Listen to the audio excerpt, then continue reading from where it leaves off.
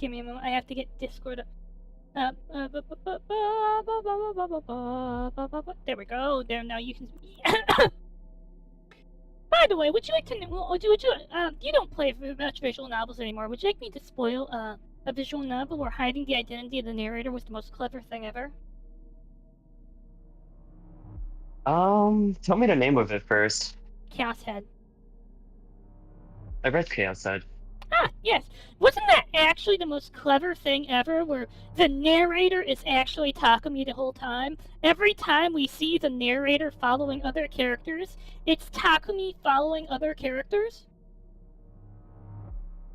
Chaos Head was the first one, right? And then Child came after? Yes. Okay, like honestly, I don't remember much about it. It's been years. But yes, this was the clever trick. You see, okay, it looks like a visual novel, right? And sometimes we follow other characters, right? Mm-hmm. That is the clever lie where the thing is telling us. We are always, at all times, we are seeing the world through Takumi's eyes, even when he's not on the scene. We are always seeing the world through his eyes. So when the detective is murdered by his assistant who works for the Organization of Evil, the main character fucking sees this. And this is a clever fucking twist. What I'm saying is, I'm not impressed by Seikimiya. Every time I get what Seikimiya is trying really hard at. You get it, right? It's trying really hard. Yeah. I just don't think it's really succeeding. You know? I mean, when I have to think too hard about it, I'm not gonna enjoy it too much. I'll be honest. And okay, as someone who can think hard enough to solve the mystery, when this guy is sitting there saying this is all fair play, Mm-hmm. go fuck yourself. Let me see I mean, we're committed to finishing it now, right? Yes. This far in. But I don't really think this is fair play. Oh fuck!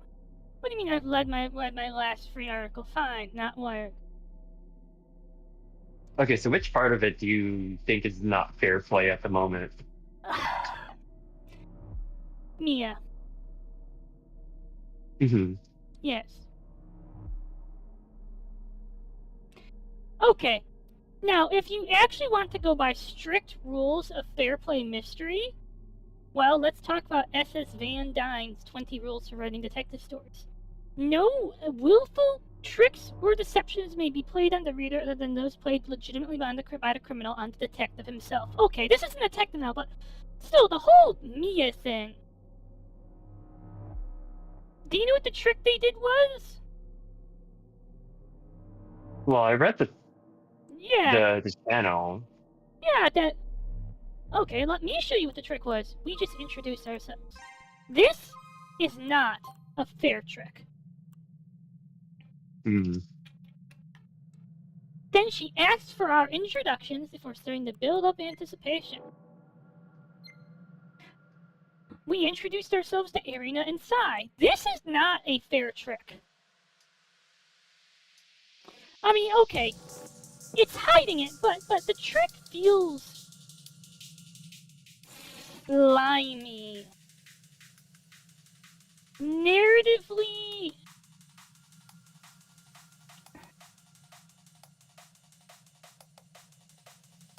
dishonest.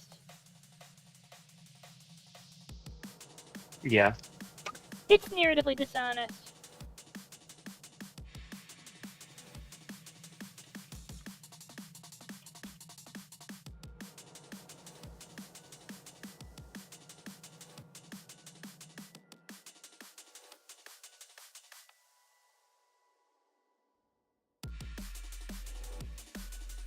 Is there anything else you think that's currently not fair play?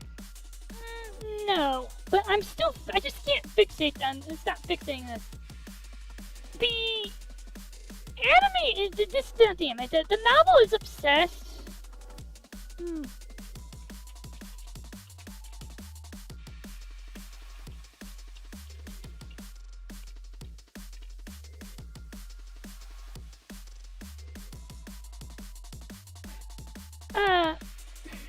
It's that this feels more like it's more focused on confusing the reader rather than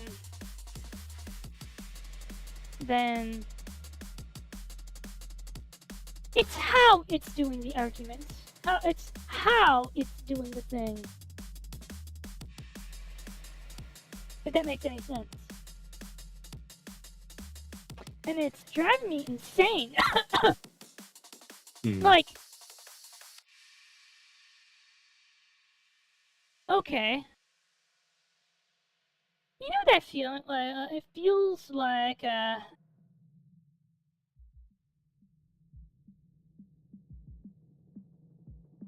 what's what I'm thinking of?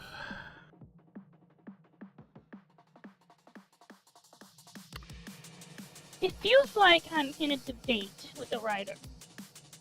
Like this is competitive. It does not feel like I'm solving this. It feels like I am directly competing with the writer. Oh. I can believe it. It was him. The Ansky I'd been with the whole day. However, on the crystal floor, there was another Ansky, one who said I couldn't be there. Anyway, what were you in such a rush for? And that question? No, I was going back up. I didn't realize you were in the attic too. Oh. Did you want to go up then? Yeah, we can stay here. Let me guess.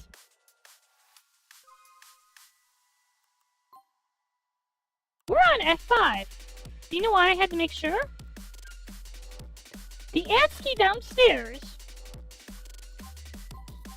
will be reset back to beta worldline on F3.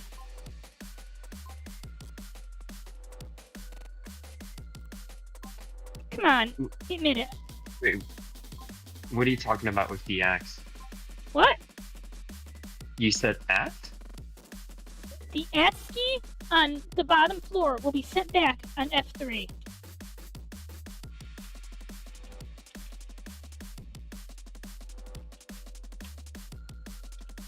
Mm-hmm.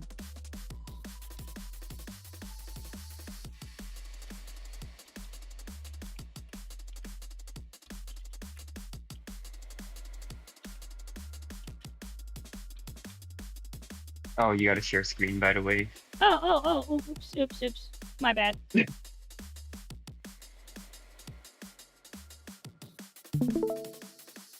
And stream announcements on the Psyche Discord if you want. Okay.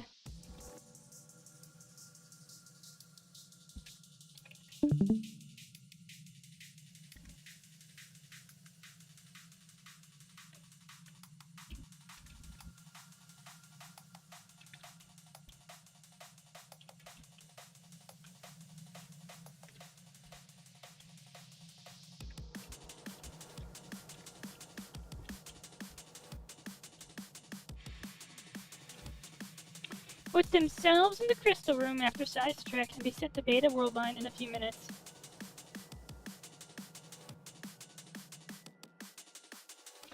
Okay, once you figure out the rules... Okay, serious question. I'm not supposed to have worked out the rules at this point, right? I don't think so, based off of what that other guy was saying. Yeah.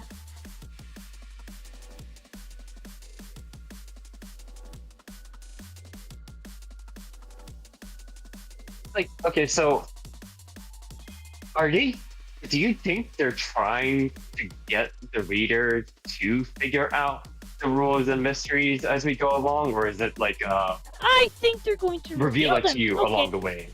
At this point, we're still supposed to be confused. By this point is the one I think is the first point we're supposed to figure out, to maybe think world lines. But this feels like it's deliberately trying to confuse us.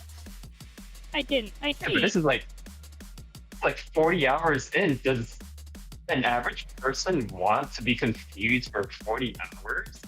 Well, the average person's probably finished a visual novel by now because they're reading, not doing it out loud. Okay, let's say like 10, 15 hours. Yeah. Maybe? It should be pretty. It should already be pretty late. But you still have the cabinet key, right? Yeah. We walked up and my heart hadn't slowed down yet. What kind of mess were we in? The minute the answer, the right call was ignoring it. And trying to make the time pass without complications. Yeah, I couldn't get the words out of my head. According to the people on the crystal floor, I should have been dead. Huh?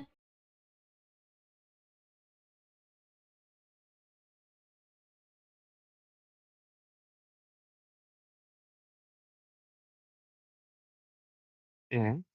CG. Let me just refresh something that happened. You know, this isn't what I thought happened in this moment.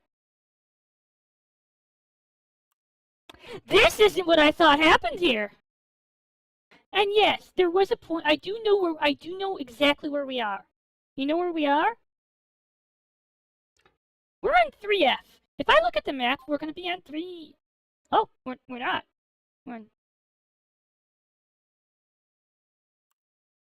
Well, that's not right. The reason I'm saying... Asuka never sees Mia in chapter 1, right? No, but there was a thing I kind of recall. We need to go to even landscape. How do I jump to? Fine. Fucking fine. Elevator.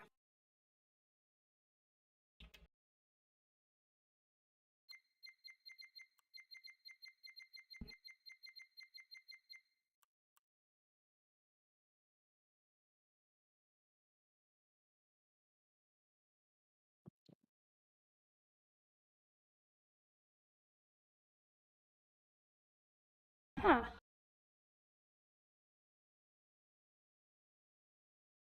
There was something where I thought he saw Shiroya. There was something after the elevator where I thought... No, not here.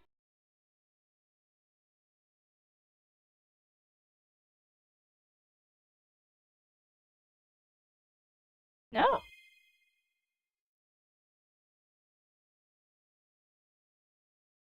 Which ASCII is this?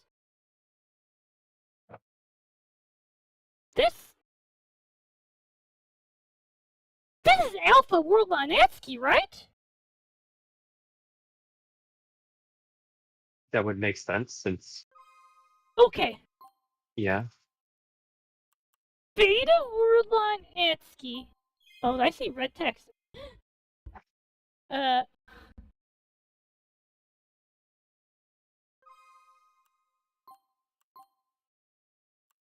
Wow. Oh, handy! It's putting exclamation marks in red to mark us. Okay. Oh, okay.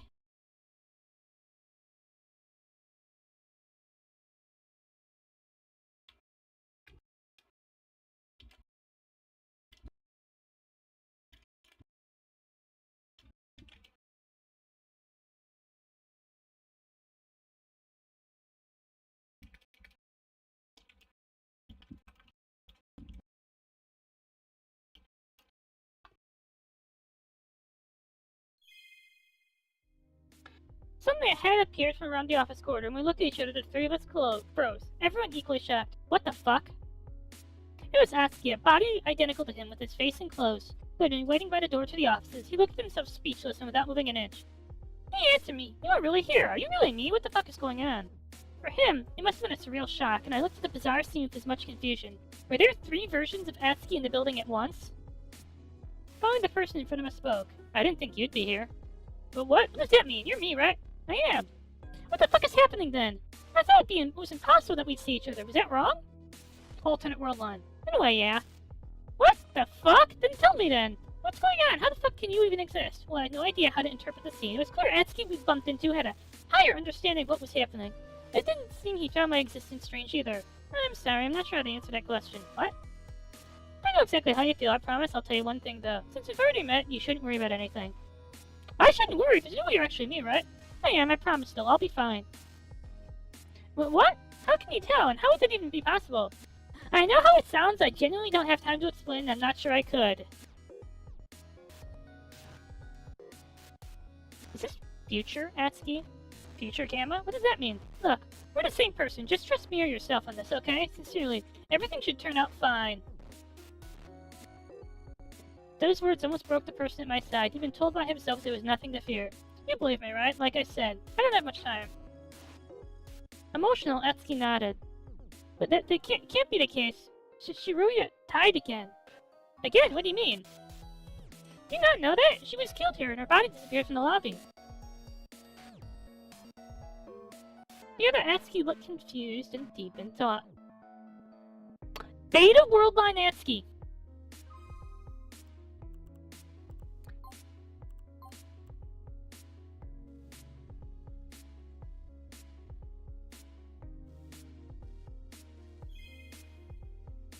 You should believe what I say. I still don't fully understand how that works, but you have to trust me.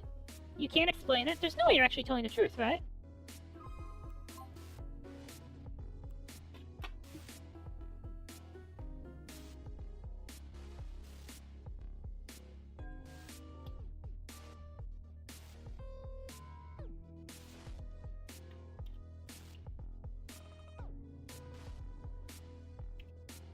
Not future Gamma.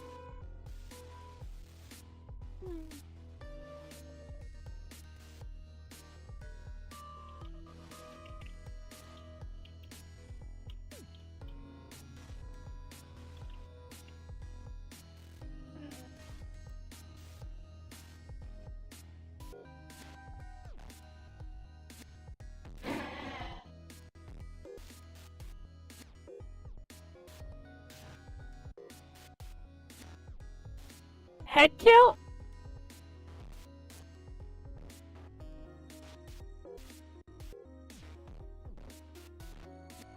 So...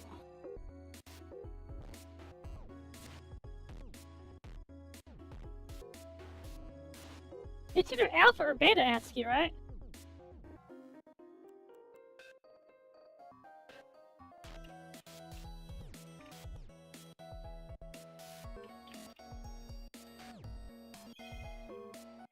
Man, well, I can't be fully confident about what I'm saying. I'll just ask you to believe me. Okay. Good, I suppose there's one thing you could do then. What? Wait here a second. He disappeared from where he'd come after giving me an intense gaze. I was right next to him, but I felt more distant than ever before. Is that a future version of you? I have no idea. Is that true? Will Shiruya be alright? I don't know. Okay, Parody, why is this not Gamma? Atsuki. Why is it not Gamma? Mm-hmm. The one we just met? Yes, can I be certain this isn't Gamma? From the future version of Gamma Worldline Atsuki. Oh. You see, this is how I keep you engaged. As I go forward and when I make conclusions, I ask you, why am I making these conclusions? And everyone in chat, too. Why am I making this conclusion? Why am I so certain this is not...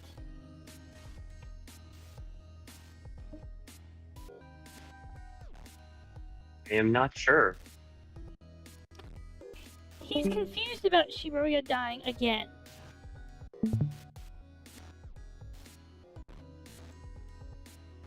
Gamma Worldline Atsuki would know this one. Because Gamma Worldline Atsuki both saw Shibuya dead in the elevator and had her die in the backstory.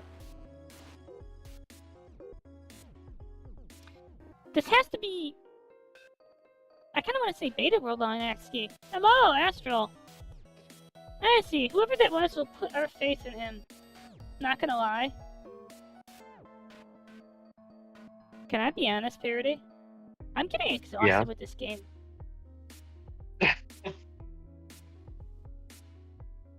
Yeah. Aren't we all? You know what I would love? Can't someone just give me a finished save file so I can take the quiz? He soon came back running between his hands to the Seiki man. It seems like he might have teleported to the attic that time, huh? Take this, but don't touch it.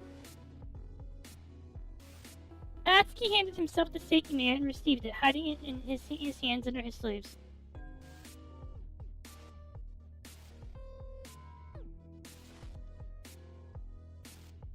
Beta worldline ASCII. Okay, Parody, why do I know this is beta worldline ASCII?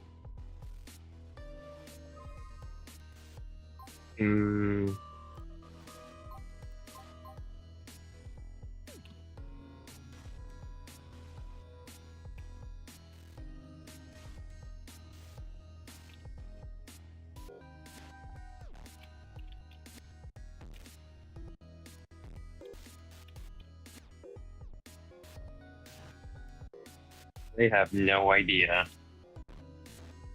Because this is how we got transported before. To the elevator.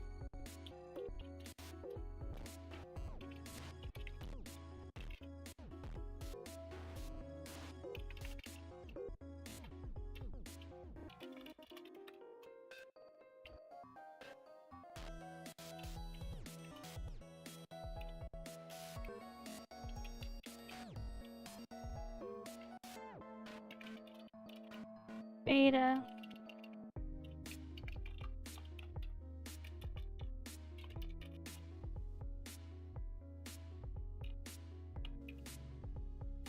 This is future beta worldline ASCII. He's asking on the second floor? Yes, from there. If anyone passes by, you should hear them.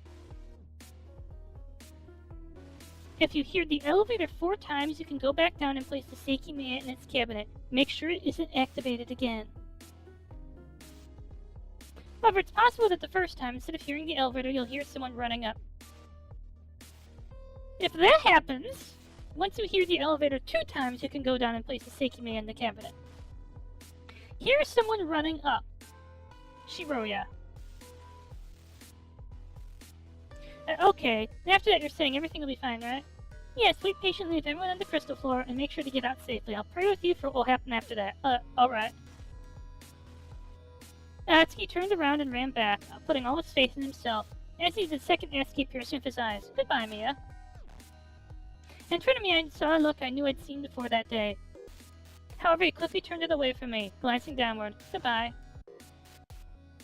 You see? This? He is saying goodbye to me because for him, I'm dead. Almost in a curious manner, he responded with only one word. How does he have it out for me? I'm dead from his perspective. I died in a gas explosion. Goodbye, Mia. Wait, there's a B next to his name or symbol. Yes. Sometimes.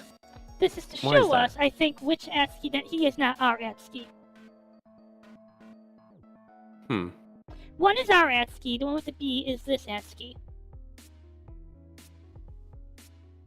I'm exhausted with this game. Atsuki and I ran all the way down until we reached the second floor. Out of breath, he held the door to the offices open, and we entered the second one. He placed the Seiki mat on the floor as instructed and stepped away from it. There's no way this can work with whatever's about to happen. Why not? He didn't know she had died again. I had the idea that she could be saved by going to the past and hiding her since she wasn't found. Yes, in his world line, I died in a gas explosion. In our world line, Shiroya died in the gas explosion. He didn't know she had died again. I had the idea that she could be saved by going to the past and hiding her once she wasn't found. But doesn't this mean she'll end up here and be killed? Or, from his perspective, she's alive. Whoever that Atsuki was, he knew more than we do.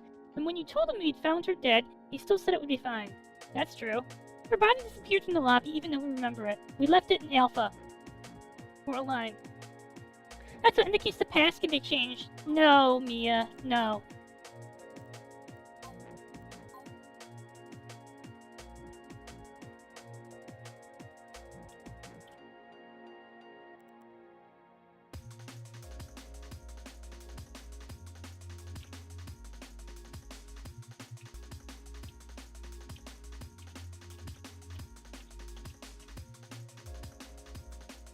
By the way, I know how the stuck in the tower for a month loop works. We just set it up in this world in here. So, do you know why we keep teleporting Irina with us? I mean, not Irina. Naomi? Yeah. Naomi's not dead. Right. Naomi's unconscious. Okay? You can't activate the Seikimea if you are dead, right? Mm-hmm. Now, let's say you're unconscious on the floor, bleeding to death, right? Yeah. You activate the Seikimea that takes you to the future, right? Mm-hmm.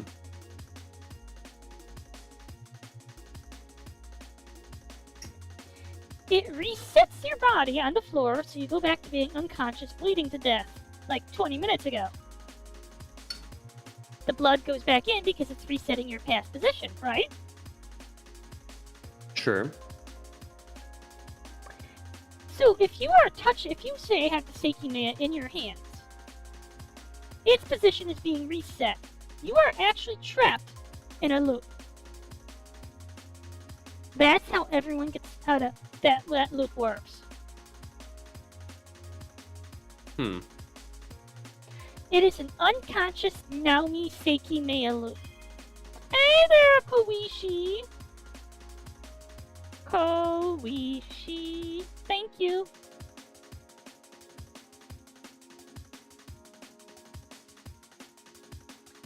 Don't think too hard, Shadow.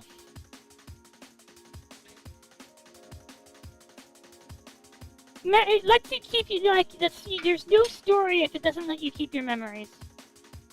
Time to twirl! Kudu. Would it work like this? It might. There's proof that she's dead doesn't exist anymore. No. He can't just be a future self of mine. That wouldn't make any sense. The way he came to exist might be how he'll try to save Surya, but I have no clue what it could be. I heard a faint, deep sound. That's the elevator, right? This is the first time. Yeah, he said he didn't have much time and was right saying the elevator would be used. Shadow? I'm not going to have that argument, but I would very much like to see you have that argument in the Discord. Like, I don't mean to be crude, but it feels like the people who have read this VN can't stop filleting the author about its awesomeness.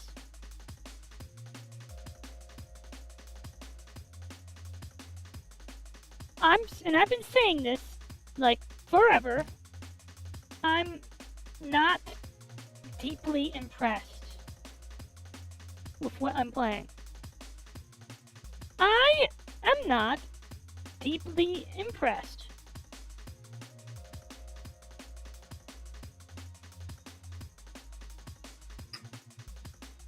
But if I use a save state, I still have I carry the knowledge over. If I use a save state, walk down a trap... Oh, thank you. I want the shoe to say so, Cat Girl VTuber with love. 3 more times before we can live. Second time came immediately. Oh! I went through twice because it was called and then used. Where should the elevator have been? It was in the attic last time I checked. From the time I went there, if it was still the case, someone just went up.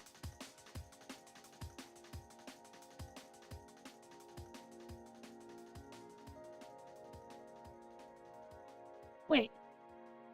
Rumia goes up the stairs, right?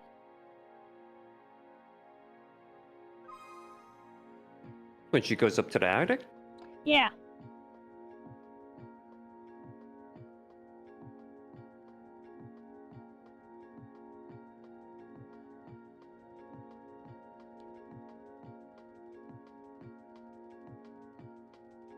It's possible the first time instead of hearing the elevator, you'll hear someone running up. That must be it. Like he said, either the elevator would be used twice or someone would run up. So he knew someone would go to the attic, but not how. He doesn't know when he is! Wait a minute. Wait a minute! Hold up.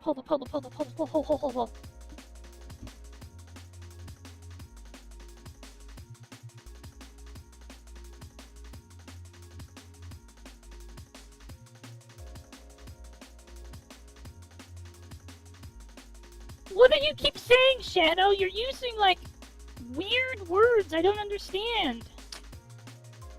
Parody, translate for me.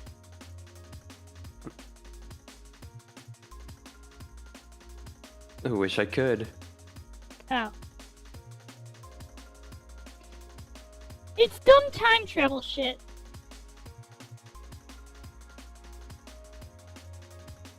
Don't worry, Shadow. I don't get it either.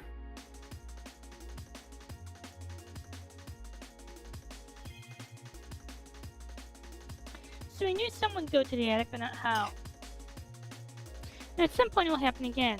We're supposed to hear the elevator 2 more times. That means he'll end up in the attic again. If you're saying it wasn't a future version of you, how the heck is it possible he would know all this? Shiroya? Or he lived it? I don't know. It doesn't make any sense, does it? The flow of time wouldn't work like that. It's impossible. Also, he told us to wait safely and get out of the tower. There's no way I'll be able to use the Seiki once we're outside. And that still wouldn't make sense. Nothing does. He's right, but she's on the crystal floor alongside a third Atsuki. It can't be that the world was changed so that she never died, because that Atsuki was surprised to see her too. One of them probably went up to the attic. Good job on 65, Koichi! But then what will come out of this? Well, it's a very different version of us remaining. The other Atsuki didn't make it sound like that. I should have been dead. Why? I should be dead. Atsuki was right. I should be, but I'm not. It can't be that they were talking about that, can it? The answer has to revolve around the Seikimiya's disappearance. Or maybe, whenever that occurred, the changes made were applied to the world. I said 65!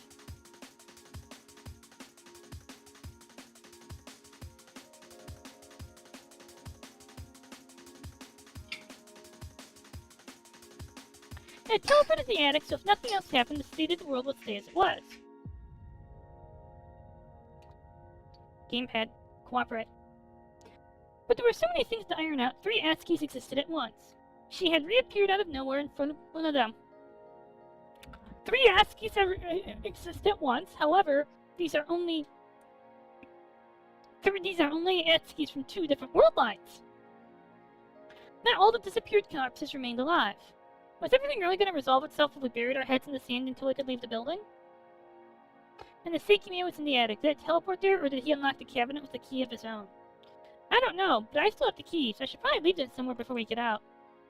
Did we lose lock the cabinet last time? Well, you're right. I said it'd go to the attic, and we never locked it. So he just brought it up. In fact, the Seikimiya had moved twice before. Irina and I found it in a cabinet in room B4 next to Naomi's moved body. In the future, it was in one of the lockers, and it wasn't Naomi's. We'd never see which one was Kate's, so it might have been his. It all tied together. When I'd found the Seikimiya in the staff room, there'd been blood on the crystal floor.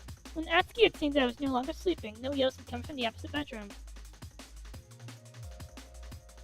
But there was no way to make sense of it. Had the blood on the crystal floor disappeared at the same time as the Seikimiya? Even if so, it was far too volatile, and I didn't know what had happened while I was asleep. A very important question came to mind. In the bedroom, did you turn on the light? Oh yeah, sorry, I didn't know you were there. I mean later, when you were already above. No, I didn't. I'm confused by what you mean. I came down, and it seems like you weren't there, because I couldn't hear you. I thought that was a different Atsuki. I did turn on the light to confirm it, but you were already gone. Is that what you meant? Yes, sorry, I thought someone might have turned it off on after you came. I don't know, I didn't hear anything. I see. What the hell then?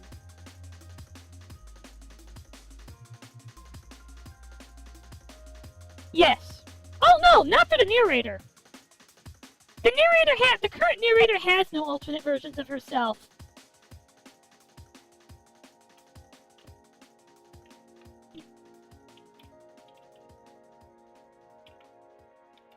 We're trying to keep track of all the alternate versions of the characters.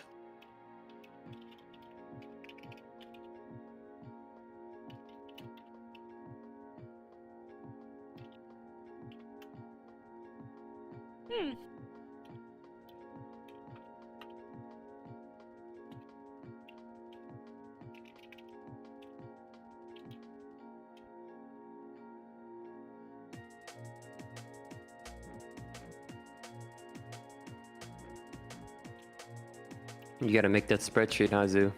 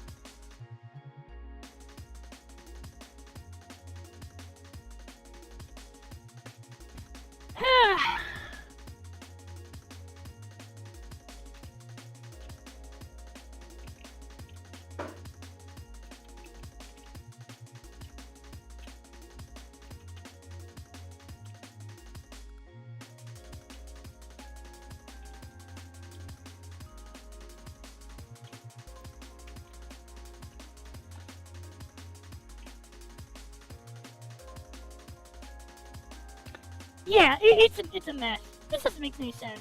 I sat on one of the chairs. I couldn't be too frustrated. The outcome had already been guaranteed. We'd soon make it out, and she was gonna magically revive. No. Oh fuck. I should leave the keys somewhere before we'll get out because they'll look at my purse. And then there was one more thing that couldn't be found.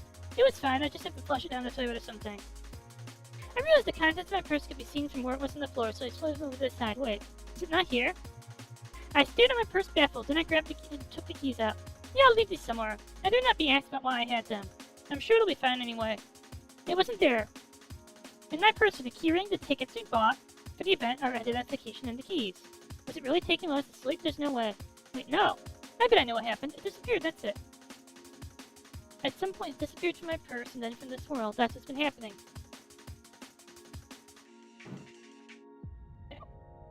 As Atsuki said, in this world there's no remaining proof that she's dead. There's nothing else to care about. Knowing that, calmly waiting felt much more doable than before. I remained sitting on the chair, unable to hear anything beyond Atsuki's breathing.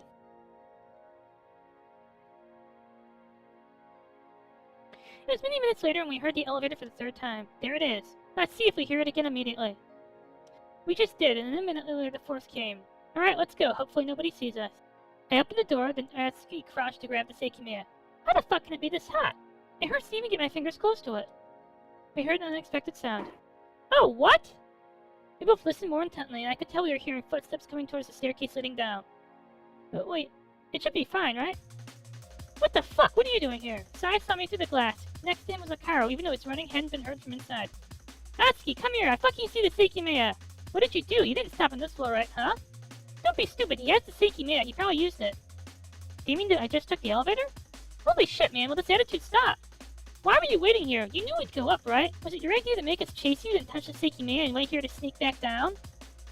I didn't do any of that.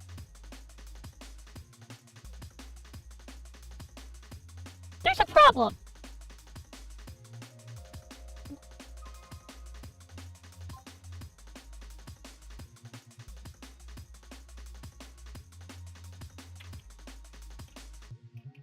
Hey there, sirs!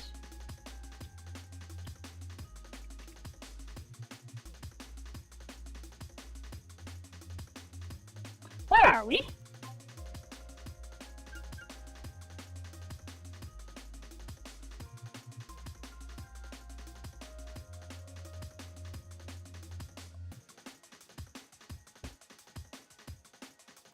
The Seikimea?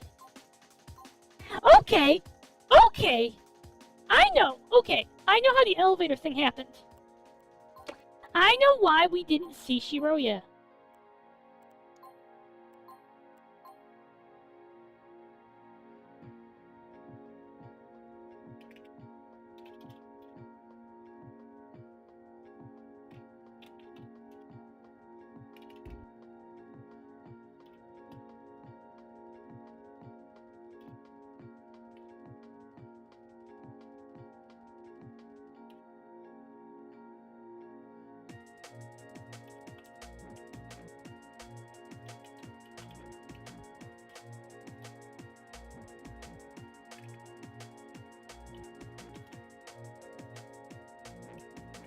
Not moves, swaps.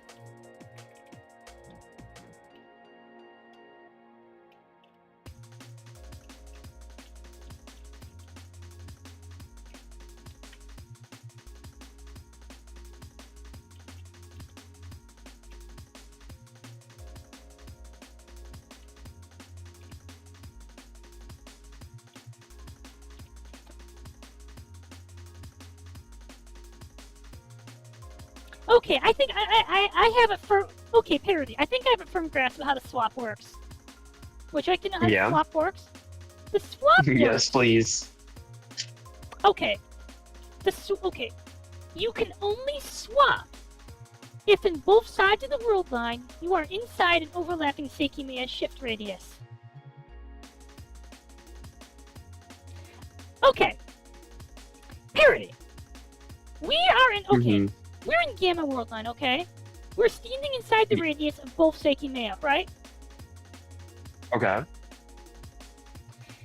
In Beta World Line, Beta Hazu and Beta Parody are in an overlapping radius and touch the Seikimea. we are swapped with our beta worldline selves. Okay. I don't know if it needs to be activated or not. But And we've had a previous incidence of this? in the game? Yeah. Yeah. I can think of a time where we are in okay, it's not in the same way I described. In the previous incidents of this I'm describing, it's both Beta Worldline Arena and AtSki. Swapping with Beta Worldline Arena and AtSki.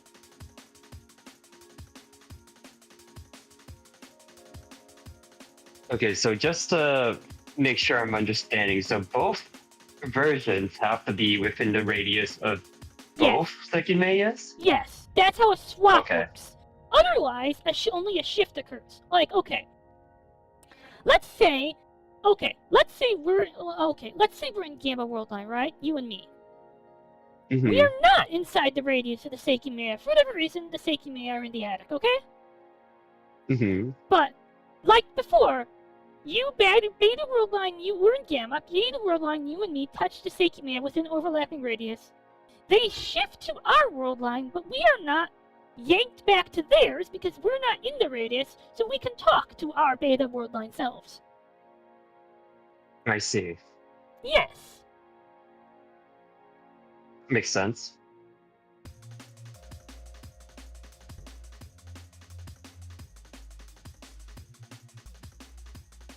You see, right here, they are swapping with themselves 20 minutes ago.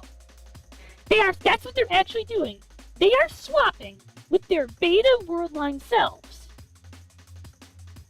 So, when they go to Gamma Worldline, they leave Gamma Worldline by swapping with themselves. However, when you do a Worldline shift or swap, you aren't teleported.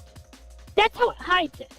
You see, when you actually travel through time, you're teleported to where you'll be in the future or past. You'll be teleported to where you are in the future if you go back in time, and teleported to where you are in the past if you go to the future. But when you shift world lines, you are left in the same spot. Okay. Well, very well, he probably thought it was the version that he'd spoken with. He was unaware of the other who'd been on the crystal floor. What now, then? Were you planning to do with that Seikime? As I thought you're also in this plan, right? Me? I don't even know what you're talking about. Even though it's fainter, we perceive the same sound. The elevator had been used. That was the elevator. I bet I know who it is. Who? That's looked a little uncertain. There was no mention of a fifth elevator sound. Who? The girl who I bet was supposed to meet with you two right now. After you'd made it down from here with the Seikime. It's unfortunate you were too incompetent to handle such a simple plan. What? I'm being serious. I've absolutely no idea what you were talking about. What girl? I'm not sure what the idea behind this is, really. Were you able to open the storeroom door? Answer me, what girl? What was her name, Akaro? Huh? Sure you're right. The sixth time came.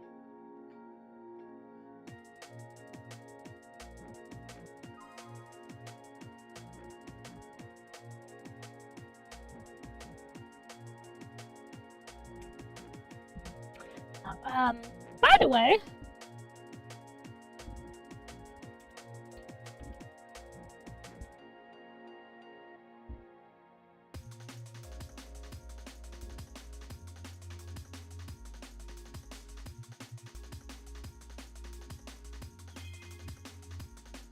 Oh fuck, she hadn't realized you hadn't come home and went back up. Sai sprinted towards the third floor. Wait, stop. Akaro, go down and wait in front of the storeroom, and she could have been sent empty. Akaro looked hesitant for a moment, but followed Sai's order. In an instant, Atsuki and I were alone. What the hell do we do? We should put the Seikime in the cabinet and stay on the crystal floor. That's what we were told. Alright. We ran behind Akaro. I looked down and said there was no blood on the floor or the staircase. What? On the floor below the elevator panel, there was a folded piece of paper. Atsuki and Akaro were ahead of me, so they didn't see me grabbing it and putting it in my purse. Did it not disappear after all? Akaro was in the storeroom, but I followed just behind Atsuki, completely lost for words. How the hell had that made it here? The event room was empty. I unlocked the empty cabinet and Atsuki left the Seikime instead. This time he didn't forget to lock it. He left the Seikime in the cabinet. I promise we don't know what we were talking about. Why did Sai say it was Shiroya who'd taken the elevator? That's the girl who died. Do you remember now? Sai, not? Of course I do. She was in the elevator and then disappeared from the lobby. That's right, but she was here just minutes ago. And said she was going to the attic. That's why Sai believes you're responsible. How many minutes ago? I don't know, quite a few. And you were here too with the Arena who disappeared. The Arena who died? Yes, she had her clothes caked with dried blood. You two took the elevator up just now. No, that Arena fucking killed Kate and is still pretending she didn't. Or she's having a trauma response and doesn't remember killing Kate. But the point is, she fucking murdered Kate. She murdered the shit out of that fucker. Like, good riddance to Kate.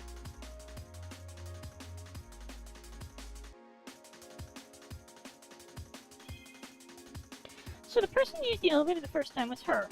The second time was Atsuki and Arena. I had met that version of Arena as well. And neither she nor Atsuki were the people we'd been with since that morning. That wasn't me, I'm being serious. He's right, we've been in the attic all this time and haven't seen anyone. That's not easy to believe. You were hiding in the offices with the Seikimea. It wasn't us who brought the Seikimea up. We found it in the attic. We also weren't hiding in the offices. We were searching them before coming back down. I don't know. I can't just assume you're lying after all that's happened. Where are the others? Well, Kate should be in the security room. I thought Irina and Isla hadn't left the crystal room they were in. Well, Atsuki opened the door to the security room. I looked at the lobby. Naomi's corpse had returned there, along with the policeman. So they were lying on the floor in solitude. The wound on Naomi's head hadn't stopped bleeding, so the pool below it had reached its limit. The sadness of the room had gone back to normal after changing continuously. Was that the version the outside world would see? I looked to my right and saw Kate lying back in this chair in front of all the powered-off screens. No, it's you two. It's been a while. Yeah, we just came back from the attic. He wasn't dead below his desk, and it was clear he'd failed to fix the computer. How's this going? I stopped a little while ago. I have no idea what the issue is, so I'll need other people to look into it. I see. When we opened the door in front, we saw the last two people. Isla was not lying face up inside a dark cabinet, but instead ogling one of the uncovered glass displays. Hello! Irina stood up after seeing the two of us. There was no blood on her clothes. She seemed pretty tired. Did something happen? Oh no, we weren't sure if you were still here. We've been here the whole time. That's good. The time is getting closer. You said the Irina covered in blood was here too, right? Yes, she and the girl, the two dead bodies that disappeared. For a second I thought they'd been alive the whole time, but that couldn't be it. Wait, is that it? Could it be that they were genuinely brought back to life? But no, if another version of me existed, it must be something completely different. If that really wasn't you, then I'm confused. According to him, the girl had been with us the entire day since this morning. There was absolutely nobody in the attic or anywhere, really. Sai came down the stairs and entered the storeroom. All while I considered how strange that assertion was. Had he simply failed to find the others? Two different versions of Atsuki, the other Irina and her too. They should have all been there. Something didn't make sense, else didn't make sense either. The elevator had been used 2 more times after the 4th.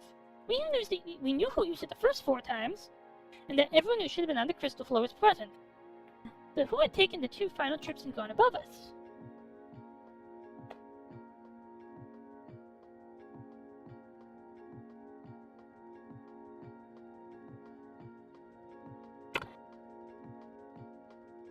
I have a theory. Would you like my theory? Mm-hmm. The other Always. Atsuki.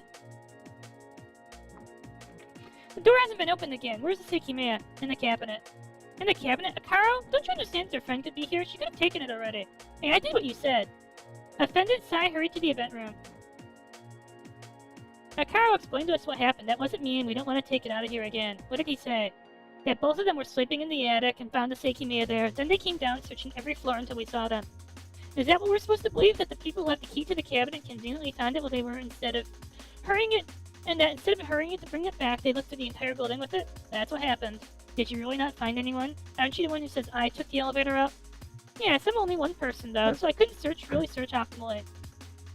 But it's possibly there was nobody to find if the 3 people who should have been there merely traveled to the Seikimea, which again, you happen to have. I don't exactly know what happened, so what is it you're accusing me of? I'm accusing you of trying to execute a plan that might involve getting the Seikimea out of the tower. Of lying openly and of working with the girl who you know didn't get trapped with us. I'm sorry, but I really can't take you seriously. I woke up a few minutes ago and have no idea what any of this is about. Since Akaro was backing you up, I guess that's I guess it's true that the 2 missing bodies reappeared, but since it seems they're gone again, Irina is 2 rooms over and she looks totally okay. Also, I said that I don't want to take the Seikimea out of here again. Sai approached the Atsuki and touched his sleeves. It was working again, huh? Your shirt is burning, but we didn't activate it and we never will. However, if it's true that I was here and said things that didn't make sense, you're right. I know that girl, Shiroya. She's an old friend of mine who died 2 weeks ago. I don't have any idea why she was here today or how that's possible. You just said the storeroom door hasn't opened again, and the elevator was used 2 times, right? If it's true they were here, they still must be, and I can guarantee it because we had the Seikimea and didn't use it. So we have to go find them. You were just one person looking around, so they could have dodged you. All of us together can find them. Then we'll work out exactly what happened. Let's go. Are you fucking serious? You know what's annoying me about this version of Sai? He's not a fucking clown. What? He's not doing the fucking clown show shit.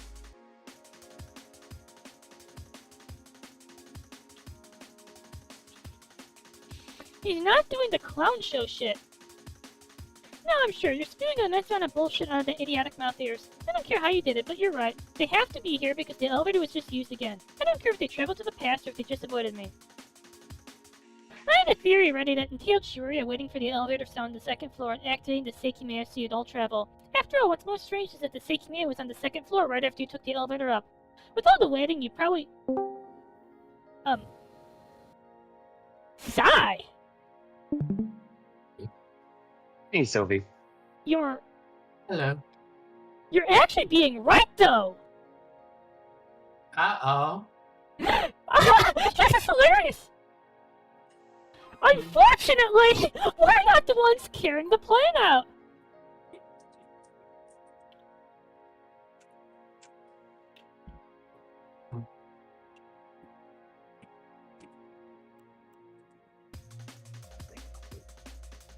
You know what's hilarious here? This is Red Truth. Sai is absolutely correct about this. I just need to say that again. Sai is absolutely correct here.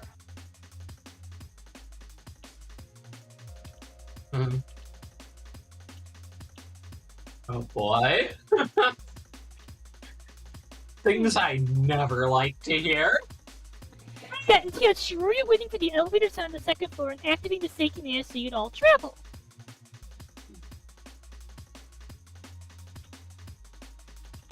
Mm-hmm.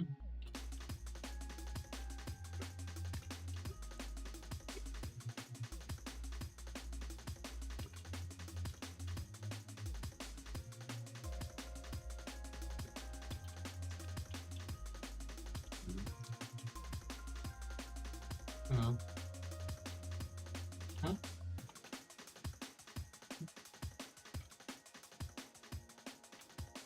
Mm-hmm.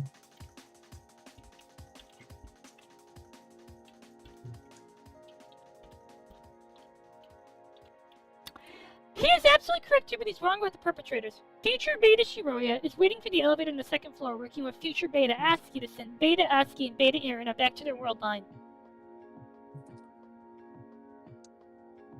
Come on. Parody. Everyone. We're not gonna Shiroya send... and I have come here innocently.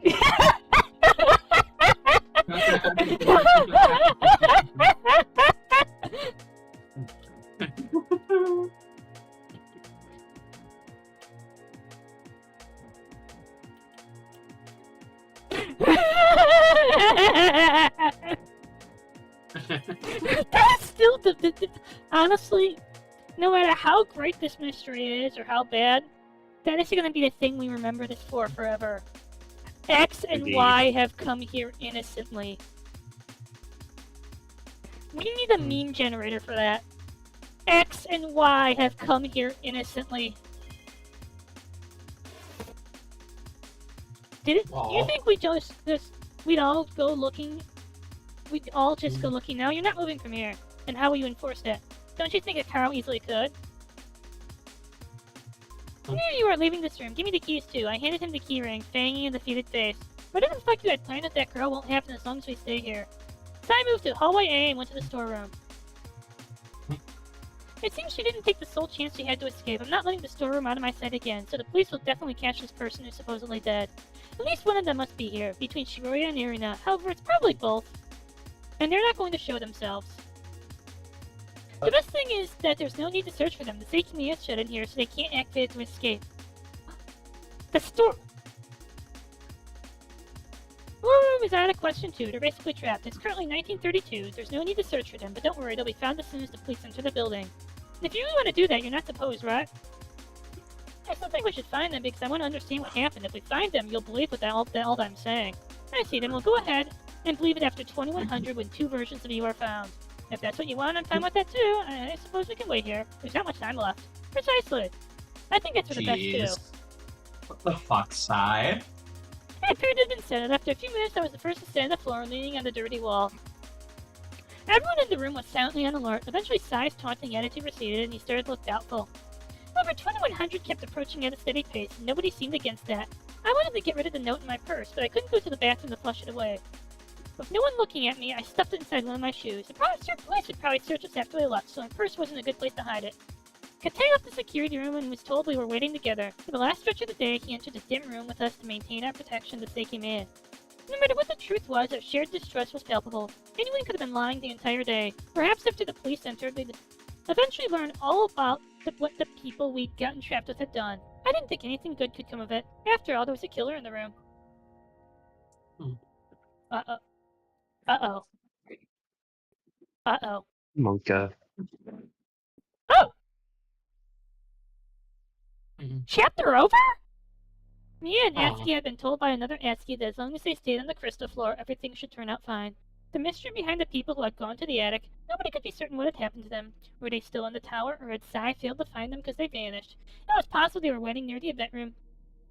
If that was the case, they should have been found by police. But they weren't. A few of the people in the room had some more thoughts. Should the less suspicious among them look for the others, while everyone else waited in the event room? Given the amount of time left, it sounded risky and unnecessary. But Mia kept thinking about one thing.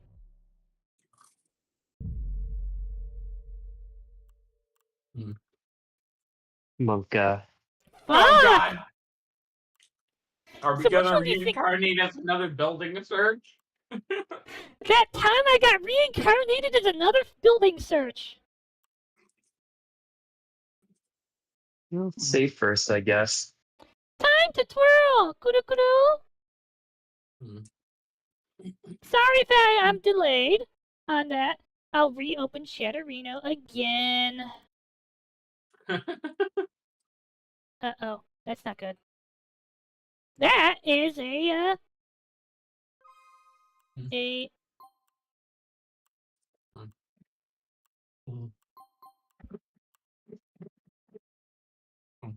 that time I got reincarnated as another fucking building search. Jesus Christ. Okay, this is the thing that drives me crazy about not showing the introductions and showing me, alright? They make us go through every fucking building search. Through every fucking staircase thing. Every single room search. But they're gonna gloss over It's that. the floor. Let's search the building again.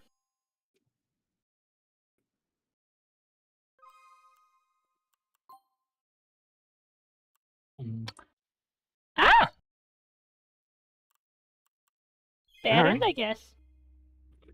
As time kept passing, Mia's conflict grew. The Yaski they'd spoken with said if they stayed together on the crystal floor, everything would turn out fine. However, that did imply if they were to scatter through the building, that guarantee would be voided. Who had taken the last elevator trip? How did Atsuki plan to accomplish what he'd said? Would anyone be found if they were to inspect every floor? Can't you see that we weren't lying, Mia spoke? Someone must definitely be here. That's not a question. If you think we want to leave this room empty as we search, someone can just stay here. Atsuki threw her around. They managed to keep everyone together, so what was that sudden input? You didn't listen to me, did you? Neither of you will leave this room until the shutter opens. I'm sure there's a reason you want us to look for whoever's here, and given that what you just said, it may not be related to the room. What would that be? There's no harm in searching as long as someone stayed behind. It can be you if you want. Atsuki joined in, baiting the same reaction as before. Stop it, we're not leaving. It's late already, so there's no reason to at all. Then I'm going alone. What? No, you. Mia didn't give anyone a chance to object. She sprinted towards the hallway A door, and before Akaro had time to react, she ran to the stairs. What the fuck? Stop! What the fuck are you doing? Sai's voice didn't reach Mia, who had disappeared to the second floor. Everyone ran behind her, hesitant to go up, as her goal could have been to lure them away. Meanwhile, Atsuki was lost and began to feel an despicable anxiety building up. How was Mia objecting to the only thing they had to do? What's happening? Irina peeked out for the crystal room as Sai had called the elevator. Irina, please, you and Isla stay in the event room. It's important. Atsuki, you stop right there. I have no fucking idea what you're doing, but don't follow her. Knowing he was only going to be physically stopped, Atsuki ignored Sai and dashed up the stairs. In his mind, he only wanted to stop Mia and ensure that whatever she was doing didn't prove fatal. But you see, it's going to prove fatal once she starts rolling character sheets. Oh, come on, Sylvie, that was funny. It is.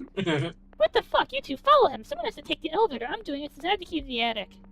On the second floor, Akaro and Kate found Atsuki inside the partitions. Mia had made it sound as if she wanted to search the whole building, so she could have been anywhere. Atsuki, wait.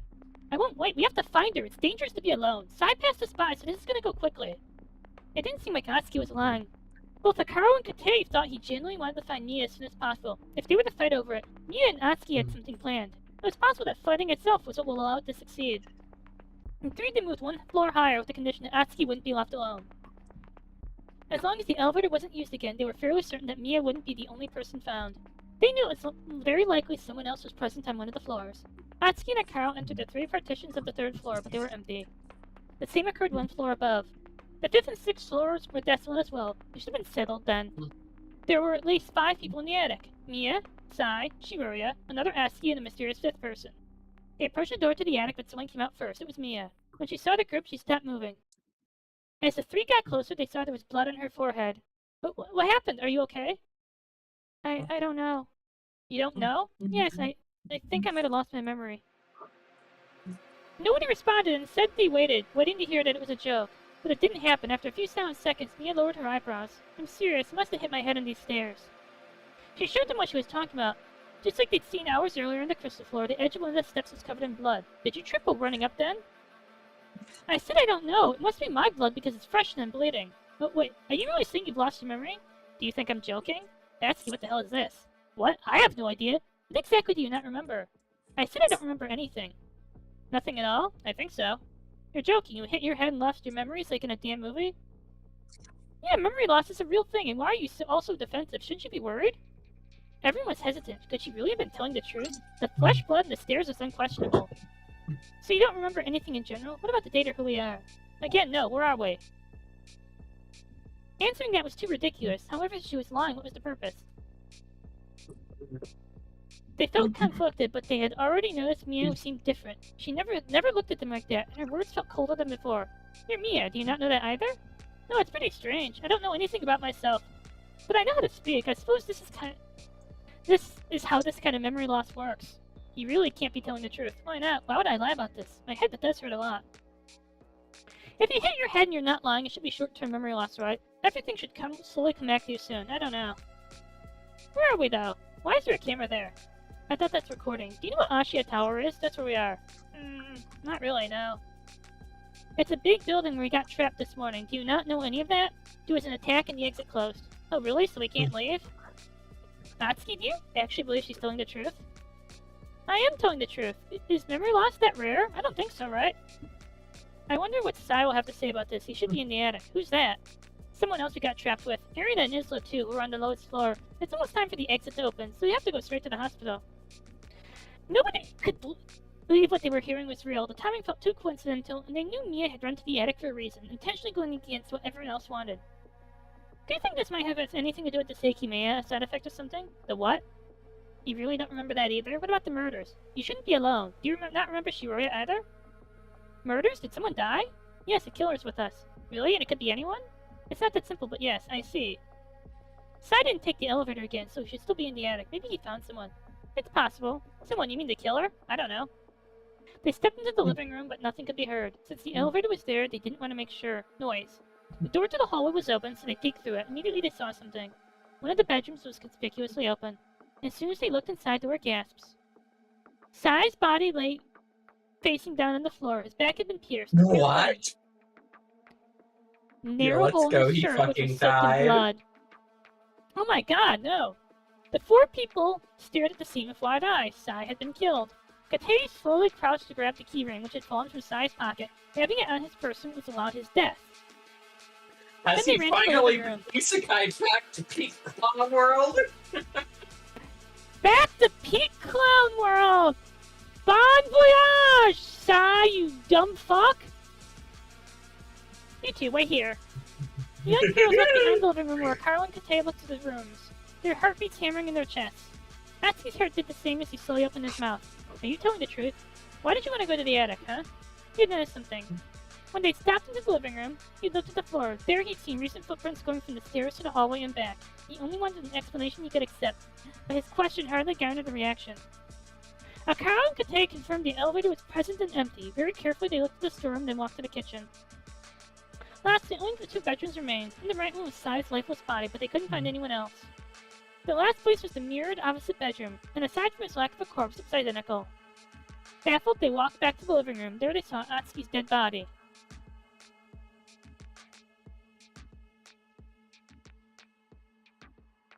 What?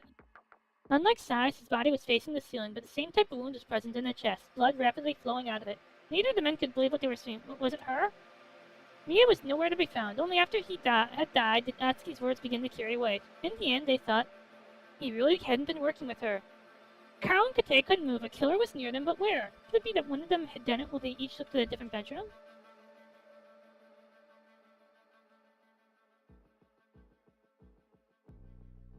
Okay, there's a Seiki-Maya trick going on here, but I'm not sure what it is. She would have yelled. If she had run away, she...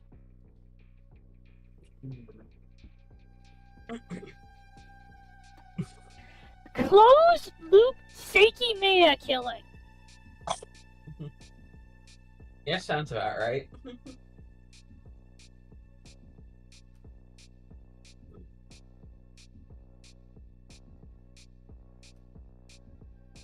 Why, such a question is irrelevant. If she had shown her true colors openly, everyone was in immense danger. Akara approached the elevator but couldn't open its door. It was brought down. They knew they had to hurry, but it wasn't so simple. As they ran down the stairs, the fear constantly caused them to stagger. I have a question. Mm-hmm. Are we still in Gamma? Hmm.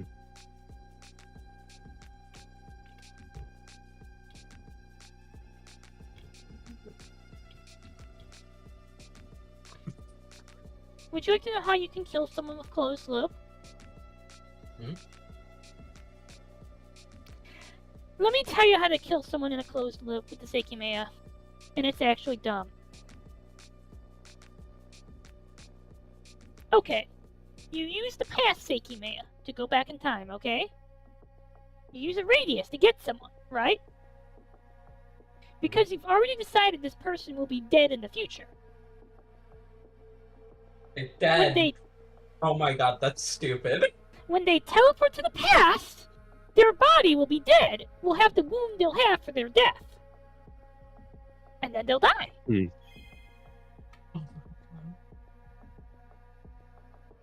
No, that's Very nice. stupid. Are you there? That's stupid. That can't be how this works, Azu. Come on. It is. Their porcelains have been pierced and blood is slowly spreading across the floor. There's no way. Katei, you have the keys, right? But what? She must want everyone dead. We need to lock ourselves up somewhere, but to get this Seiki-Maya out. If we're attacked, we'll be able to escape by touching it. Agreeing it was the best course of action, Katei ran to the cabinet and unlocked it. Moments later, the hallway B door opened. It's Sai, right? After a minute had gone by, a third body lay between Erin and Isla. It was Akaro's. It had been pierced multiple times in the stomach and no trace of life dwelled in it. Next to the cabinet was the gray Seiki-Maya.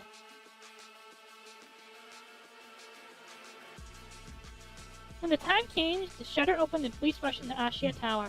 In the lobby was the first indication of a bloodbath that had transpired. Dead eyes watched the officers from the floor, inviting them to a hell of corridors and blood. Afterwards, many more bodies were found. In the event room were Irina's, Isla's, and Akaro's. In hallway C's, Mia's.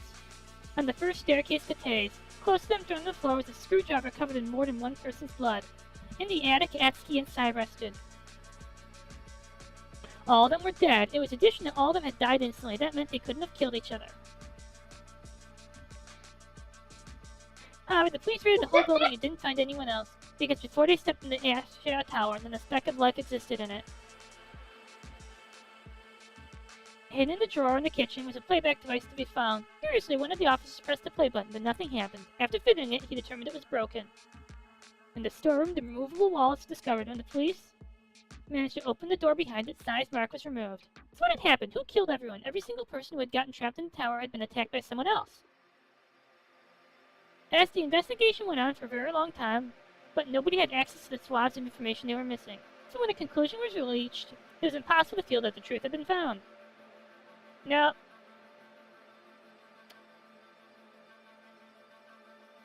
That's the name of this sentence? Reward. Are you fucking kidding me? It's so stupid.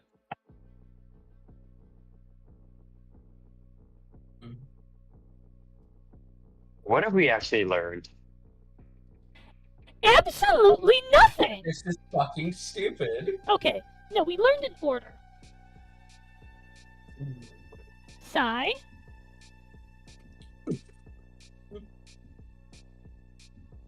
Atsuki.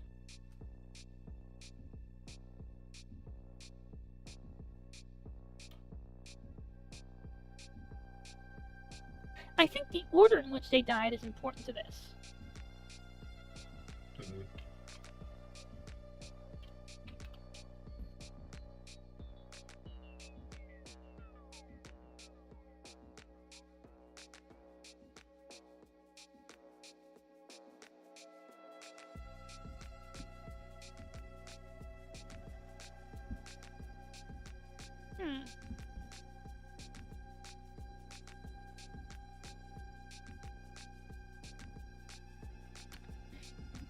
Okay, the way Akaro just drops dead, right? You know what this is, right? We're being teleported into the past, okay? But it's setting a future...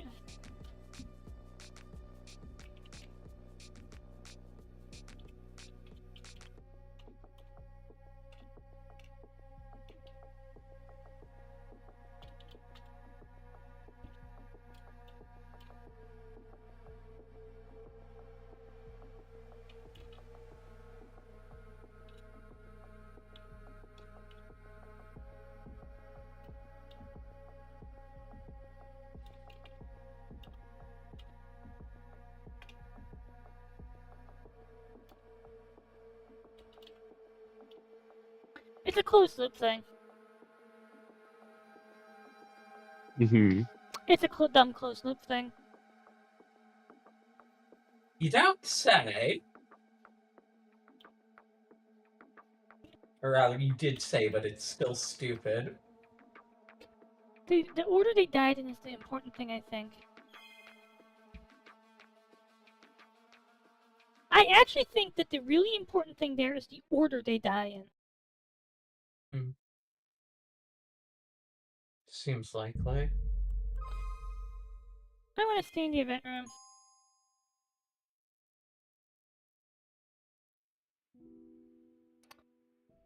I didn't move from where I was. I only wanted to get out. However, as Sai had revealed the time, uncertainty began to creep in. It was 2000. The unbelievable day was coming to an end, but there was something we were missing. The truth, we knew nothing about what had happened. Even though many of the strange things that had occurred felt like at least theoretically possible to understand, when I tried to think about them, I couldn't. Maybe the problem was I couldn't be sure if I was right about anything, but technically there was proof that untangling the day's events was possible. The existence of Atsuki we talked to was inexplicable. So, can I say something? Yeah. Okay, we can't change the past because everything in the past has to conform to the past, right? We could in Gamma Worldline, theoretically, go back in time for the Seikimea and pull Shiroya out of the explosion because she's going to die, because we never find her body, right? Yeah. I worked out how to save Mia in Worldline Beta. I just worked out how to save Mia in Worldline Beta. And it's pretty fucking morbid. Do you remember how they said they identified Mia? No, what did they say? Dental. Okay. We know she dies in 2 worldlines, right? Yeah. Right. Shit. We go get her dead, but we go get her corpse. We go get her dental from Worldline Alpha. Leave it at the scene in Worldline Beta. After that, they can go back in time and pull her out without contradicting causality. Yes. Despite this, the seconds ticked along, the answers I try to reach changed more and more and more. What would happen to me? I looked up to try and believe nothing would, but I had no way to know. At that moment, many people had to be on the other side of the shutter, and my parents were surely present among them. It was a given we would be thoroughly questioned by police that an extensive investigation was to come. And lastly, by an enigmatic version of Atsuki, we'd been assured that she would somehow come back. It didn't make any sense, but I started to care less and less about that. She was alive, and it didn't seem like the fact that she died twice mattered much. She would come back and maybe bring an explanation with her. I never wished her any harm, but after her death I'd realized her absence was simply better. I didn't want her back! Just as I'd been fond of Atsuki years in the past, I'd never liked her constant presence. To me from 2 weeks earlier had shrugged off her disappearance, and me that stuck in the tower couldn't even care about her imminent return. It was all tiresome. Coming to the exhibit, I ironically worked to bring her back, and it might have been for the better. Even though Atsuki had offered for me to stay with him temporarily, I'd never been sure he would have recovered without going to live with his parents. We had to accept that we were leaving many questions behind, but there were plenty more in the outside world. Perhaps it wasn't a bad idea to consider finding a job somewhere else if I had the chance. I'd recently learned how much I despised acting differently than I'd felt, which was bound to persist if I didn't. What's the time? It's 20:33. Natsuki, you wouldn't by chance be telling the truth, would you? I was. Akara, do you remember Irina? Do you think she had all her buttons? Oh, I didn't notice. Me neither, I didn't consider it. I think she might have had all of them, though. I didn't lie about anything. If that's true, then maybe we should really do what you propose and go search again. You think so? It's not too late for that. It's unlikely anything else will happen if we just stay here. I suppose. I mean, okay, Sai? We can get out, all of us alive, and not know what happened here. Or, we can search and maybe all of us die. Was it freedom that I waited? What did the world do when it found out about the Sekimeya's powers? The answers were approaching. These last 20 minutes were holding the shutter in place. I was good at calming myself down, and that was all I could do. The only movement in the room came from Atsuki bouncing his leg. I closed my eyes, waiting to leave the smoke-stained walls behind as soon as possible. It's not over. What was that? It's coming from the lobby. 5 minutes later, we heard a rough sound. Upon stepping into the hallway air, it became clear the lobby was the source. Wait, isn't that? We walked to the door and opened it. What? It hasn't been 12 hours yet. The shutter was withdrawing, the friction producing the sound we'd heard. Nothing mattered anymore. The faint light of the night had begun to cross the smooth glass of the exit door. What? Naomi? What's happening? Remember how I said she was just unconscious and bleeding in the lobby? It's already time. Come on, Isla. What?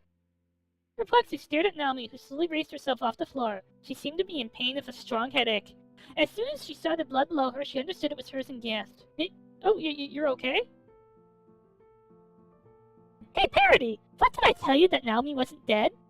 The shutter retracted all the way. Behind the door, one of the multiple dark silhouettes placed his hand on the handle. Before it happened, Naomi looked at all of us. Her eyes driving stakes into our bodies. She opened her mouth, and her words were mixed with the sound of freedom. You're a murderer! And you're behind this attack! Akaro and Kate. By the way. Wow. The moonlight glanced off the floor of the lobby. 8 pairs of eyes saw the outside world unveiled to them as the door they'd entered through reopened. At that instant, nothing else mattered. The icy air they'd longed for was in reach. It was time for Ashia's tower to be exposed. After that long day, the final result, the world's truth, had been decided. Many policemen rushed inside the vast lobby. They saw a group of people next to a door, but there was more pressing matter. Lying on the floor was a man wearing their own uniform. So how the hell did he get in there? The juxtaposition of life and death signified the end of the Sekimeya's play. For one side, it was time to gather questions. For the other, it was time to let them go. Everyone was taken outside, where they saw the stars had always been above them. Uh-oh.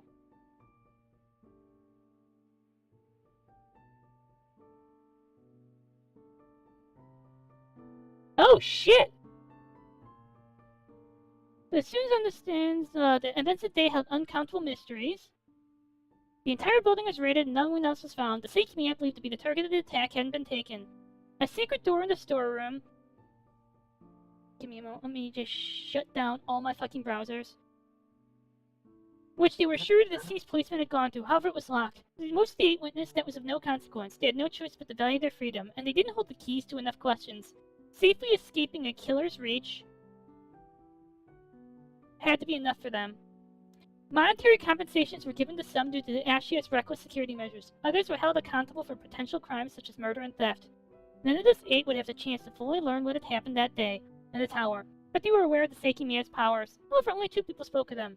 Naturally, their statements were ridiculed and interpreted as a laughable, coordinated attempt at cover. In the distant future, the Sekimeya would return to the tower against the unbelievable claims of the guilty parties. No visitor's touch would allow us to travel through time. From then onward, the Sekimeya would stay in a special cabinet, symbolizing Zin's failure. There was a lingering question within the 2 of the survivors, one isolated from the outside for the simple curiosity of the outside world, and entailed the veracity of some words they'd heard. Everything should turn out just fine. Almost 4 days had passed, but it didn't feel long. It felt to them as though that promise had been made mere hours ago. Had it already turned out to be false, it was impossible to know. Had those words truly been said? That too was impossible to know. Then they learned. They understood they had been aided.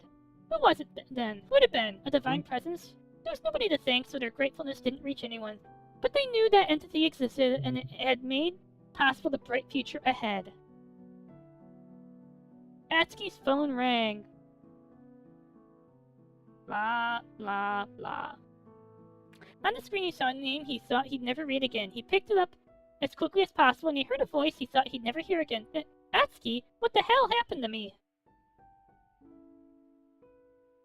Can I ask a serious question?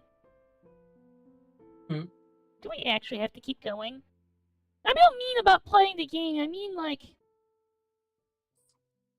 Isn't this, like, quantifiably a happy ending? Yeah, they made it out.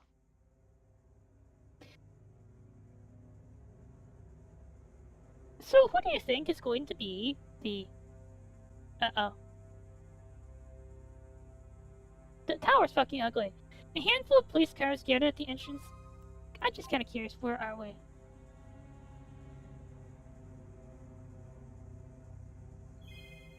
Advanced to the Ashia Tower, ensuring complete isolation to the inside. That had gone on for hours, and Yushibana's citizens had continually extended the crowd behind the authorities. 13 police officers stood in front of them like sentinels. A thick layer of metal had been covering the door of the building all day, and it had been many hours since communication with the inside was suddenly cut off. Next to the blocked entrance stood the people in charge of the operation. Saripo was told that at the time, in less than 20 minutes, the blockade would open. They had prepared for all possible outcomes. Saripo had been there since the previous night, withstanding the constant noise of the curious and alarmed citizens and trying to converse with the stubborn Ashia representative who had shown up. In the morning, after breathing deeply, he had approached one of the police cars. Kano, have you seen Vice today lately? What the fuck? Vice today? Vice today?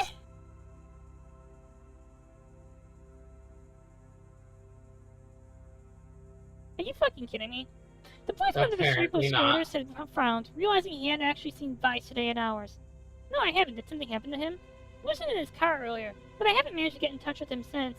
I saw he wasn't waiting in the car, but he didn't pick up when I tried to call him. Kinda looked through the left window towards the car. Vice they had been, and it was next to the tower's entrance. As he'd been told, nobody could be seen through its open windows. I apologize. With a name like that, it feels like this character might be a little He's dead. More than a plot device. Yes. God, fuck me. Oh my god! Vaisu de di Vaisu. Device to? Plot device.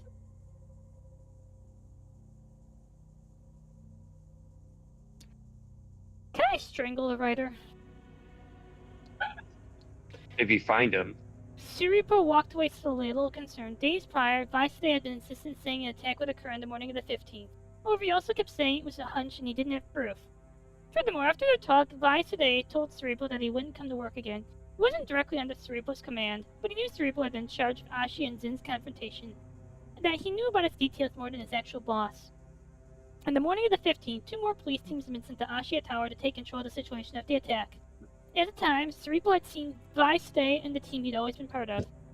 Cerebro knew he might have had valuable information, having correctly foreseen the attack. However, in the past, he hadn't provided any, so Cerebro hadn't prioritized going to question him. Later on, when he looked, he hadn't been able to find Vicede. After talking to his colleagues, they all claimed to not know his whereabouts either. Cerebro was indecisive. If Vicede had known about Zin's attack, why had he only warned them that it would occur? He hadn't accomplished anything, as it had already been a well-known possibility. And if he'd been involved with Zin in some way, the same question had to be asked. His disappearance was suspicious. Had he gone off to act as part of their plan, or had something happened to him? At no point had he told anyone about it, and no one had seen him leaving. Confident those questions would be answered in the future, he got grabbed by a future Seiki by the radius of the past Seiki As closed-looped his death,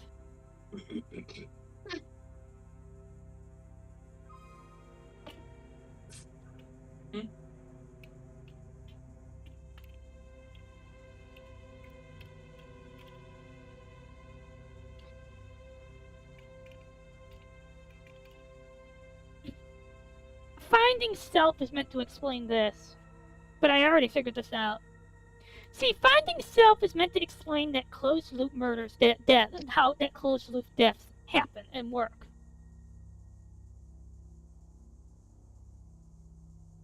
Mm-hmm.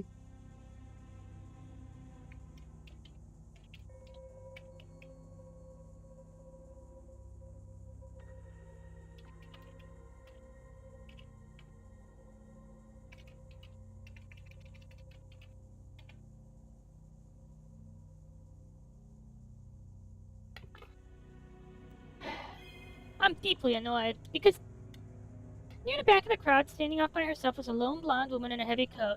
She repeatedly twisted a lock of her hair in one hand, murmuring quietly to herself as the people nearby continued their own louder musings. There's no around here. I wonder what's causing it. You can barely tell it's there, but it's persistent. Is it related? The conversation nearby turned to the topic of Zin and their potential involvement. She went quiet, listening intensely for a few clues. But it was all information she'd heard in the past few minutes, regurgitated once again. Her left foot tapped in an unconscious rhythm on the ground. She wasn't sure how she'd gotten involved in the events around the tower, but once she realized something unnatural was occurring, she couldn't ignore it. Curiosity drove her to appear outside, and in spite of the persistent crowd of bored townspeople, Cerebro turned back, surveying the crowd once more. In the darkness, her blonde hair and slight fidgeting stood out. His caution getting the better of him, he decided to approach. She wasn't a resident of the town he'd seen before. Excuse me, would you be able to answer a couple questions for me? Hello? Yes, do you mean me, maybe? Yes, how long have you been here? Oh, only a little while. Maybe an hour. I was curious about the tower. What's happening inside, like everyone else here is, of course. A thin film of sweat formed on her forehead. It wasn't the first time she'd been questioned by a police officer, but getting singled out made her nervous. Within her coat, she rubbed her arms. And your name? It's Larless? Just Larless is fine. I know it sounds odd, but it's normal where I come from, I promise. Are we really adding new characters to the fucking thing? Cerebro couldn't place her accent. It had a peculiar sound to it, and he'd never heard it before. Not even from any kind of shows or songs. Would you happen to have any form of identification on you? Blah, blah, blah, blah. I'm exhausted. Nodding slightly. Cerebro handed it back to her. Instead of stowing in her pocket, she began to tap a consistent beat with it, trying to calm her nerves. Did you just move here? Well, I'm here on a business, official business. Tower was big news, and it reminded me of one back where I'm come from. That didn't seem strange. Strange how? Well, everyone's talking about it, right? How strange is it for people to be trapped inside? I'm only in town for a little while. I can leave if you think I'm suspicious. Are you kidding me? Oh my god! What? Do me a favor. Is the stream still running? On Twitch? Discord Oh, Twitch? Oh, good, good. So, normally there's this little red light on my OBS icon that plays, but it's not. And I got really worried that something had broken.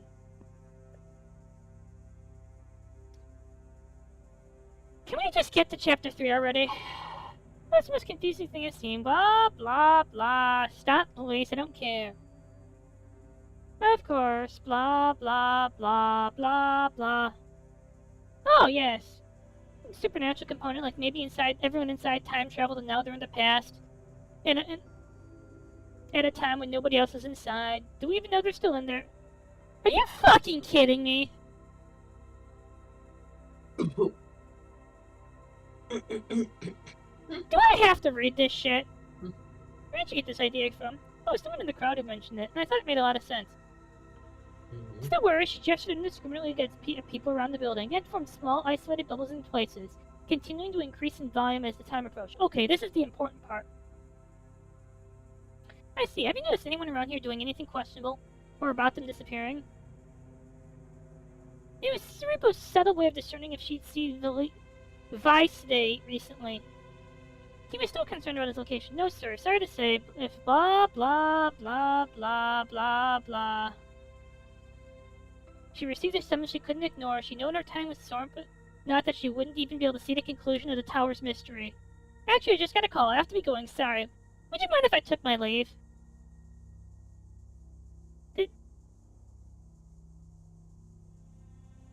This is weird, but okay. Cerebro sighed. She hadn't even pulled out a phone to check a call. He was no closer to an answer than... well, thank you for your time. If you notice anything later on, please feel free. I don't care about this shit. This year's out of time. What? I'm sure if you'd believed her, she didn't have any desire to confuse the locals and desperately wanted to see the shutter open. It was too unique for her to ignore. But she was out of time, and she couldn't afford to stay any longer. Is this an author cameo? It's either that or some kind of new suspect. I don't fucking know. No, read the I don't phrase. know if I care. She hadn't have any desire to confuse the locals and desperately wanted to see the shutter open. It was too unique for her to ignore. She doesn't belong here. Oh, But she was God. out of time and she couldn't stay any longer. She had enough time to sit. She is. Oh my god, this is some kind of Kickstarter reward or author cameo from his last novel Yeah. or something. Oh my god. Something like that, I guess. She made a promise to herself when she got the opportunity she would return and determine the truth of that day with her own eyes. She couldn't get into the tower normally, but with enough preparation it could be done. Wait. What if she's the one who gives us the quiz at the end about what the truth of everything is? I don't think so.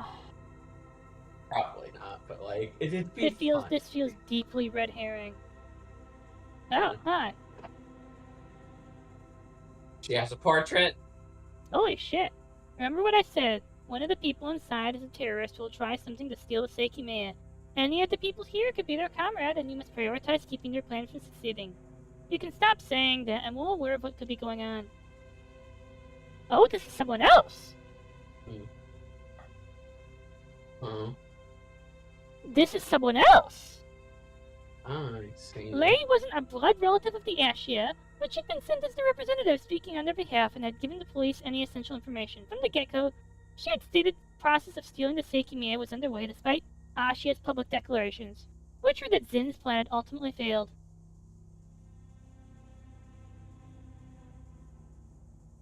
It was almost 2100 and the winter sky had long ago darkened, bringing a sheer cold to everyone who'd been waiting to witness the resolution of a long day.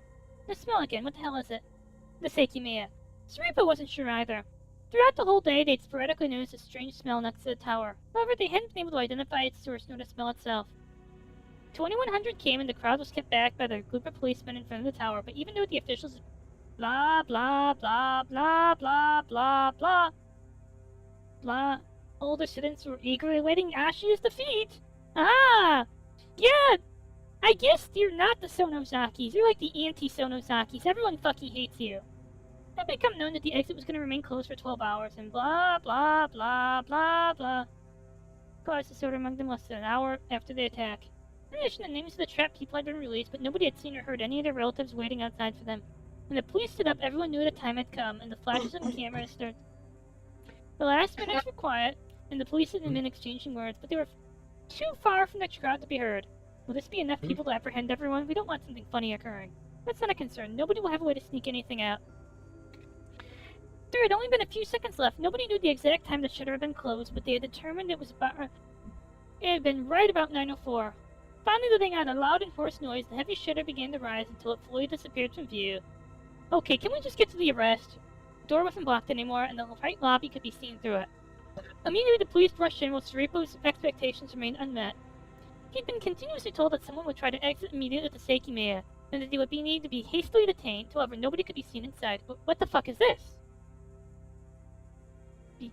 Before they could step into the tower, the team who'd rushed in was instantly taken aback, making brief eye contact with a confused multitude outside, covering their nose and grimacing. What's wrong? There's something inside. It could be dangerous. Everyone who'd stayed next to the door understood immediately. After it opened, it hadn't taken much time for the smell they'd noticed to drastically intensify. That confirmed it had been coming from within the tower, something they'd previously discounted. 12 hours earlier, unidentified smoke had been released from the first floor of the tower. Right away, the possibility of it being poisonous had been presented. Okay, so we're not in Gamma Worldline anymore. However, because we were all in the lobby. However, they'd abandoned it as soon as the safety of the trapped individuals had been confirmed in less than an hour later.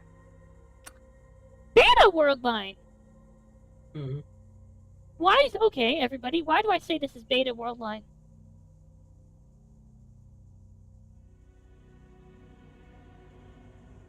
Parody? Sylvie? Why do I say this is Beta Worldline? Because didn't we just see what happened in Gamma? Okay, why do I say this has to be Beta in that, though, specifically? It's in the text right here. As soon as the safety had been concurred, remember, in the original, in Chapter 1, we talked to the police outside the tower, through the phone in the security room. Wait, or is this Alpha? When they rushed to grab their equipment, the crowd began to show concern for the 8 people trapped, whose figures hadn't yet appeared. I knew it! Didn't I tell you they were planning something? You better not let them get away with whatever they're trying to do. Everyone had retreated from the entrance as soon as it had been perceived as dangerous. That could well have been an opening for someone inside to escape, but no such thing occurred. From a truck, police took out protective suits alongside an optical gas imaging camera from whatever hit their nose, as whatever had hit their noses had been invisible. A team ran back to the lobby and scanned the area. Look, there's definitely something inside. Everyone who looked at the image saw what appeared to be a very dense gas occupying the entire hall. It looked white in the image, and it seemed to completely lack a source. The people in back could see every movement, and they understood the situation was being communicated through wireless devices. The gas was unidentified, and they'd inhaled some of it. However, even if it was toxic, the masks and suits would work as protection. Knowing that the same team who tried to enter did so once again, hiding their faces behind protective filters. Look for the Seikimea in the cabinet. If it's empty, finding the Seikimea is the priority. Leia had informed them of how the Seikimea looked and the necessity for cold temperature. Everyone who knew the Seikimea had to be immediately placed inside the cabinet, but after the precarious situation had been revealed, their focus was to secure everyone inside. Hey, look! 5 people had entered. Before they could disperse through the building, one alerted the others and pointed at the floor. There they saw dry blood. Not a single soul was in the lobby awaiting their escape. There was only blood. This is Beta Worldline. A foreboding emotion ate at the edges of the men who'd gone in first. While everyone else waited impatiently, those 5 officers began to scatter, opening... Okay, if this was Alpha Worldline, Shiroya would be dead in the lobby. If this was Gamma Worldline, the party would be here. This is Beta. There's just one problem. Faraday, don't you remember how Chapter 1 ended? We're in the lobby. Right, and the lights went off. And the shutters didn't open at the time. We're in the... Chapter 1's the time loop. Time loop? The recording. Go forward in the past for a month. You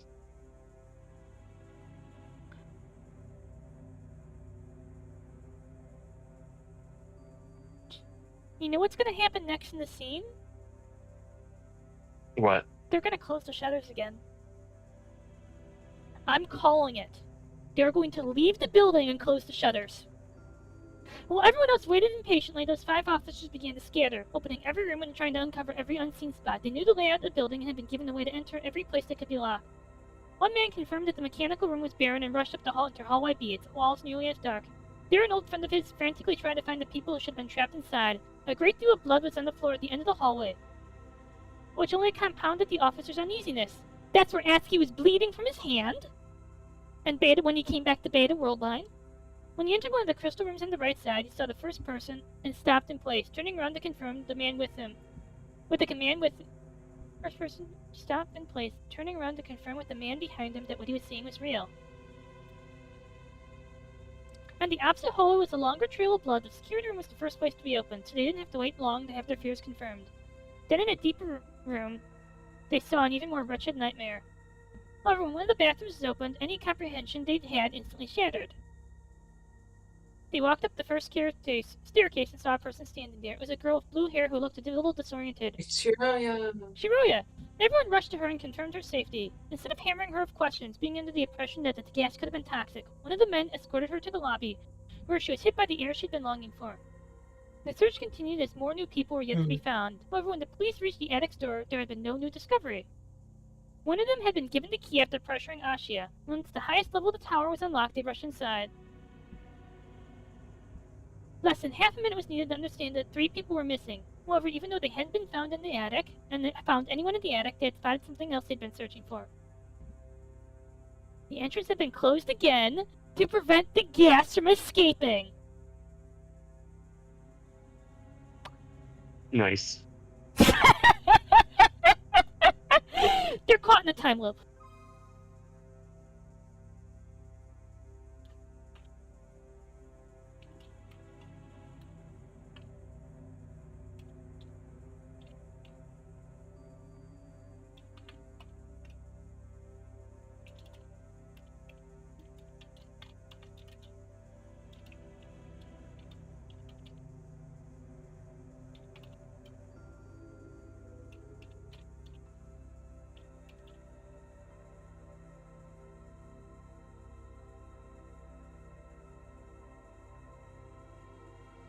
This is fucking weird, by the way.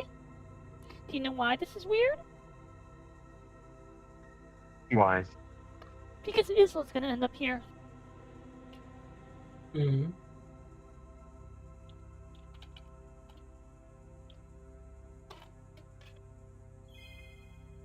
Cerebral continued to wait for the arrival of his team, the only sound being the confused muttering of the crowd. At his side, Lei was visibly tense. One of their men appeared from hallway A with a girl who appeared to be in pain. "Are you okay?" Cerebral asked. The girl nodded faintly and looked away from him. "What's your name?" "Shiroya." "I see. I'm really sorry you had to go through this." But the other policeman glared at Cerebral, who didn't know what else was inside. Then he walked to a car of Shiroya where the 8 people trapped inside were planned to be held. After 5 minutes of no development, a second policeman came back. Outside, he took his mask off, and the look in his eyes was enough to convey what he'd seen. 4 of them are dead. Counting everyone, there should be 3 left. Isla, Naomi, Kate, and the other Naomi?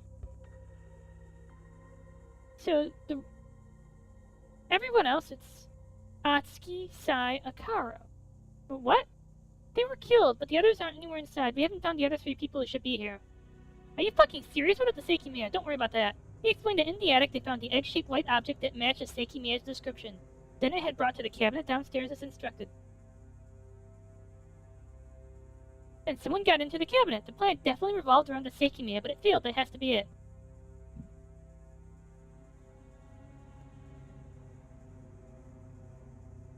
They look relieved despite being told by so subordinate. Now, how is it possible the other 3 haven't been found? Are you sure you searched everywhere?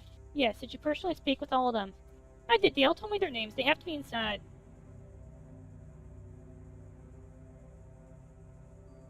Two more policemen came from the hallways and reported the same result. However, one of them inquired about something different. Is it possible they could have escaped? I saw a door in the storeroom I wasn't aware of. What the hell are you talking about? What a storeroom would have been. What the fuck is this? After just a minute of searching, a faint outline had been found resembling a door. Furthermore, although it was exceptionally well hidden, they saw a keyhole that matched perfectly with the surface of the wall. There's no way this is a door. No such thing exists in the storeroom. Cerebral ignored her. There was obviously a door, however, it didn't explain anything. Nobody could have escaped through here. Very soon after the attack occurred, people started watching from both sides, and not just civilians scattered out there, but also the police. Lei was astonished. No such door should have existed. However, even though she couldn't trust that nobody could have escaped, she wasn't that concerned. After all, the well-being of the Seiki man had been confirmed. In the worst-case scenario, Zing's members had fled. And given what I saw, nobody could have opened it from the inside. The handle had been removed, and there was no lock to pick. Beta worldline. No, there's no way this leads inside this tower. It's impossible I wouldn't know about it. We can determine that easily. The keyhole looked old, and Saripo believed that opening it without the key should be doable. If it was rusty or had been frozen, it could have been impossible. But it was in a decent state, so it shouldn't have taken very blah blah blah, lockpick, blockpick. Door's locked. We'll have to do this even if we had a handle. The two looked at him, trying to suppress their own shivering. It wasn't from the cold alone. They learned that people had died, but also some were missing. If the door led to a hidden room, the rest could have been inside. The major part of the crowd was occupied looking at the entrance, so they didn't pay much attention to the people who'd gone to the left side of the building. After a short few minutes, the lock clicked and the door swung in. There's no fucking way. How did I not know about this? And how could Zin? Can I tell you how Zin would know about this? Yeah. Ashia! This is family drama! Good D. The three of them saw the dark storeroom, with the wall that the other policemen had closed hiding the other from view. They destroyed the storeroom. The peculiar smell had become prominent once again, so they rushed back out and walked to the main entrance. Blah, blah. I'm not interested in this shit. They saw the final man who'd entered the building. All of them confirmed the same story. 4 people had died, nobody else was alive. One of the victims is Naomi Kaubka. He worked in the tower. I forgot about that. However, the other two bodies that look exactly like her are inside. None of the people who got trapped and shared her last name, correct? Saripo kept growing more confused and shook his head. 4 people he'd talked to in the morning had died, and he was still having trouble accepting. What the hell happened in the tower? I took images of the inside. The gas is present practically around the entire building in different quantities, but I wasn't able to find a source for it. What? How's that possible? I also took pictures of the bodies. Saripo remembered the voice of the child he'd heard at the start of the long day after looking at her face. The pictures encompassed all the blood found in the hallways and elevator. 2 of the bodies had the same face and clothing, which is incredibly odd, as nothing had been mentioning the brief period of communication with those inside. These bodies must be taken out. We don't know what happened to what the gas is, but it's in the entire building. A proper investigation might not be able to occur for a while with these circumstances. However, the security cameras have been recording this since it started. Save all the footage to a drive. The door had been closed again, but even then the smell was still present. They kept taking more steps back, while the orders to analyze the gas were being sent. Saripo saw that one of his men was holding something. What's that? Well, it's something I found on the first floor. Take a look at it. Piece of paper. Hello, I'm sorry I have to write this. I still can't believe what had happened. I haven't been able to stop crying, but I've always tried to tell myself these things just occur. I know how selfish it is that I'm writing this, but I won't be able to live with myself if I don't. I need to say it. I've always wanted to. I can't believe I never will. I love— Hey, it's ASCII's note!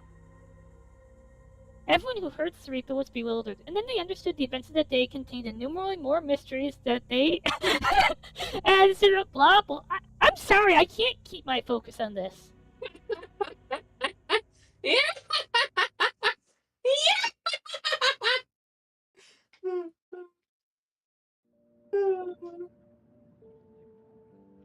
Can we get to the important shit?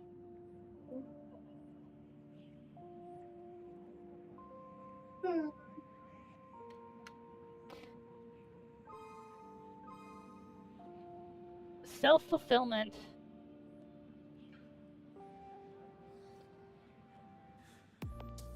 It's a long ending. Yeah. Didn't I say that haven't I had like a good instinct on like fucking everything that I'm reading? Near the outskirts, the moon and a few light posts provided the only illumination. It was light and everyone around was preparing to end their day. Not one of them saw the figure of a young girl peering by the entrance of a house below a stone roof. She found herself leaning against the cold wall and quickly looked down. Light snow was falling, but she was able to discern some of the footprints she'd once left. Next to the wheel marks, she knew that what she was seeing were the imprints of 3 different pairs of shoes.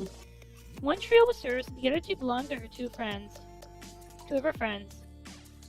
She traced them with her eyes and followed them to a door in the middle of the street. Next to it was a modest window with a curtain concealing the interior. Light was coming from the other side, but it was very faint. Without wasting time, she dashed the door and opened it. She had appeared from the future instance earlier. She had been inside the Ashia Tower on December 15th. It was 15 days before that time. So she knew what was soon to happen in the tiny store she'd hastily run to. At one point, her friend Atskis told her that it was impossible to change the past. She firmly believed she could make it happen herself. She pulled open the door, planning to diverge the world from the one she knew. Her field of vision was filled by lingering smoke. Knowing not to breathe in, she glanced down as the door closed behind her. Then she saw the first two people who had fallen unconscious. They had already escaped danger. She ran through the oppressive cloud and looked behind the stand of shelves. On the floor was her own body. She recalled the time she'd seen the smoke appearing and been unable to resist the loss of consciousness. She would be fine as well, so she stepped to the far side of the room. As she did so, she couldn't help but briefly breathe the fluid air. She was afraid it would knock her out, but instead she noticed something. It was the smell from that day, and she knew what it was. Behind the prominent stretches of smoke and artificial gas was her third hidden smell, present all around the shop. It was a possibility she had already explored, so it didn't come as a surprise to her. But there was no time to think of it as she looked behind the last set of shelves. She saw the last person. Her friend Mia was unconscious on the floor. Facing the ceiling just behind her was a powered-off heater, soundly emitting the deadly gas that had once ended her life. The range of the explosion would not be large, so saving her friend was doable, and she was confident she'd succeed. She kneeled and grabbed the shoulders of the unconscious girl. Then she stepped back to drop her behind the shelves that would protect her. At that point she was saved, but she kept moving back, so the soon-to-break floor wouldn't swallow her. Once she was absent from all danger, the girl stood up and looked at her past self. She didn't know her exact time, but her job hadn't ended yet. She stepped up to her own shoulders and grabbed them. After lifting herself, she began to back up. Then her heart suddenly skipped a beat.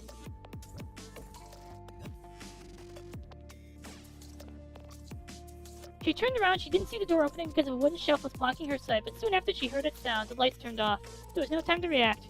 During the instant before the light came back on, the girl closed her eyes and attempted to cover her face with her arms.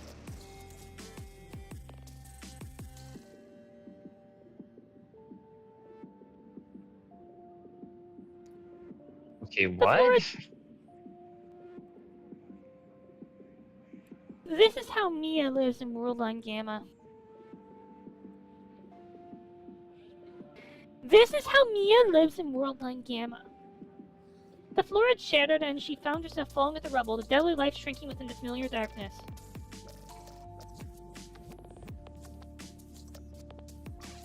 Oh, not auto, not auto. I didn't realize there was an auto button.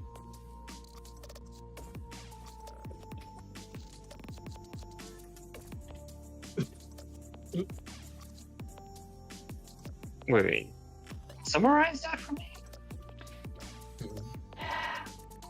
Okay. This is beta. We know only one Shiroya lives. This is beta Worldline Shiroya and Gamma Worldline Past.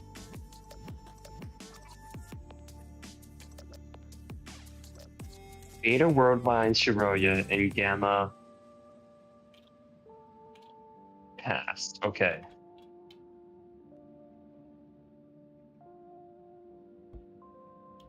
So she goes back in time in a different timeline to save Mia. Yes. Worldline. She's caught in...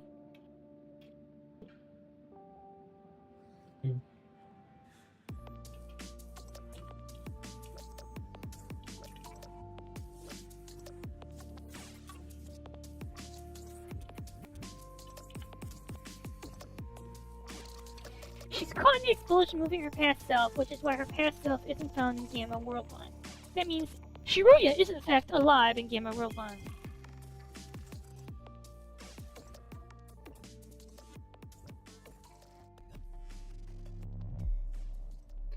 December 15th, 2011.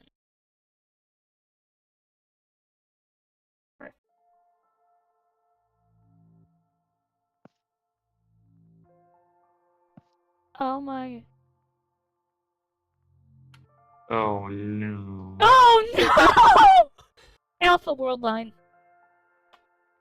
Do we really have to? Okay, there's one way this isn't Alpha Worldline. I looked behind me and noticed a lot of people were waiting. The entrance opening sent icy breezes towards my neck. I've never seen the inside of Ashia Tower before, and I never believed I'd ever enter it. The lobby felt empty despite all the people that had come due to the vast and dreary amount of space. I think it'll be time soon. Shiroya. Wait. I had my mind empty no day with no capacity to hold a conversation. Atsuki knew that and kept restlessly glancing around. I hated the way I'd become and silently apologized for putting him through even more pain. It was early in the morning and we hadn't slept. I was exhausted and let my head drop and thoughtlessly stared at the floor.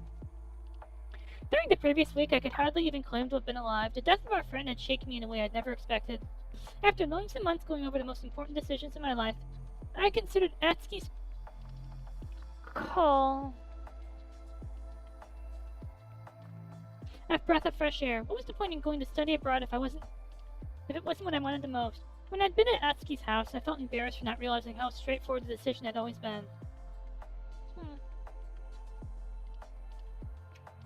Reality hit me way harder the next day. I finally decided on something and it was rejected. Why had Mia died? It wasn't fair. The three of us were so happy that day, so why had been Mia's last? Of course, anyone could die at any point. I'd heard those words many times, but I never really understood them. What if I died instead? What if Atsuki had? Why was I so selfish or sad that my future wouldn't be as I believed during that day? At the very least, she'd been unconscious. My thoughts were a mess, so I'd put what little willpower I had into keeping them blank. Otherwise, I ended up replaying the span of time in which I'd awakened next to Atsuki and heard everything. It was easy to accept the previous 2 weeks It wasn't easy to accept the previous 2 weeks had actually happened, but I already considered the worst of my life. I'd known Atsuki for many years, and the person next to me was just a cast-off shell of his. I've never seen him look so depressed. However, despite the impact everything had on me, I'd also been able to think positively. That's why we were in Ashiya Tower. I couldn't let Mia's death take us down, too. The three of us had spoken about missing the old days and how hard the summer months had been. I wish I had real-life friends. Even though it was just the two of us, Atsuki and I wanted to come to Ashiya's event. We wanted to overcome everything together. That wasn't fair. She didn't deserve that either. The mere thought of imagining a cheerful future without Mia was heartbreaking. Hey, Shiroya. Can I think of a secret? Like a really big secret? What would you do if hypothetically, she...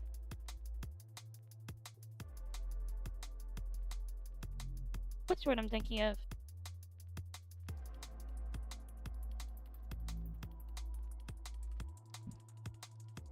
What would you do if, just purely hypothetically, she didn't miss you as much as you do? That'd be rough.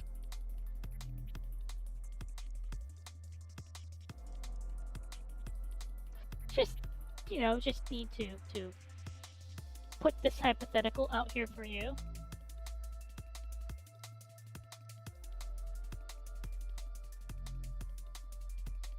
She typically hadn't shown much emotion, but I knew she'd had a good heart. No, she didn't. I hated that after her death, I regretted not speaking to her enough.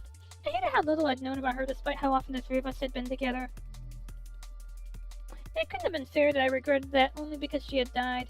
And that despite how broken I felt, the sadness her parents were experiencing didn't mean much to me because I'd never talked to them. I know how shallow and unreasonable some of my thoughts were. See, this is Shiroya. Yeah. This is how, even without knowing it's Shiroya, having referred to Mia, it's obvious this is Shiroya because of the temperament. Yeah. So what's your take on all this so far? I'm just curious,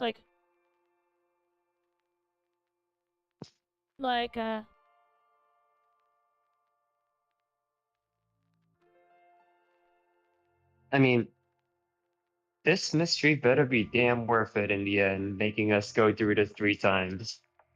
yeah. That's all I have to spit.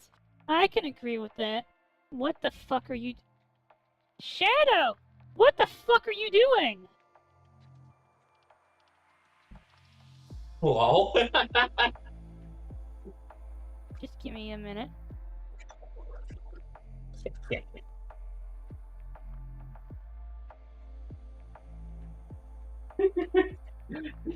Shadow, what the fuck are you talking about? No, the other Shadow! I've been thinking about why so many in the radical left engage in the practice of speed running.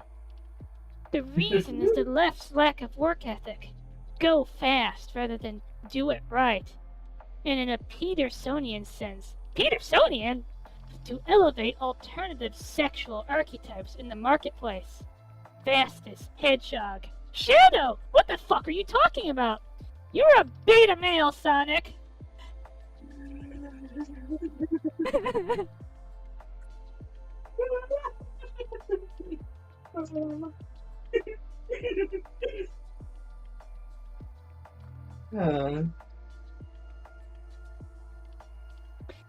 Oh, we're talking about the other Shadow, the hedgehog.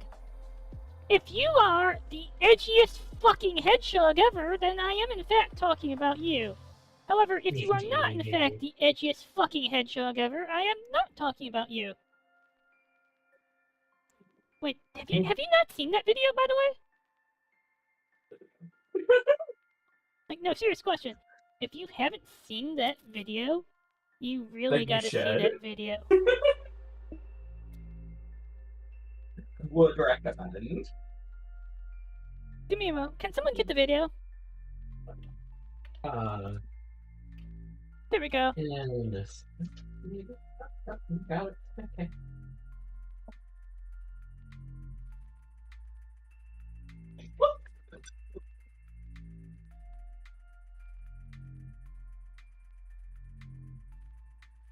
Wait, movies? Bruh. It's not from a movie.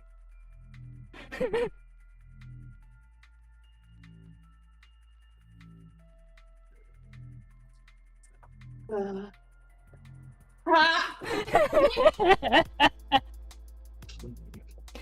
I just want to say again, the actual speech is about something much more cringe. Mm-hmm. You know what he's basically saying? That when you discover new speedrun tech, right? By not owning your discoveries, i.e. by sharing them, you are participating in communism. But if you hoard your speedrunning tech to yourself so that no one else can replicate it, you are in fact not elevating alternative sexual archetypes. It's cringe.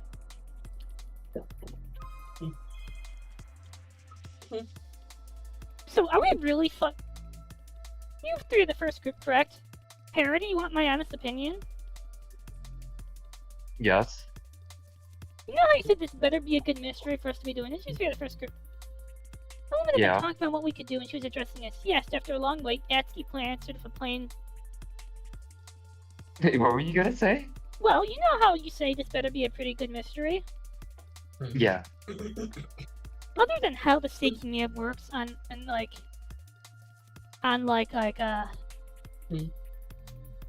a mechanical level, I think we've solved everything that matters.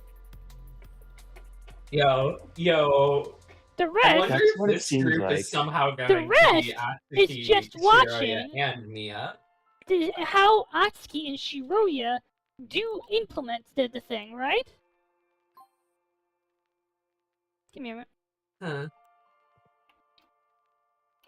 We've solved the parts that matter. Mm-hmm. Guess what? Okay, wait. So are you saying like how they use it to save Mia and then get out safely from And the also tower? how they explain the recording. But guess what? Hmm. We're in worldline beta. Right, Here we that day. are. Yeah. And we're showcasing the discovery. I could fear the intrigue I once faintly had. So after the two people at my side went to the door, I followed behind them with slow steps. On the opposite side was a long okay, unless Akaros is something different. We're in worldline beta.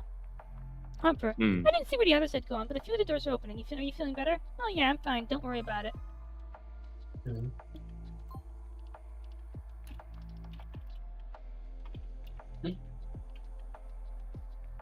Are you feeling better?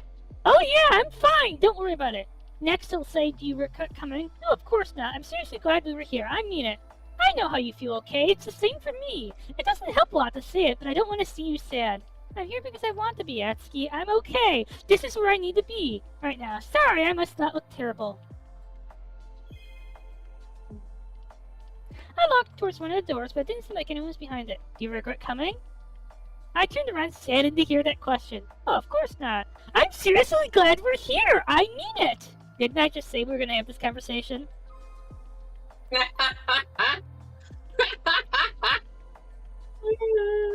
Hiroya and I have come here innocently.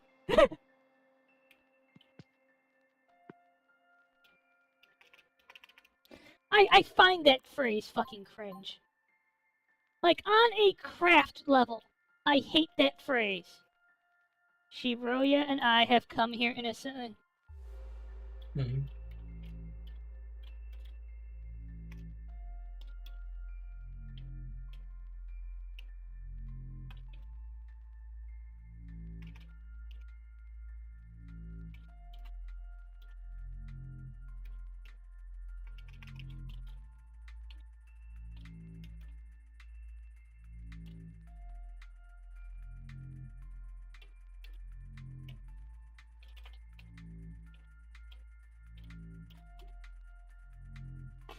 Yeah. I know how you feel, okay? It's the same for me. It doesn't help a lot to say it, but I don't want to... Wait a minute. Okay, you have to be epic galaxy brain to... Okay. To solve as much of it... Wait a minute. Wait a minute! To solve as much as I have by now, you have to be epic galaxy brain. Like, the people who've already played this game are kind of surprised at how much I've explored by now.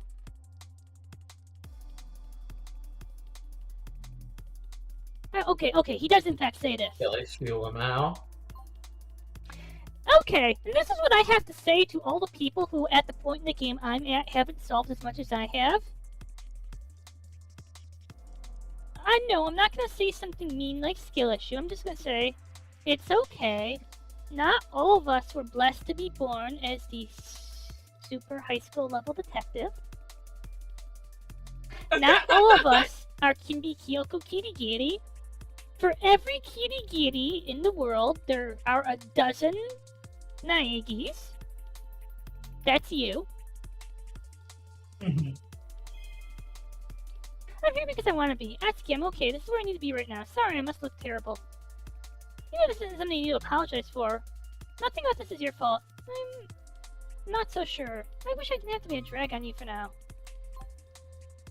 I also want to add that I think most people who are playing this are probably doing like long sessions of it, unlike our like maybe 2 to 3 hours where we read through it and then you analyze what happens. Yep. But also, I'm analyzing. I'm putting all this together afterwards. Okay, I just need. She's gonna say clock is ticking. Here's the real right. Wait, hold up.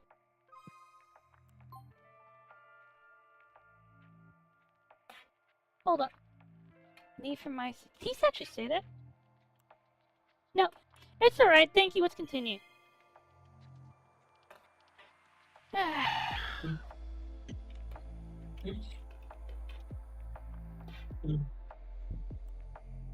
She's gonna tell us to hurry the fuck up. Wait. The woman called us from one of the rooms and we shut ourselves inside it. She told us to hurry the fuck up. Remember how I said she's gonna tell us to hurry the fuck up?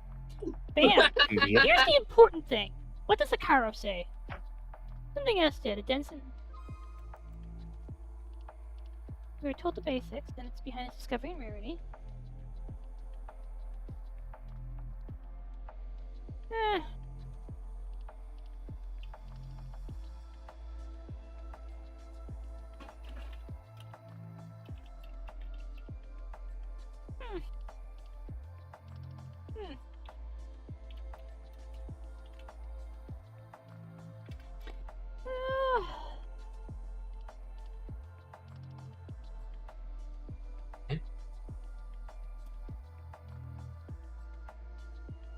I think an art scammer is DMing me.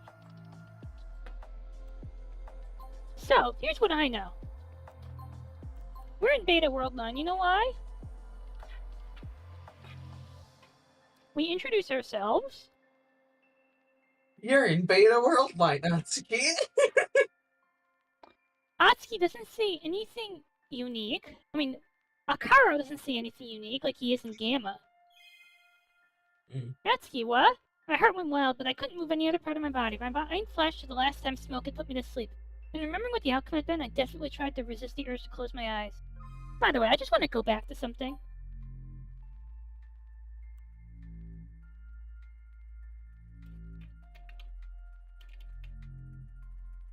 I want to go back and flag something that I...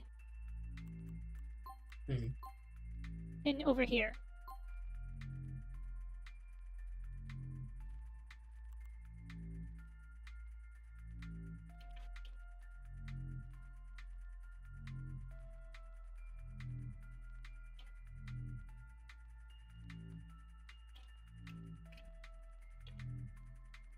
This is my opinion.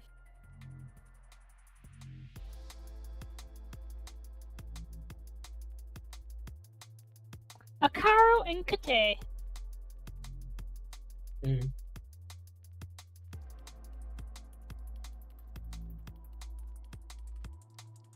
However, this Akaro is involved in the attack, okay? But unfortunately, this Kataro... I'll be right back. Mm-hmm.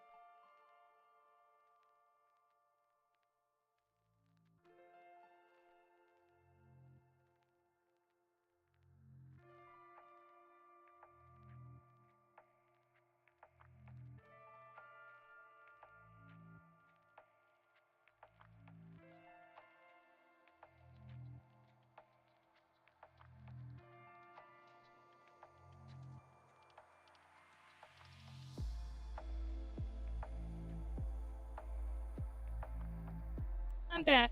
Am I the only one who's exhausted repeating the same shit over and over again? Hello, hello, hello, hello. Hello, Oh, there we hello. go. You know what this makes me think of? This What? is fucking Endless 8! Endless what? Haruhi Suzumiya. Oh. Remember? That time I didn't wake up in the hospital. I was in the same room as before.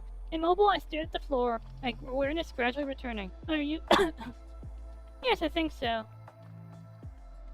I read the see bullets were okay. Akaro, the other man, was safe too, but Kukuso and Naomi was gone. Let's see what Akaro says. That was the beginning of a very long day. There had been an attack on the tower, and plenty of questions came with it. The first one was the origin of the smoke that knocked us out. There took place the real conversation I had with Atsuki and Days.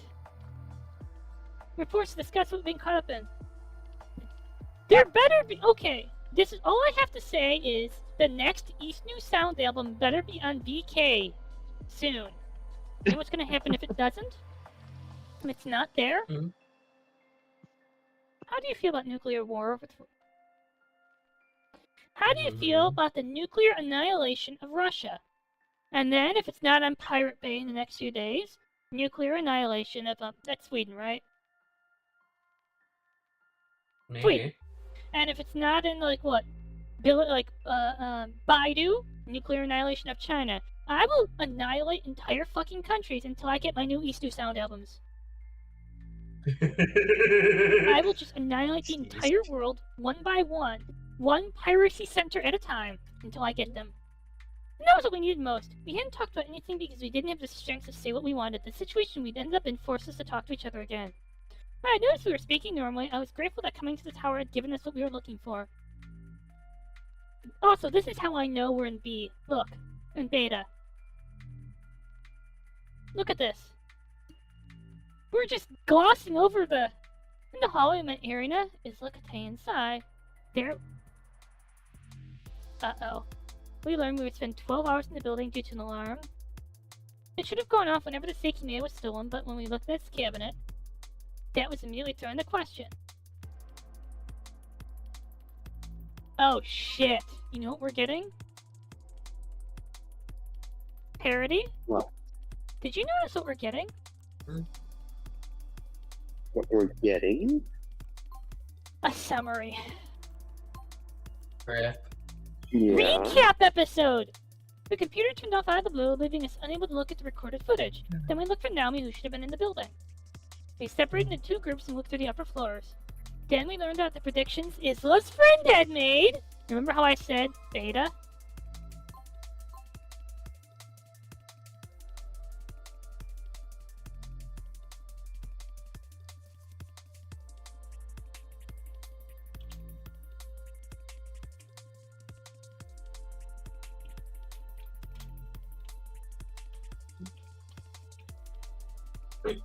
Remember how I said beta?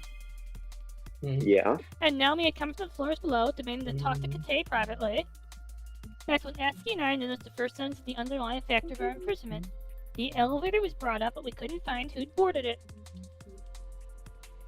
The reason was time travel. The Seikimea, which we'd have come to see, possessed the power to send people through time. As ridiculous as it sounded, we had no choice but to accept it. Oh...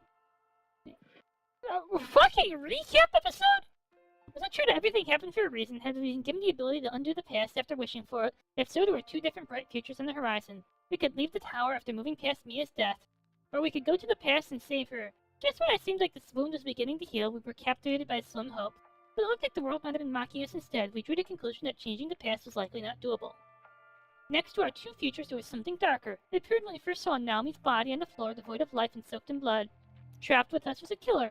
A person who had produced the same pain we'd felt before. There had to be justice for Naomi, but we were unable to figure out the truth behind her death. Kate. Something became clear very early on. When we could leave the building, everything would be much different from when we'd entered it. Was one of the people who discovered Naomi's corpse responsible for her death?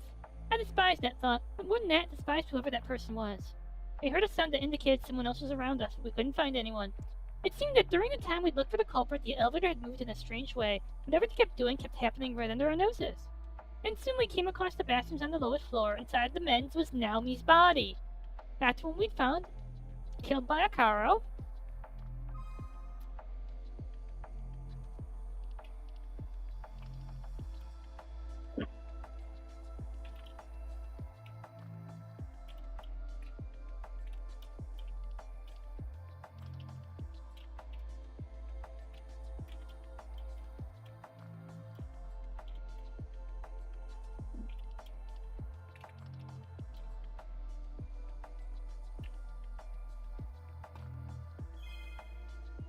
As attic thanks to the keys Naomi had. Up there, the footprints in the carpet informed us such impossibilities extended to every place in the building. And lastly, in Isla's purse, we found a greater harbinger of hopelessness than anything before it. Would we spend more than a month in the building? As impossible as it sounded, the word didn't mean much anymore. Attempting to solve the smaller questions, Aski and I walked all the way down from the attic. There, I traveled through time for the first time, but it wasn't me who touched the Seikimea.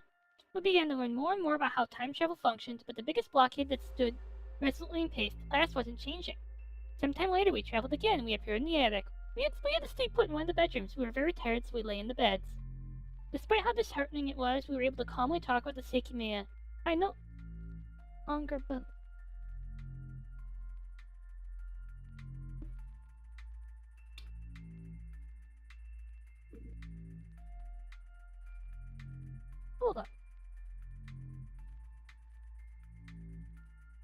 No, never mind. Mia isn't in the attic until we're in the thing, and we're not locked in the attic yet. And that faint wave was thrown back in our faces. When we woke up, we found out that Seiki Mia had taken Isla's life. That reality was truly as ruthless as we'd feared. What happened to her was shrouded in mystery. Want to hear something? Hmm? From what I'm understanding from the Discord, to this day, nobody has figured out how Isla died. And the author has just refused to explain it. Oh wow. It's closed lip shit, though.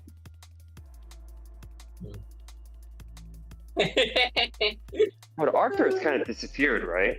Yeah. It's a closed loop thing. That's how it happened. So.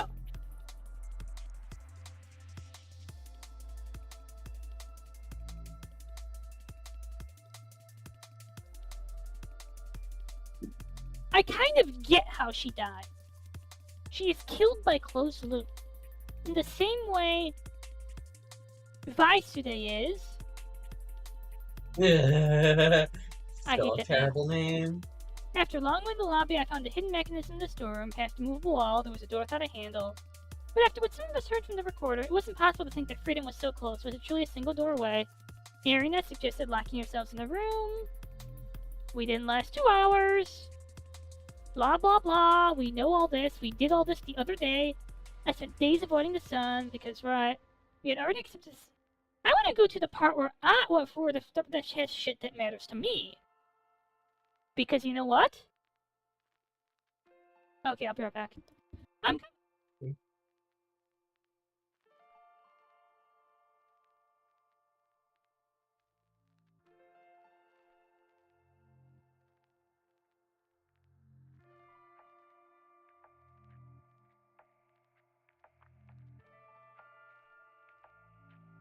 We had already accepted Seikimi. I wouldn't be bringing anything beneficial. There's just one problem with that thought. Shiroya? You're the one most guilty. You become the one most guilty of using it, you know?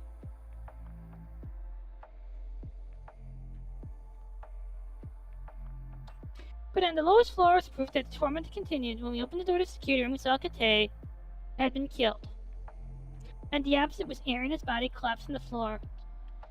Crushed from the sight, we walked to the center of the floor. You know what I actually have to do?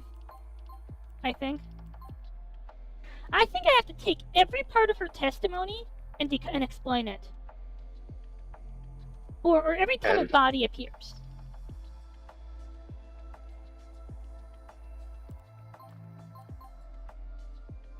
I have to take the exact text from this.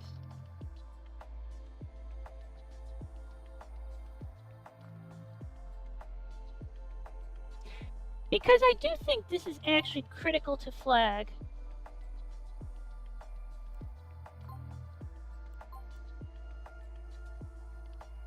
Because that way I can carefully explain this.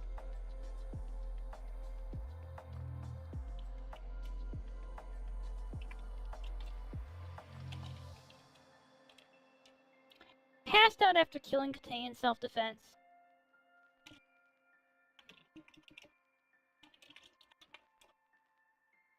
Actual murder. See, I'm going to keep doing that. Because I think we need to flag each and every murder and how and why it happened. Right?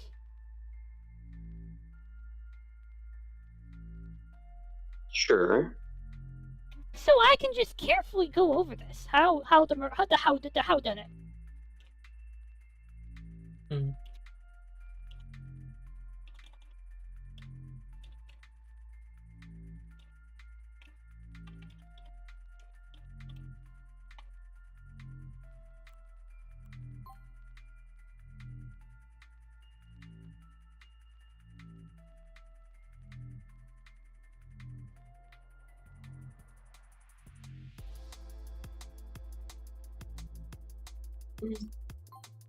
Naomi's body.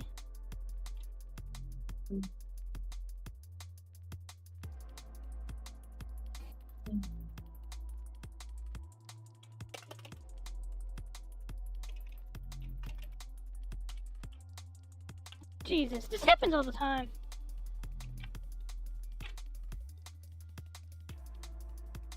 You know what seems to happen a lot? The visual novel says, Hazu, thou shalt not press.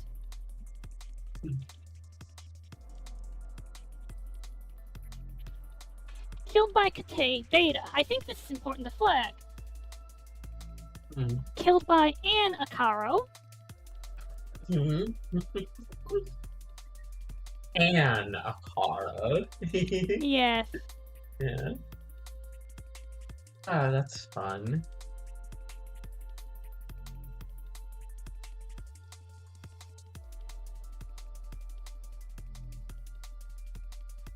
Well,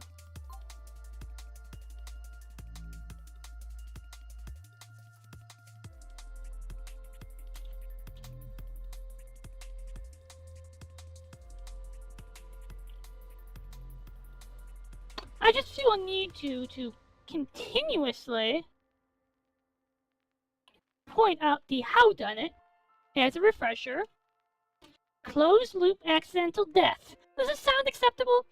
Kate leads Naomi away, right? Naomi leads Kate away to confront him. Kate murders him. Another Naomi attempts to confront Akaro, who is also independently a culprit, and is murdered.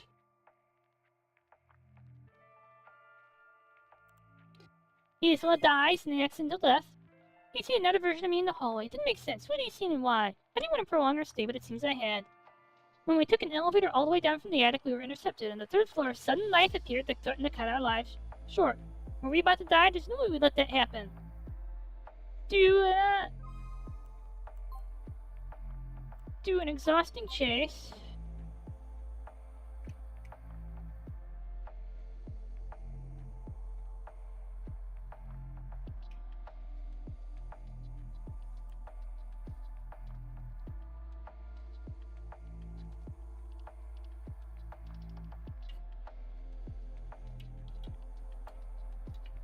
Alpha worldline psi.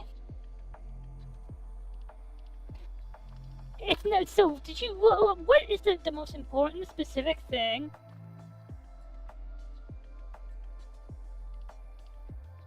about this?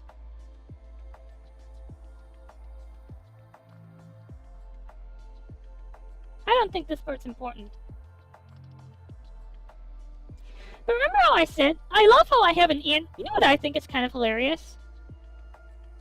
We're doing this recap episode, right? Presumably to refresh the mysteries for people who said them happened like hours and hours of gameplay ago, right?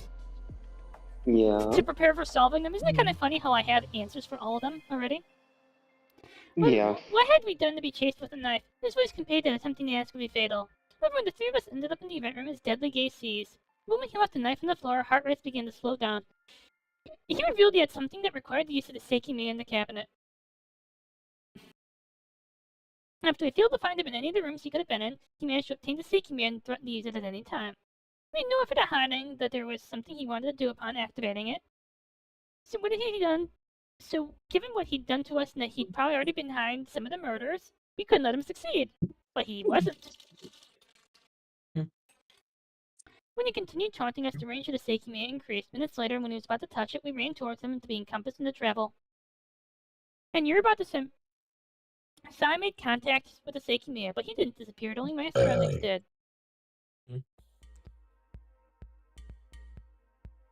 In front of me was Sai. Both of us had appeared in the right-hand bedroom of the attic.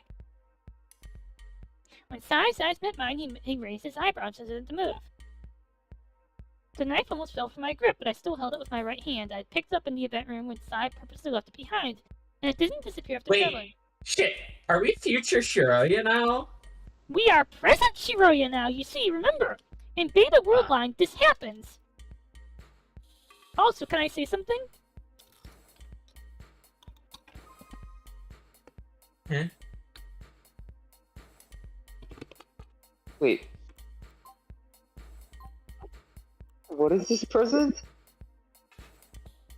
Remember how after coming back from Gamma Worldline in Beta, we found out that Shiroya had been locked in the attic by Sai, and Sai was like, no I didn't.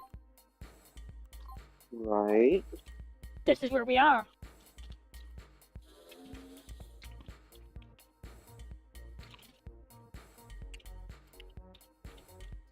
Okay, let's save this for next time before we get any further then.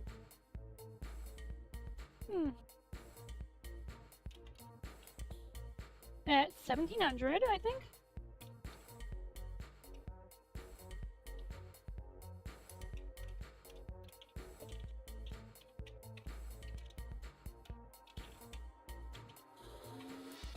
Mia is asleep in the bedroom across the way.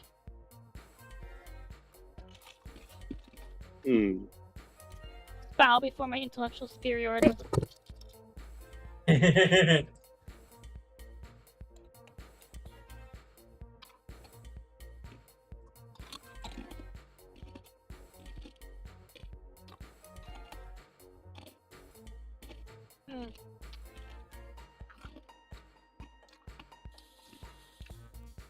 So, I'm just curious.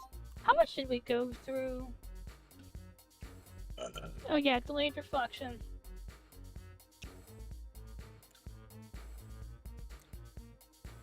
I can't. Okay, this ending fucking sunrise exhausted me.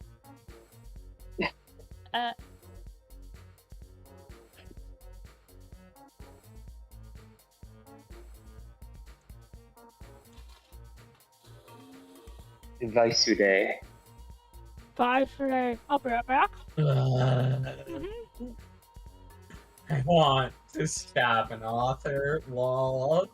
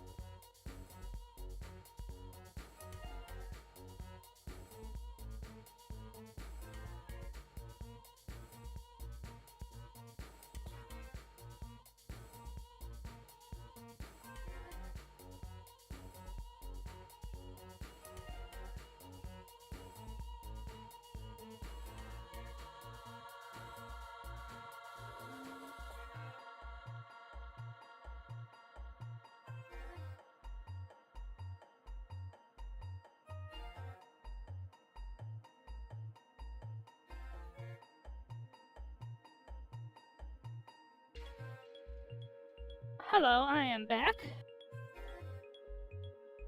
Welcome back. I love how I'm getting. Is that weird? Weird that I keep figuring out how everything fucking happens before it's happening. I don't know if it's weird, but it is incredible. I love, and I'm kind of pleased with myself that everyone keeps saying, "Well, you're further ahead than I was at that point." It makes me feel actually pleased. It tickles the narcissistic part of my brain that feels a need to feel intellectually superior to everyone around me. Sounds like Psy. Yeah, but you know what? Can I give you a counterpoint to that? Yeah. Unlike Psy, I actually am smarter.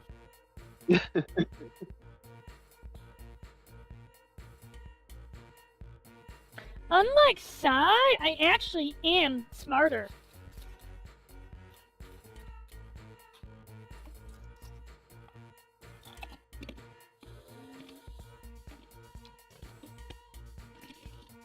Okay, well, okay, do you know what, like, I will tell you what gave you away how the transport works.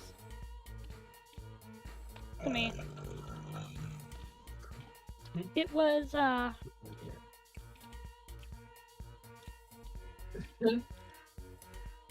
it was the chair. You know how in there's the chair where Atsuki teleports and he's suddenly sitting in a chair, right? Yeah. That's what actually gave it away for me. It was,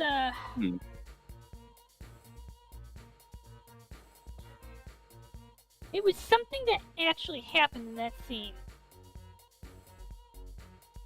Okay.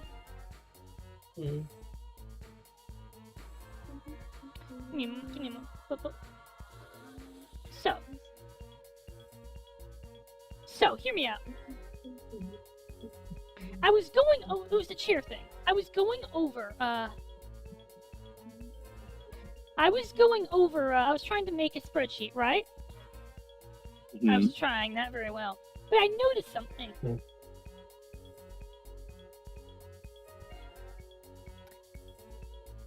So, about like 40 minutes into the future. Okay, he goes back in time 40 minutes, right? 80 minutes later, he's sitting in that chair. He goes back in time 40 minutes, but 80 minutes from the point he arrived at. So 40 minutes from when he goes back in time. That's 80 minutes, 40 minutes forward, 40 back. He's sitting in the chair. And that reveals how it works. And then when I started trying to look at this, okay, do all the other instances of travel meet this rule? I can only find one instance of travel that doesn't meet this rule. Can you guess which one it was?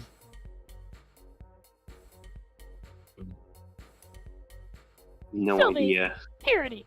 Guess which is the only version of Seikimea time travel that doesn't meet this rule?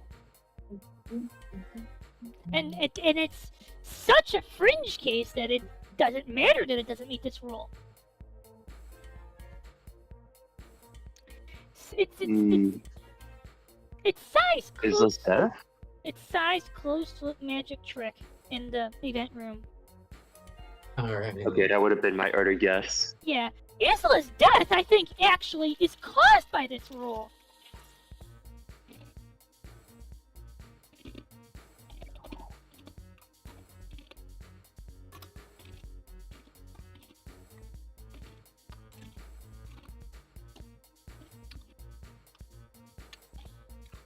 But yeah, that's how I figured it out. But that's because I'm like, I'm the smartest. Like, okay. I'm gonna sit here like, you know, being smug about how I'm actually smarter than everyone.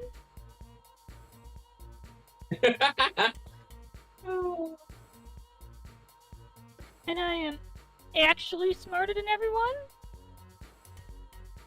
Like, I have deserved the title a puzzle queen. You're not Sure. calling me the puzzle queen because I'm an average puzzle solver. You're calling me that because I'm fucking Kirigiri, bitch.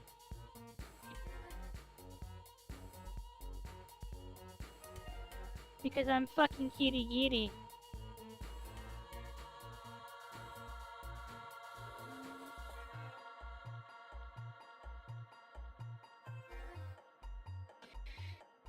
Oh, by the way, we should probably save.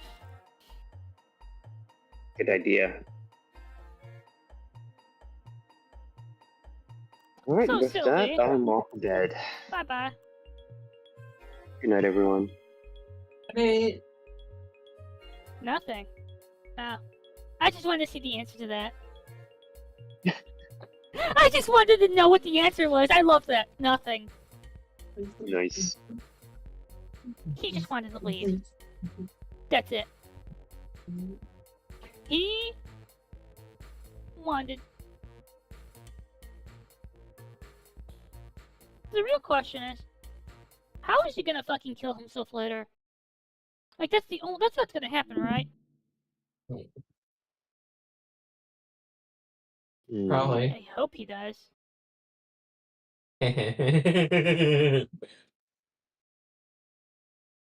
Okay.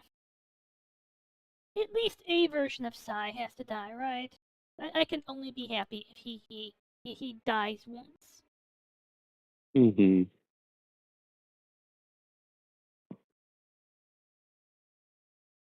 I sure hope so. So here's the interesting thing. We know who is Am I the only one who finds it interesting that everyone lives in Gamma?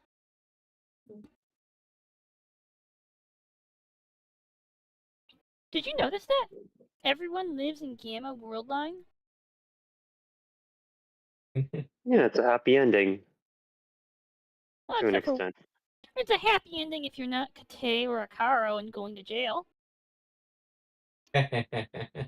It's even Deserved. more unhappy if you're... Okay, it's even more unhappy if you're Akaro, because I don't think this Akaro actually did anything. Hmm.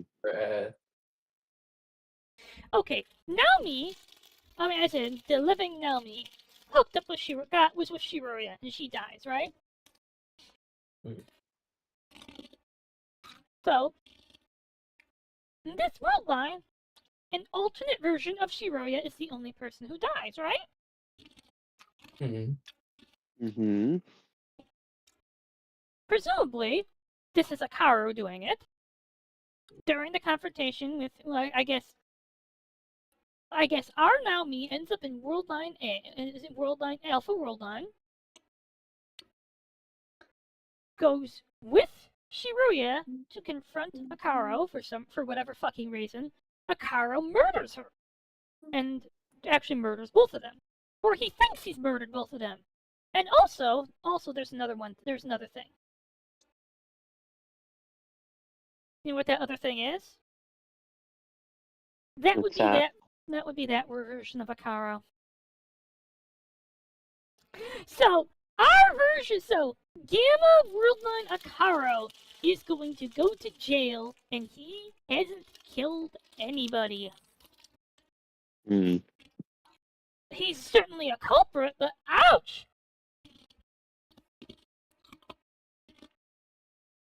Ouch. Well, he didn't go there innocently. He did not, in fact, go there innocently, and neither did Kate. But you know what? At least Kate did the thing that Naomi is accusing him of there. Or at least this Kate did the thing Naomi is accusing him of there. Yeah. Yeah.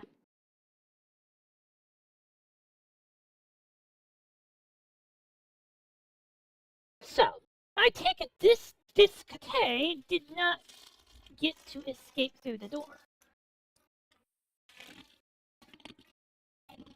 We know Kate escapes through the hidden door in Alpha Worldline.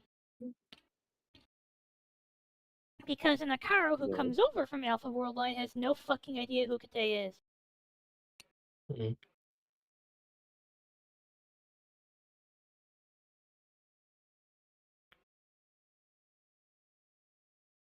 Shadow, what the fuck are you talking about? Selby, I have a question. Is it what the fuck am I talking about? No. Do you think I should continue to do more Neverness to Everness, or should I do something else with you? I'm fine with either, but shrug. Bum, bum, bum. So far, I am actually not super impressed by Neverness to Everness. It is fun to play. I just need to say that. It is fun to play. Once they get all the multiplayer running, I'm sure it would be fun to play with other people, right? But so far, I am not deeply enthralled by the world.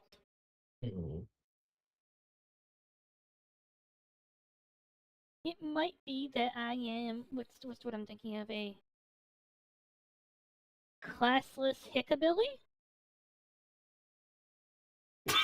But you know what else? Okay, I don't think that my dislike of Seiki Mei reflects on me and NTE.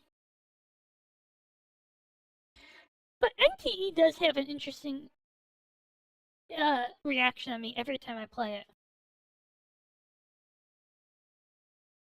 You know what that Hmm? is?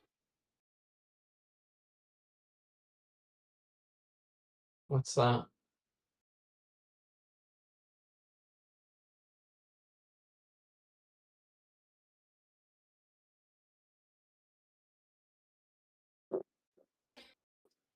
What was I just saying? Okay, my brain fried for a moment. What was I just saying? Something about Neverness Cavernous and like your impression on it.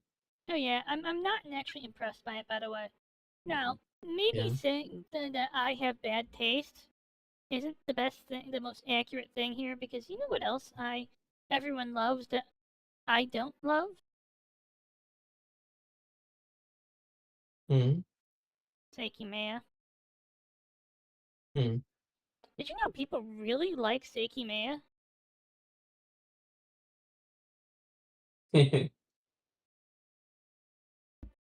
It may have come up a little. Yeah, and I'm like, well, I'm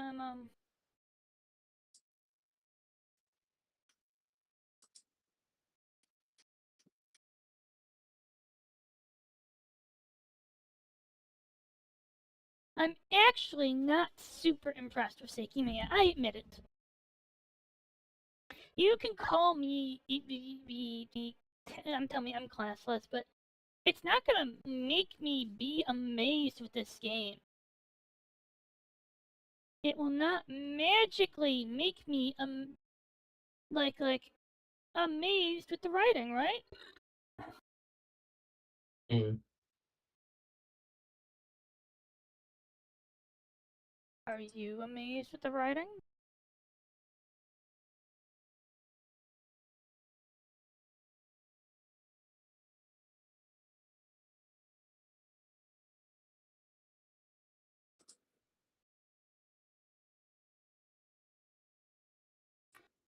Hmm.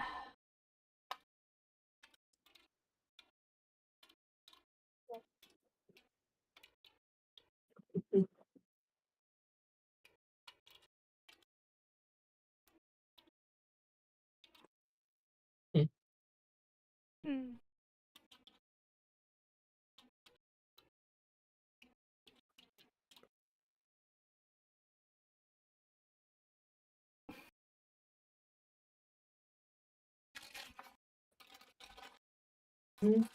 Hmm. Hmm. So what? Okay, Sylvie, you are the one with me right now. What would you like to be doing, or see me doing? Hmm.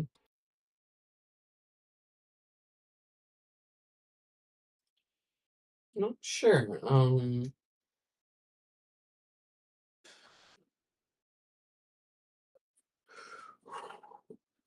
Actually, how's your sleep been? Very good, but if you want me to be doing like magical or witch trials, I would want to start earlier in the evening. That's so real. That's so real. Yes. I I wasn't super serious about like I Well, was implying that, but I wasn't super serious about it. well, my sleep has actually been quite good. Hmm. Neat. Hmm. But has it Hmm. been quote good? I have no idea what I Hmm. just said.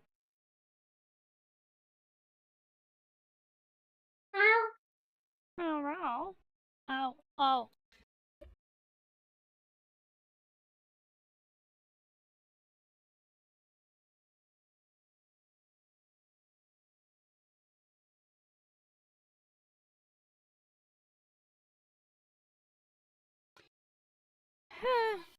Hmm.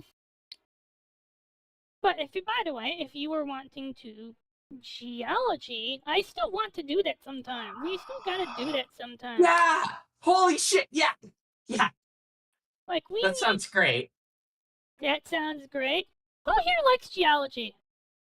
Do we all like geology? Do we all like geology? I'm Like, sorry, but I will have to quash this rumor that I like geology. You see, I love geology. It's a great game. Yeah. I'd still want to start it a little earlier than this because it's 6 hours. Yeah. My brain is. Yeah. Yeah. Yeah, so 6 hours at house running about an hour later than your usual stop time, yeah. Yes, then my preferred stop time it'll be 6 or 7 hours, depending, because there's that one really weird puzzle. Oh, yeah. Okay, is it weird that when I play this game, I'm playing it according to an actual fucking rule, like speedrun style rule? You actually have it boss routed. I have honestly, an that's actual win con. You know what the win con is? great. I have to unlock all the tools. Yeah. The masturbation implements. Lol. Like the weird hypno strings and all that. Because then I can say I have done every single thing in the game. Yes, it's 100% collection? Yes, that's it. Collect all major items. That is my... Oh my god, that's kind of hilarious. That's actually kind of hilarious that I talk about this in, like, collect all major items terms. You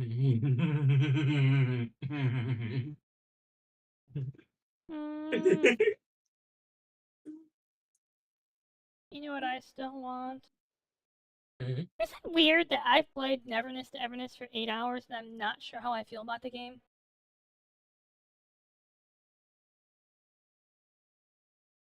You know? Like, when I played Star Rail, when I played Wuthering Waves, I was in love with it instantly. And yes, even Zenless Zone Zero before the cracks kind of showed, I loved it instantly. This is something I just feel kind of... I'm having fun, but I feel ambivalent. Is that weird?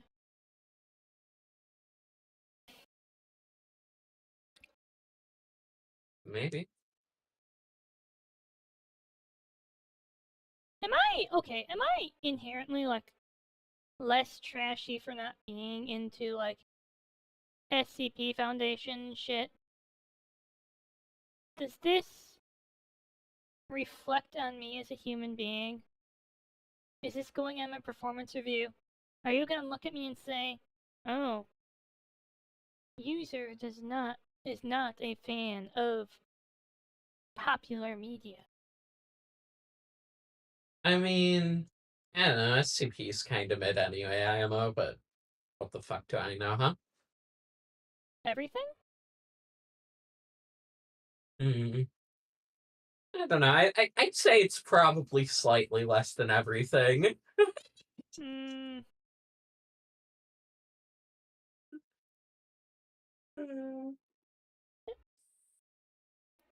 I'm going to press the accuse prompt and say, actually, Sylvie knows way less than that. Refute. Prompt. Interrupt. And then I'm gonna hit the purge or interrupt, and it's like, actually, I do know everything. Oh my god. Jeez. Okay, having a purge or interrupt is actually the best thing in that game. Yeah.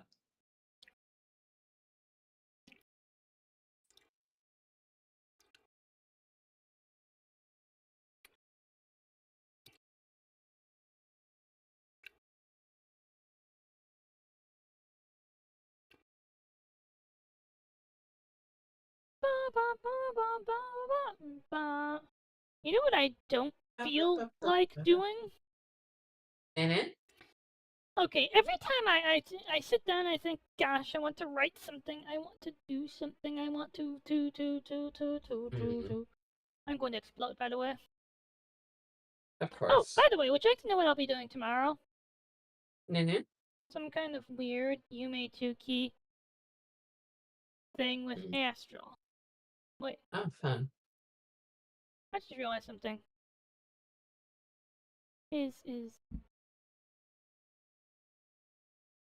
Do you? What the fuck is... What's Toho Dystopian? Yes, right now I'm just... Oh no. Do people actually play Etrian Odyssey? Mm.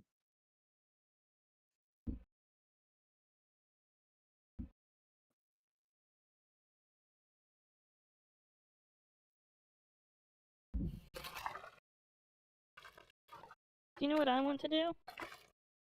Yes, I mean, this is the liminal part of the stream where part A bridges to part B, but I didn't actually 100% decide on what part B was ahead of time. Lol. It's like Seiki, the part of Seiki Mania Travel where you're out of phase. Temporarily. Mm. I want to be temporarily out of phase. That sounds fun. You know what I can't wait for? Nana?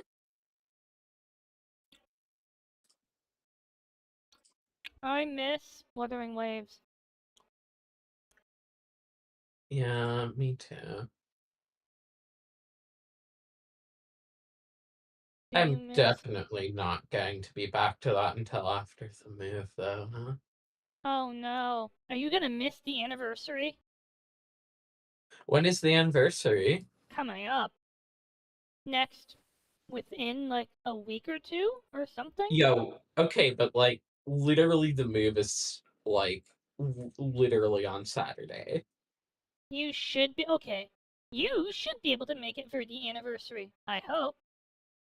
You know what I'm actually kind of a little mad about? Hmm? We still don't have the next update for World of Horror. Hmm. You know what I want? I want someone to head pat me. Hmm. Would you head pat me?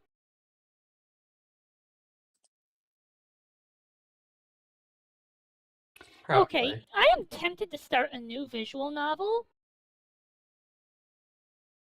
But are we really doing this? Let's start another fucking game. It seems so.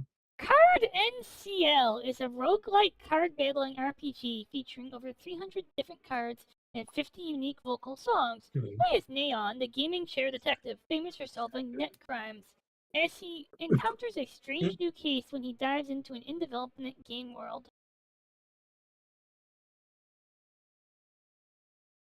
It's Mega Man Battle Network. Lol. Did you ever wake up one morning and play in...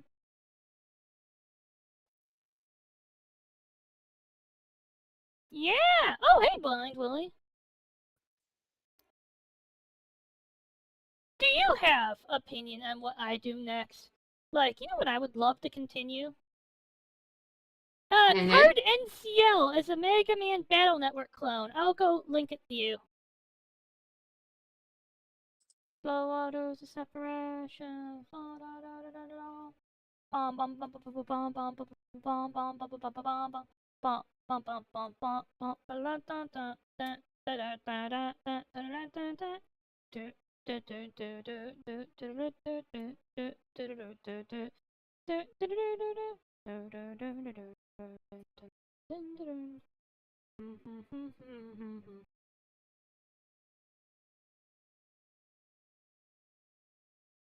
This is a Mega Man Battle Network. Sylvie? You'll have your real headset back by Saturday, right? No clue. Oh. Oh, right! That's not part of the move. That's not part of the move. Kinda not part of the move. Honestly, I don't know where my fucking headset is right now. I left it in my partner's room, and I assume they fucking packed it up to fucking fix at the new place at some point. Yeah, eventually. But, you know. Some point before you die. headset that's working. Oh no. Oh, god damn it.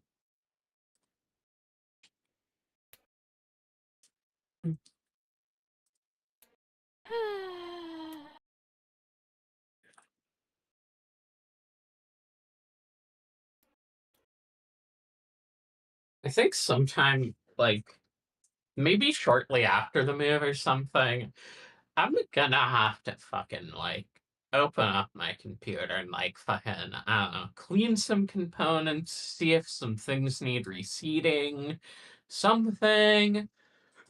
You know what I would be I s- tempted to play right now if Mhm. keyword if I didn't think it would just exhaust me. Mhm. Mato anomalies. Yeah. Okay.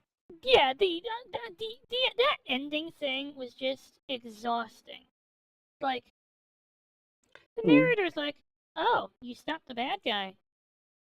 Oh, cool. You can't fix systemic corruption. You want a medal? You want a medal for beating up one evil corporal? Oh, good. Well, good job. He's gonna be replaced by like another. You can't fix up their system. Do you want a medal for trying? Human nature. I know. Okay, I know what the. Okay. You know what? I actually know what is being said there.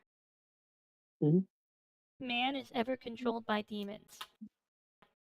Oh shit.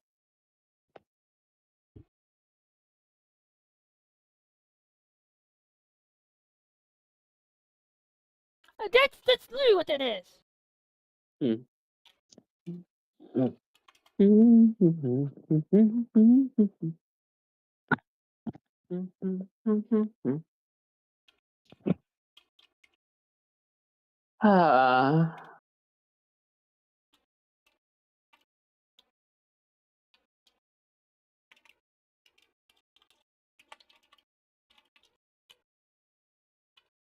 Gosh, man is ever controlled by demons is a moodle amount. God. I swear, that's fucking. That is one of the most quotable lines in all of fucking Sith RPG.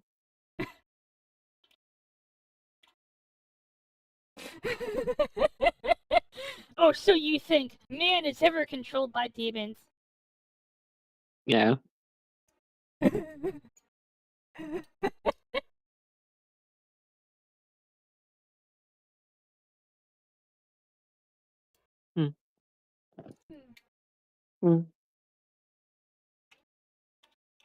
Like fuck that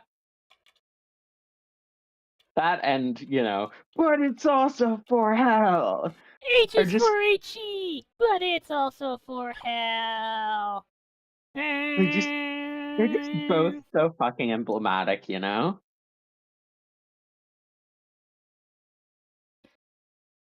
I feel like there might be one or two more that. Yeah. But yes, those are the ones. Yeah, I'm not saying they're the only lines. Just, the most memorable ones. Yes.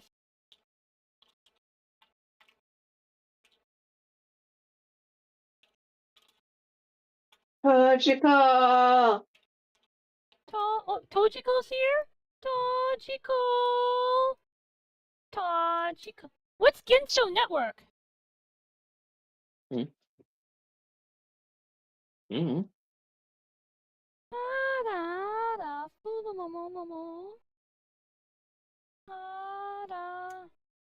It's Slivia. It's Stevia. What? Eventually, I'm just gonna call you. We're gonna call you Stevie, then Steve. No. At some point, we'll just be calling you Hero Brian. Oh God.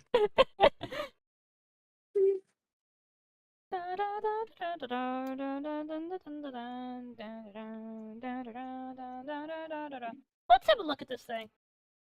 Tojiko, I'm trying to figure out what I'm doing next. Like, it's either Go hell go or more gotcha. Well, I mean, you did say at the last Go Hell Go that would make a nice fucking default post Seiki meta game. Yeah, but I still don't really. Tojiko, are you good with Oh wait, no. Tojiko actually knows Japanese, so Tojiko wouldn't need to set this up. Shit. Huh. I have never played a Battle Network. Huh? What I was to ask is, would Tojiko know how to set up the translator hook? But I think Tojiko just would read this on her own and wouldn't need to set up the translator hook. I mean, I could do, okay. We have two options. We can play Go Hell Go, or we can play more Neverness to Everness. Alright, or I can play more Neverness to Everness.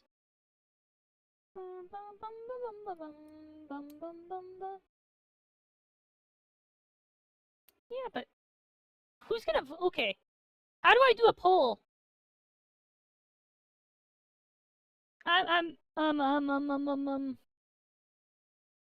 Does anyone know how to set up a poll?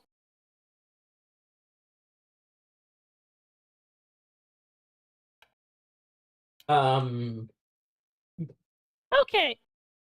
Even if we don't. Is it like slash poll or something? Slash poll, okay. I have no clue. I'm just stabbing in the dark here. And you know how much I like stabbing!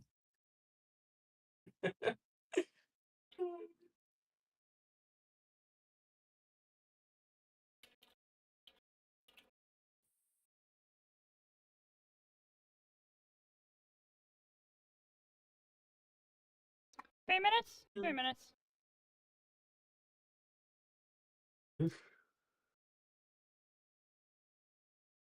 We have a poll! Hooray! You see, I am one of those nightmarish people who doesn't actually... Well, before I start... And her did...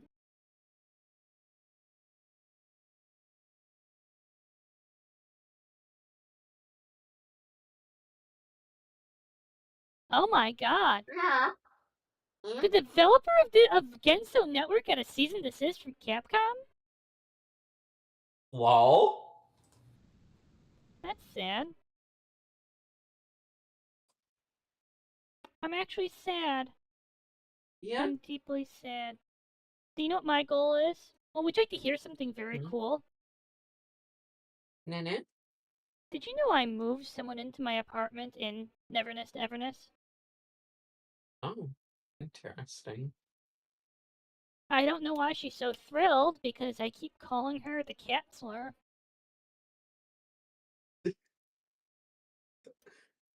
The cat slur? What, slut? Be right back.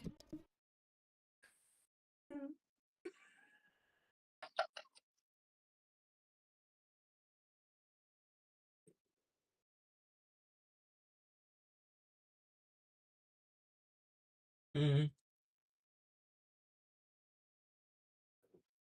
Mm.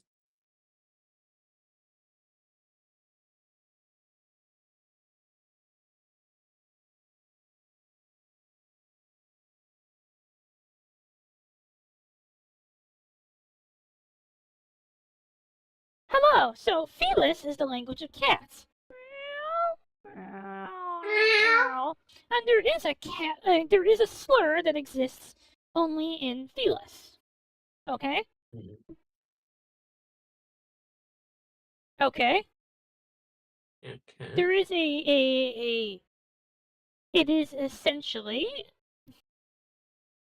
Okay, and the best way to translate it to human speak, or at least English human speak, would be a British word. A British slang term for a cat of low breeding.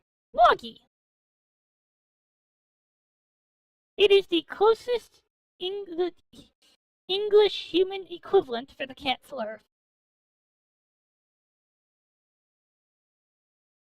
Rest assured, if your cat says it to you, your cat doesn't. There is no okay. Unlike, soft R, where they say it amongst their friends, there is no nice way to say this word. If someone says it to you, they fucking hate you. They have insulted your pedigree. Okay? They have insulted your pedigree, your parentage, your heritage, and all that. It is the least polite way you can insult another cat's blood. Okay? Don't say it to a cat. Like, people get killed for that shit.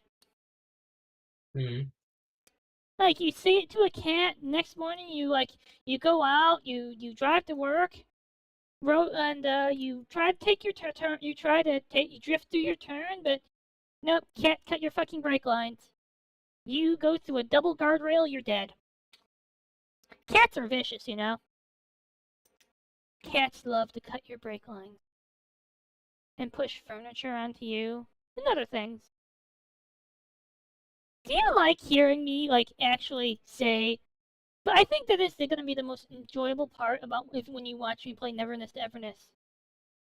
I say the most ridiculous and problematic shit ever. I have a question, Tojiko.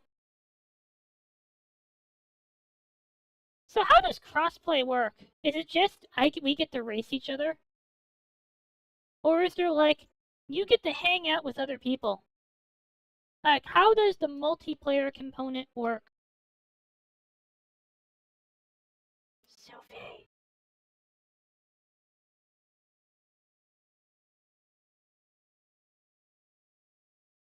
Tojiko. My man, Tojiko, teach me. Teach me, Toji. Toji. Teach me.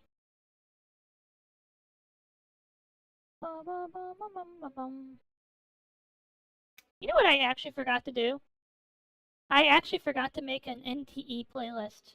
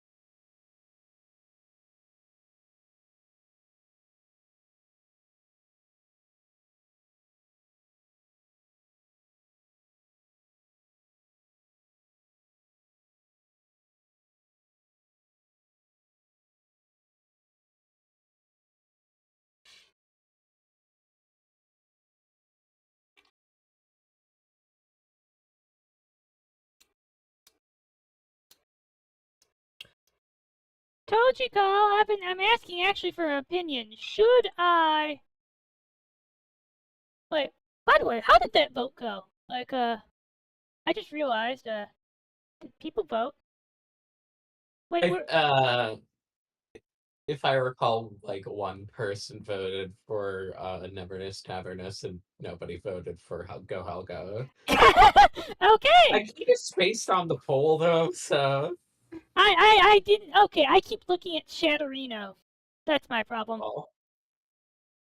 Yes, I spaced on the poll. How do I actually launch the game? Very carefully. This is gonna sound really weird, but I don't know how to launch the game.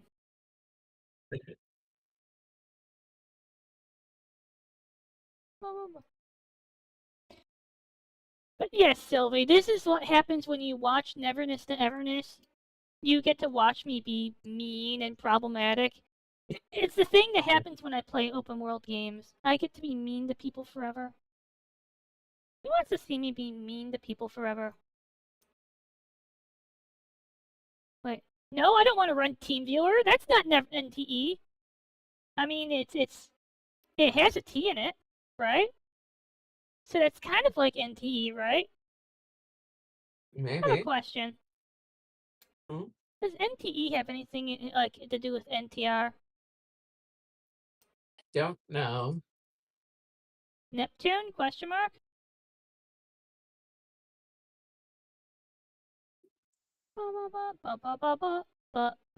Give me a moment.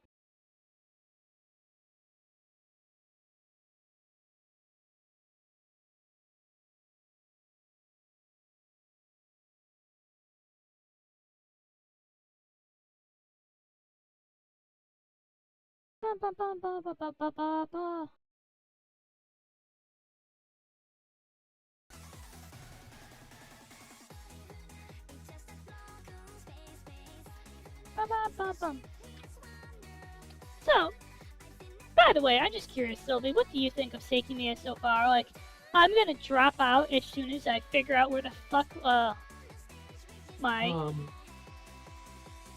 I Are you- mean, getting.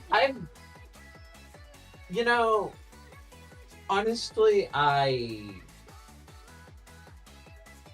probably primarily like have struggled to really like grasp what the fuck is going on with Seikimea, just because like I don't know, I either missed or forgot like the early parts, but like once that was in hand, it's like I mean it's a VN. There's supposed to be a mystery afoot.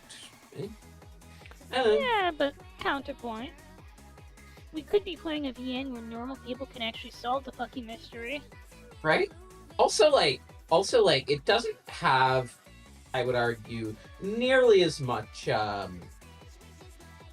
flavor to the characters as, Danganronpa or anything. I mean, fuck. We have Magical realistic Girl characters, Witch but Trials the is characters fucking have peak in terms of... no identity. Yeah. They're bland as fuck. Like fucking... Like, I have eaten oatmeal less bland than these fucking characters.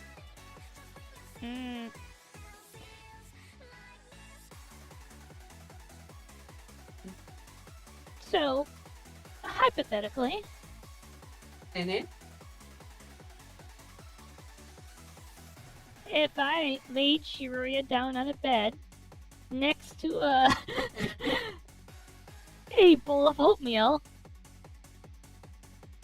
and you tasted both of them, would you back those words up? Absolutely. But seriously, Tochiko, does anyone know how to do? Wait, is this it? Oh, the launcher is just hard to find. Wait, there's an update already? Like shit. There's a fucking update already? Jesus. Do you want to see me listen to me be problematic? Do you like when I am problematic? Do you like problematic media? Do you like Occasionally. cry? I mean, You know what? technically, I think like most of the media I interact with counts as problematic these days. So, tell me about the Jeffrey Epstein fanfiction you're reading. I didn't say anything about Epstein. You said most of the media you said would be problematic. That would be something I would call problematic. Oh, I meant problematic by like Tumblrina standards, which is honestly shit standards anyway. I mean, by those standards, neverness to everness is problematic. By those standards, Wuthering Waves is probably problematic. Yes, because you know what Wuthering Waves didn't do? Eh?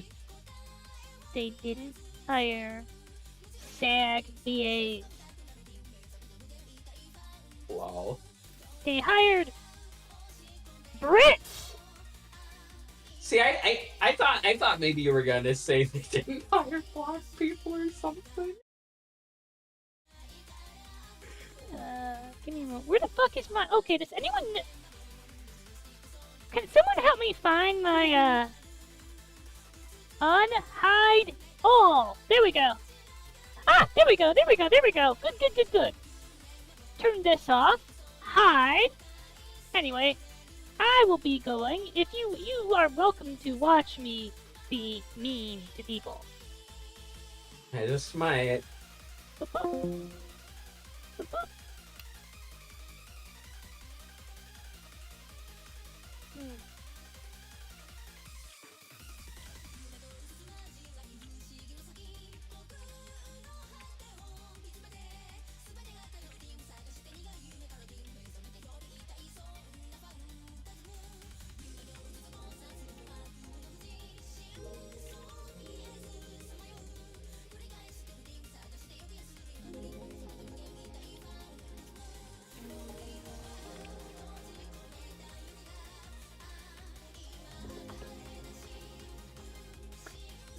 Neverness to Everness! Rumia's Urban Sociopathy Simulator.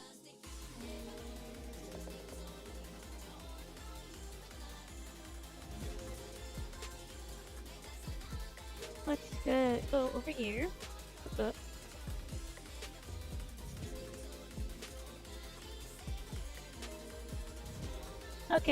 Okay, good. Let's rename the stream on the YouTube end.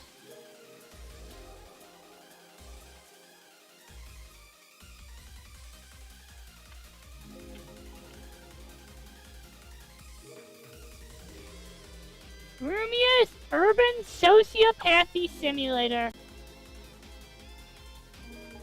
You see, can I tell you all a secret? An open world game is the ultimate measure of a human being. This is gonna be how they determine your ultimate fate. So, hear me out. Hear me out! You're going to hell, right? Yes, you're in the underworld, and you're standing before Anubis, and you ask, are you gonna weigh my soul against the feather? And he sits you down in front of Grand Theft Auto or Neverness to Everness, and says, nope, you're gonna play this game. And the things you do in an open world game, no, they'll set you down in a Rust server. Yes! They'll set you down in Rust, in Minecraft, and your behavior will determine whether you go to hell or not. That is the measure of your soul. Are you a good human being? Well, plot twist.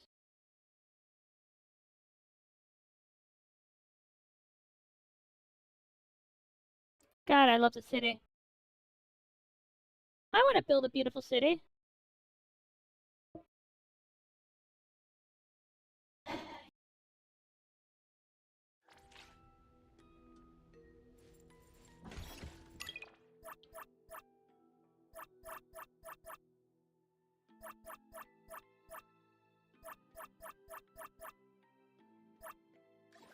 Let's see, we have these magical things called dailies.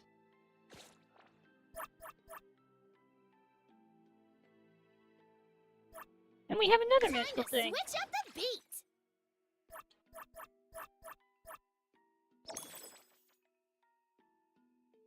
Wait.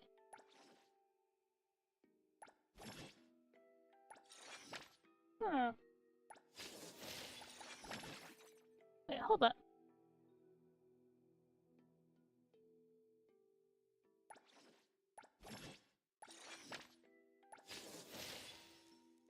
Told Tojiko, out of curiosity, how is your, gacha luck going? Tojiko, how is your gacha luck going?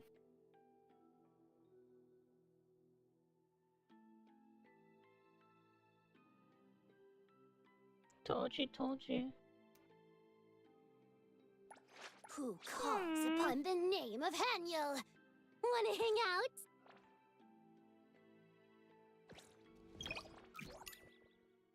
Ah, cool, I have a new character, right? Who calls upon the name of Haniel? Wanna hang out? Is there anywhere you want to go? No, unfortunately. Me! Hey! Salad? Who? What, liquid? Everything we need. I'm ready. Should we head Ah. up? Another Hey, the wind's picking up.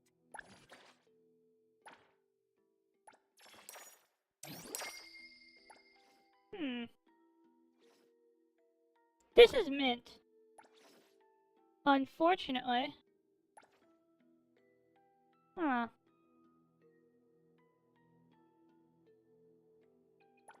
Manage Paper Squadron.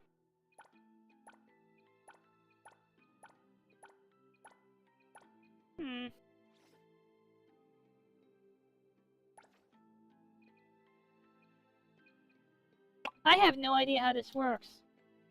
Tojiko, can you teach me? Tojiko! Well, that's fine. I'll just sit here feeling like I have no fucking idea what I'm playing.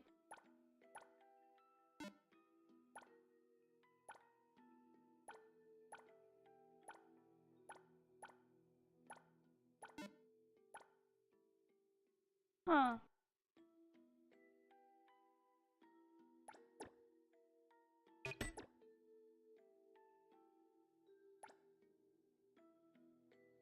Wow, this game is actually confusing. Like, mechanically confusing. I will see through the Nexus. In a way, okay, this is so far, it's fun to play, right? I have a serious question. Is the stream actually still running? Can anyone still hear me? Sylvie? Willie? Tojiko? Somebody? Hey, why don't you leave the... Master, what are your insights? Master? It's chaotic. The future's unclear. Oh, the other kind of master. I said before, but I don't trust those old stuffs. But give me a clinical look, there's a glimmer of hope, a twist of fate. But then again... When I look again, it seems... Master, can you give a definitive answer? Be quiet, I'm an intern. Hey, baby. How about you go somewhere with me? No? Fine. Do I have a vehicle? Anywhere?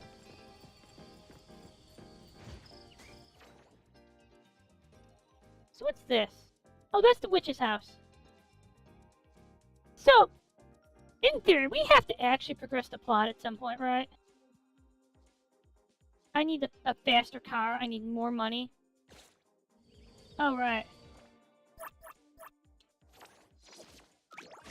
I need to go shopping and keep the cafe running.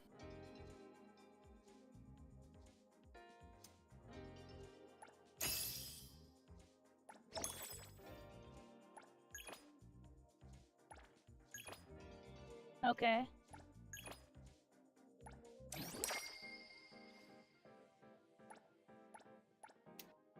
We need to go get coffee and coconut. But you know...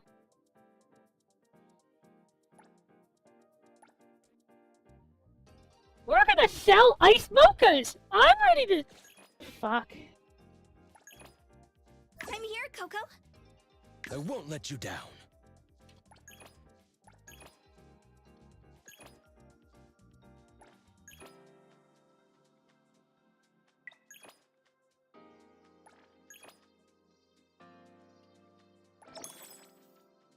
Wait. Hold up! Shopping list? Am I...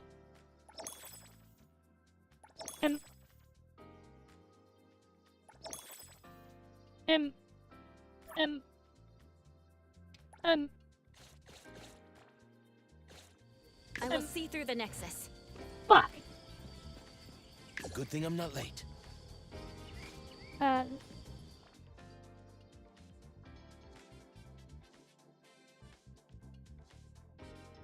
So,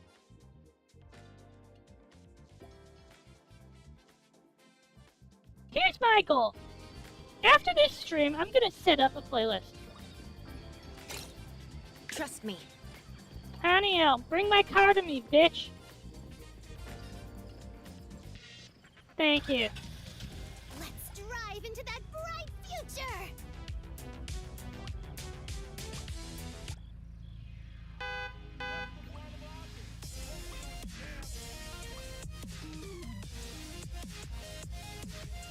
Convenience store.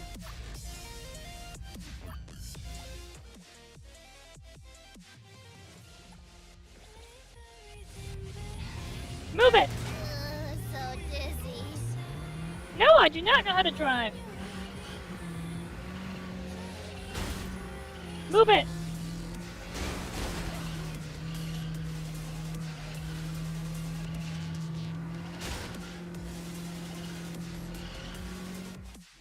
Okay, as a serious question, like, how hard do you think it would be to, like, really quickly put together a playlist?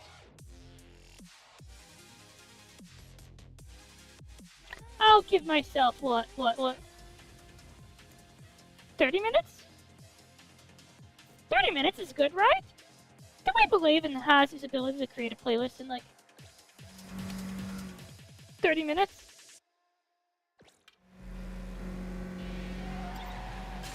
Where should we take the wedding photos? Studio shots feel a bit.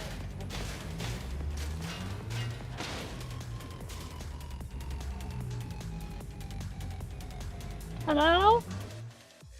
Hey! So dizzy. I knew I played like, you missed the vote on what I was playing next. Wait, I put a vote. Do I play Go Hell Go or Neverness to Everness?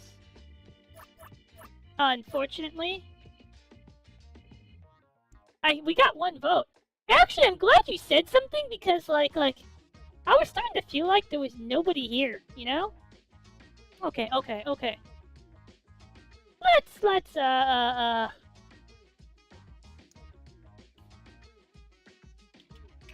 NTE OST, right? Video game soundtracks.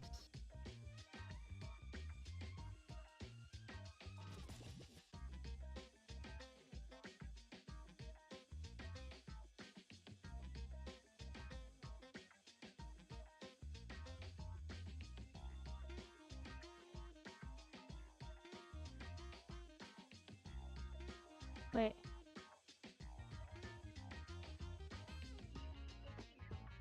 Hold up!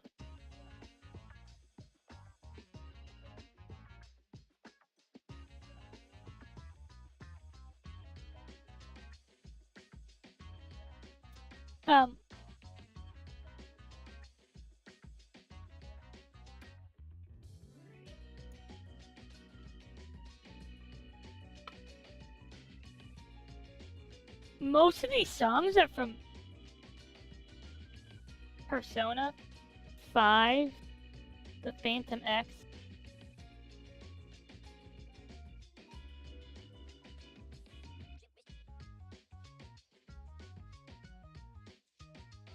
Bum bum bum bum bum bum bum bum. Hold me now.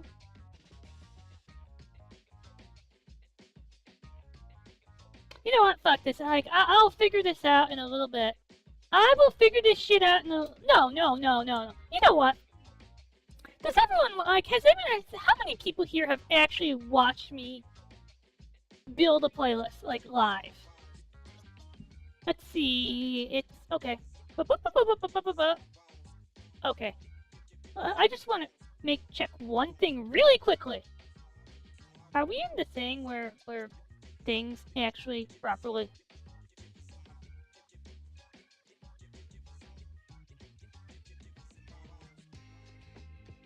Oh, Jesus Christ.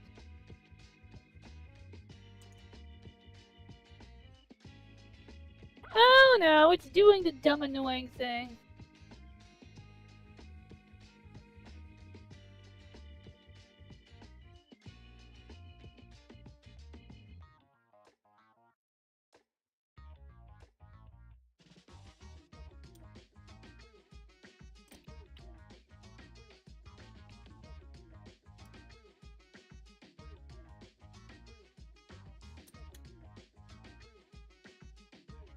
Let's get a mixture. Let's go get Tokyo Cassette Noise Club. So, if you've ever wanted to hear me, like, build a playlist live, right?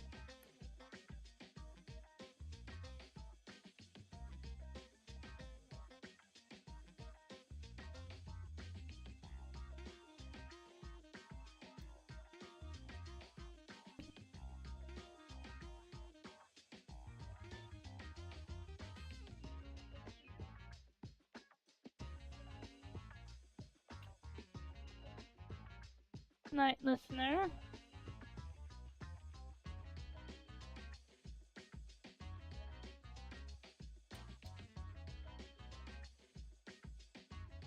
Okay, you know what? This is not enough time to put a mood together. Let's just get the fucking shopping done. Yes. Welcome Hi. to 24. Easy shop, easy go. Anything you like? Yes.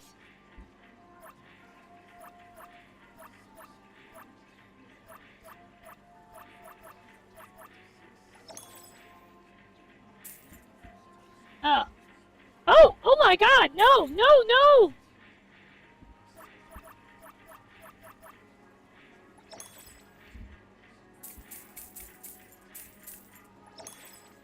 There we go. Rest for a moment. Easy shop, easy go.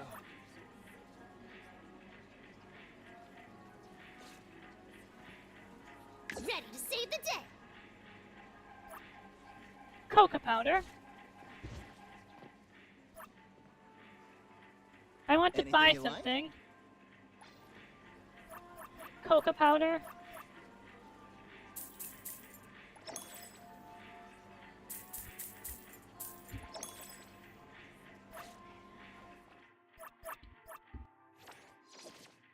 Having to run a fucking cafe is a pain.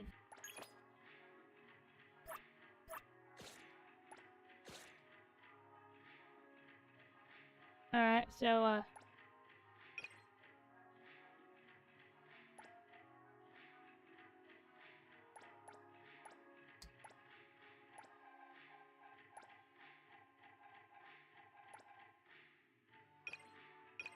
oh no!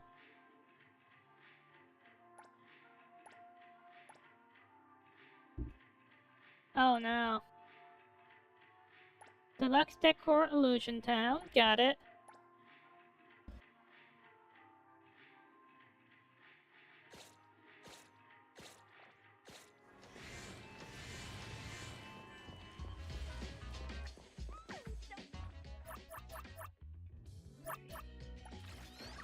Event. Oh, hi.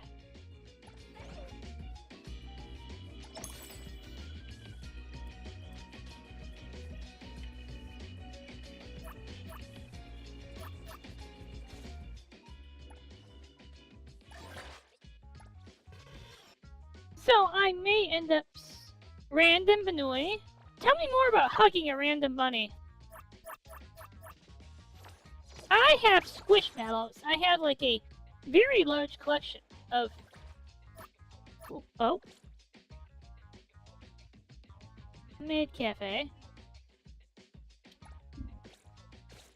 I will see through the Nexus. You know what? Let's drive into that bright Let's do it. future.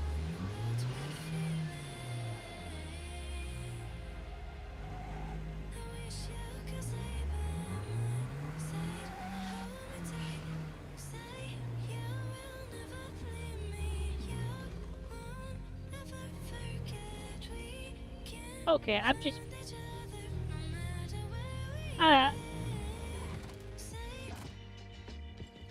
You know what? Okay, I'm not gonna test this with my car.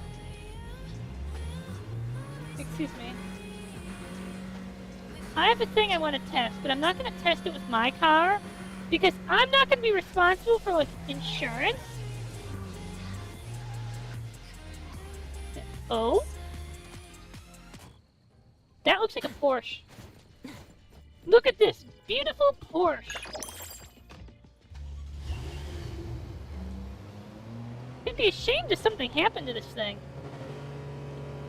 Luckily, if you drive a car this cool, you probably have insurance, right?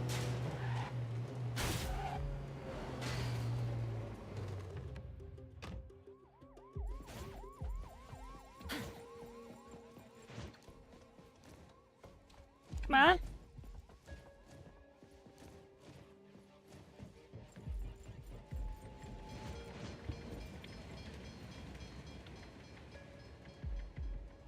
Bruh!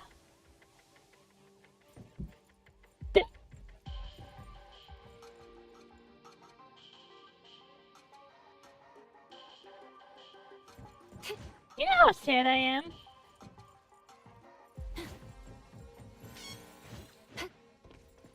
I wanted to see a Porsche get wrecked by The wind's just right. a train. Don't you? Have you never destroyed a Porsche in front of a train? Didn't Mr. Beast do that?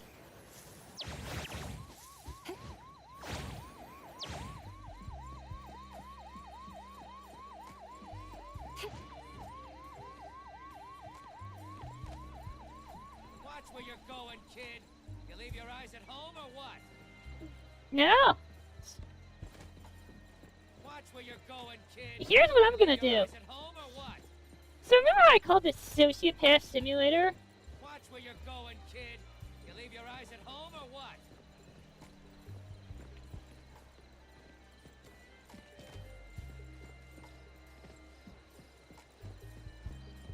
We're gonna wait for someone to cross the street.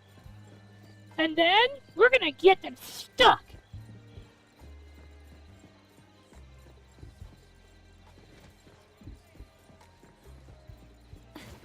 Doesn't that sound like a good plan?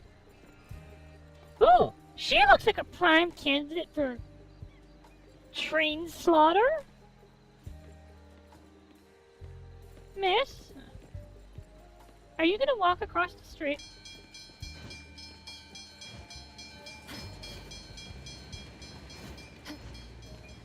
What? The car! Did you just unperson that car? I mean, if you say so.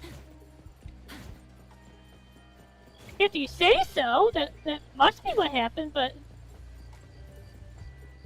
Okay. It's time to indulge my...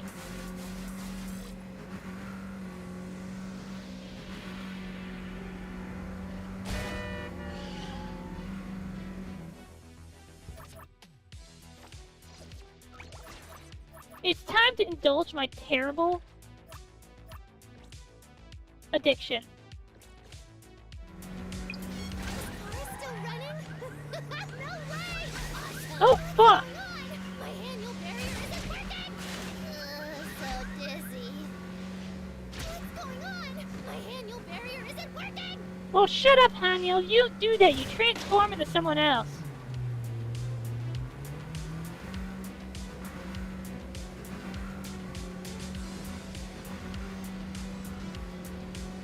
Who wants to play Mahjong with me? Yes! This has a Mahjong minigame. This means it's better than anything Hoyoverse has ever made by default. Hello.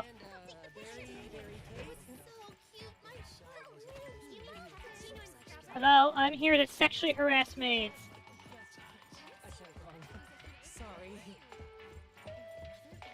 Yes,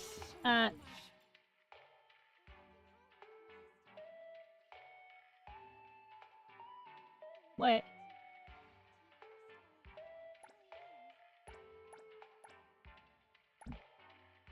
Uh-oh. Wait, did I just start online matchmaking? Shit. That's not good. Help! Fuck! Fuck! Dojiko, come save me.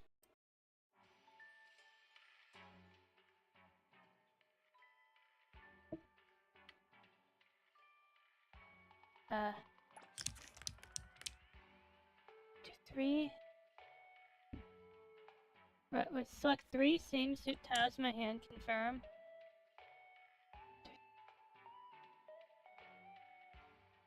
4, 5, 8.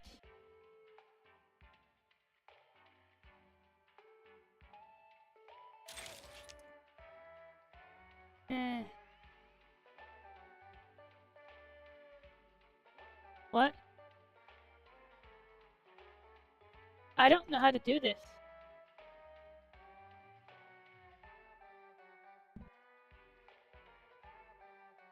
How do I,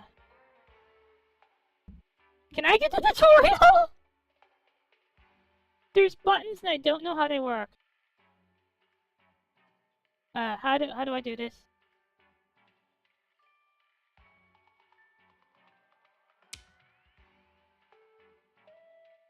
Oh shit, I didn't want to do that.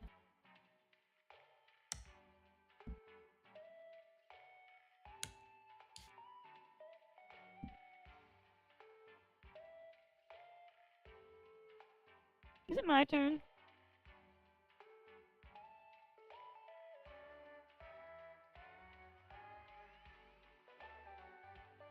Can someone tell me what the fuck is going on?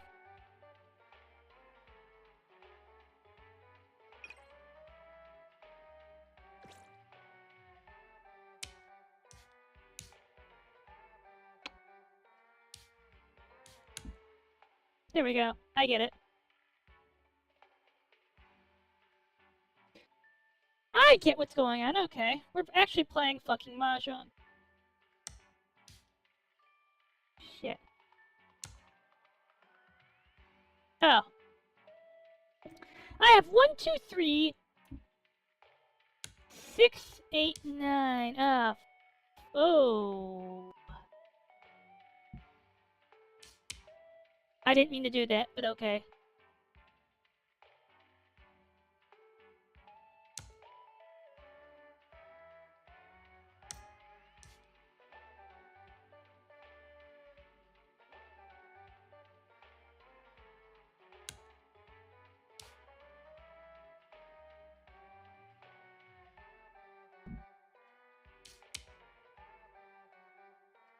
Uh.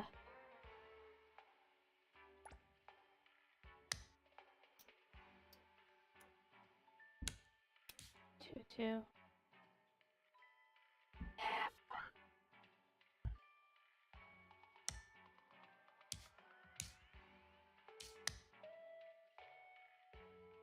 Wait, is the game playing for me?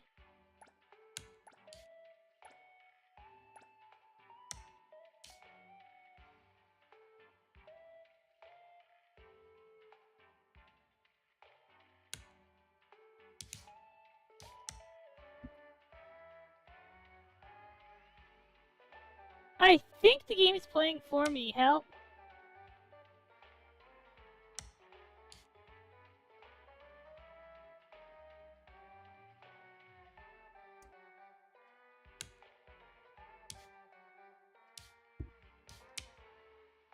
Okay, there we go.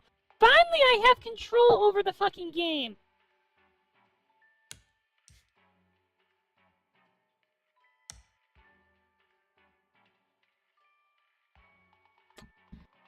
Oh, fuck.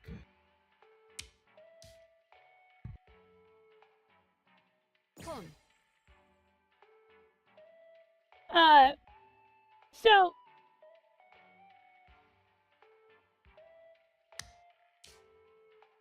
Fuck you. Can I make a confession? I don't know what I'm doing. I need to get, either 3 of a kind or 3 straights. Fuck.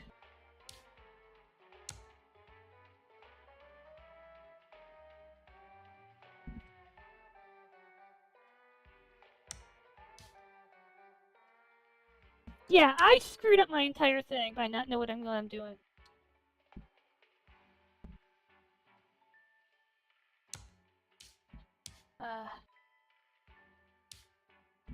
I have no circles, so let's not even bother. Shit.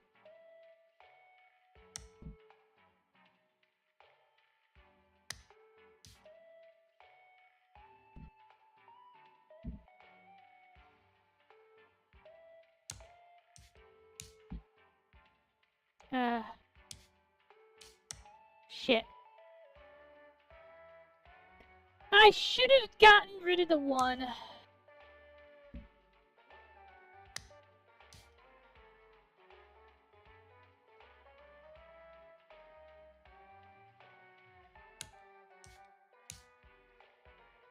Wait. Wait. 1, 2, 3.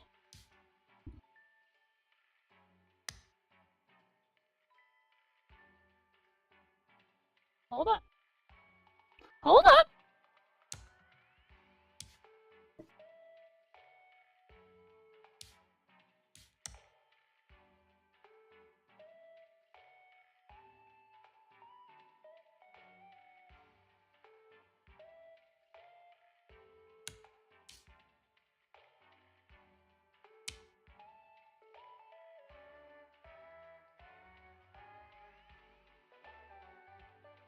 Three, 4, 5.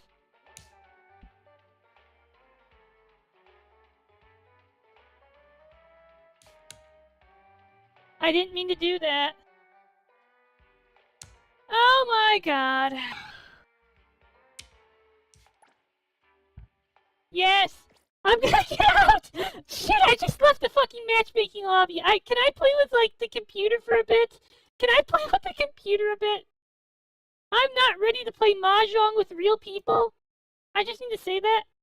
I am not ready to play Mahjong with real people. Oh my god.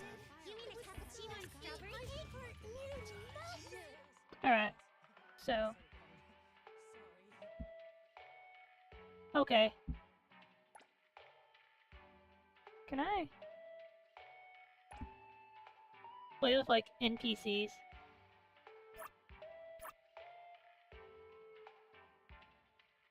No.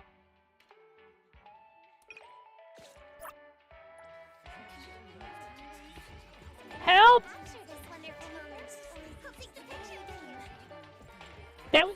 Okay.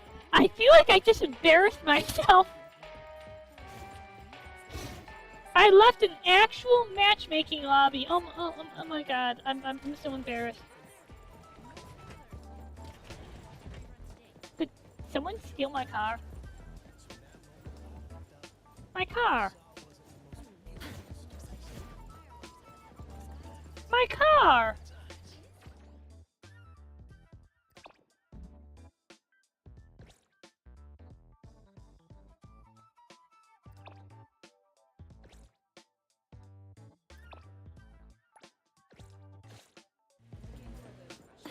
So, I wonder how much money there is in taxiing. I'm broke, you know? You know how hard it is to do cool shit when you're broke?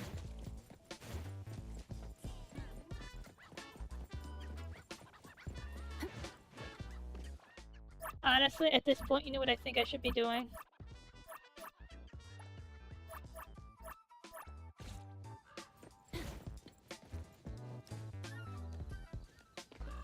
Honestly, at this point, I feel like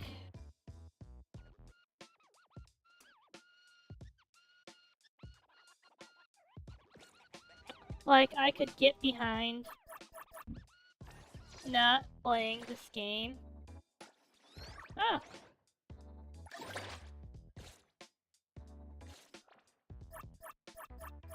But like, you know, playing my... I don't understand.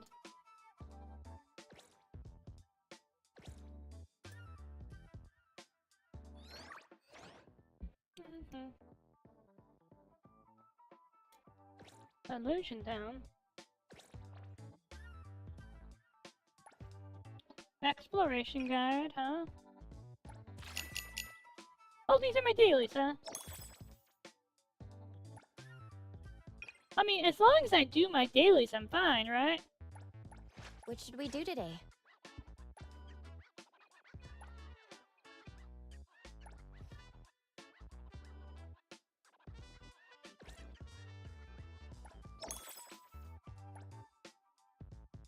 Right?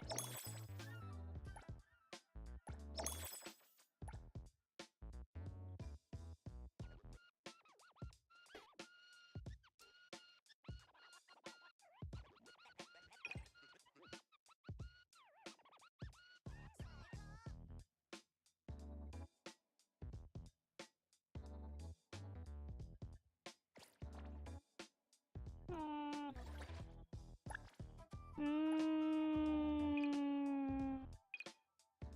Mm. Mm.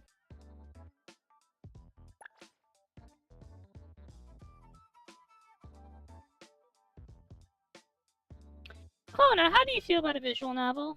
I'm feeling very, very...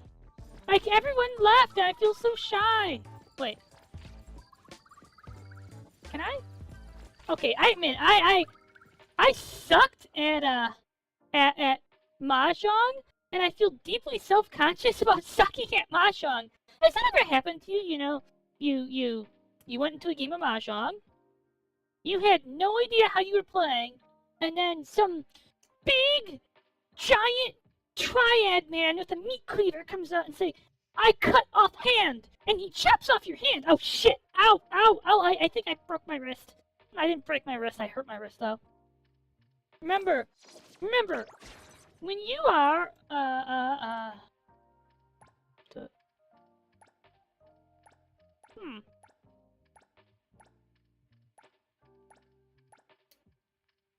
This sounds like it costs money.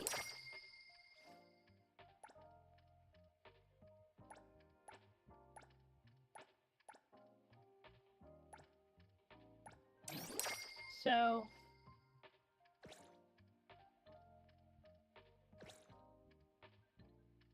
Level up, huh? Can I level up? Complete quest. Day job.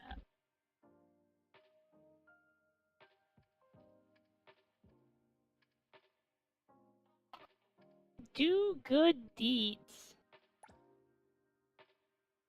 That's it. Did you just tell me to do fucking good deeds? Oh no, this is swift travel. I'm not gonna go doing good deeds. No. Your current rating has been detected as good. Please keep up the excellent work. Thank you for... What?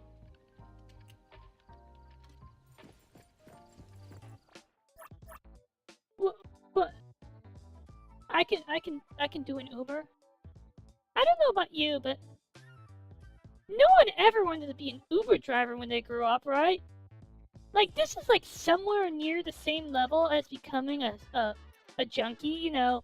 Not when people tell you no one ever wanted to be a junkie when they grew up. Well, you know what? I wanted to be a junkie when I grew up, but you know what I didn't want to be? An Uber driver.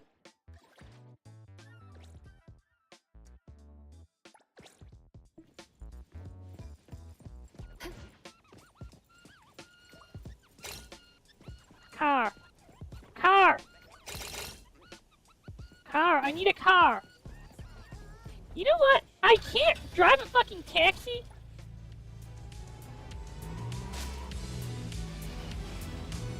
Yeah! There we go!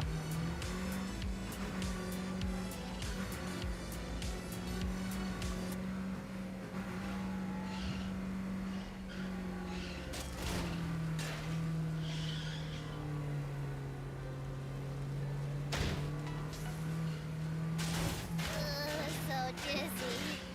Put up with it! Oh! It's Mint! My driver is Coco. Wait, are you excited that I'm your driver?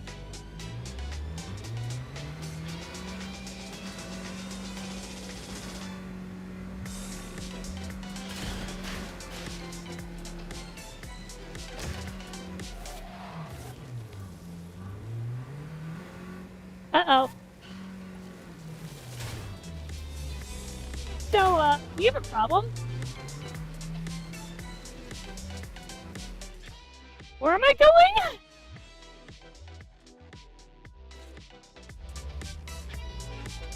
I got lost. Let me tell you a secret about driving a cab. Don't take an off-road route if you don't know where you're going.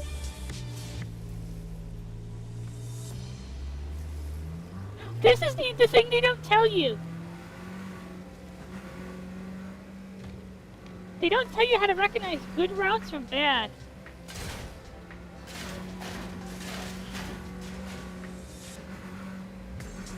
Bruh.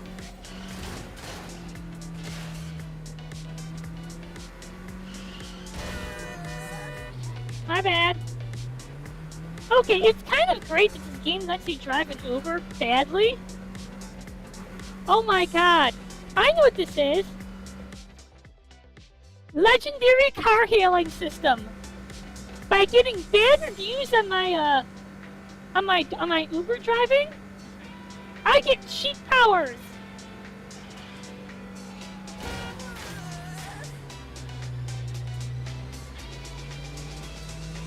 Oh wow.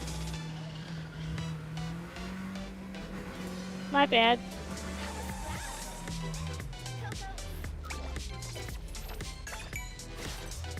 Ow. Ouch! I got a 3.9 rating!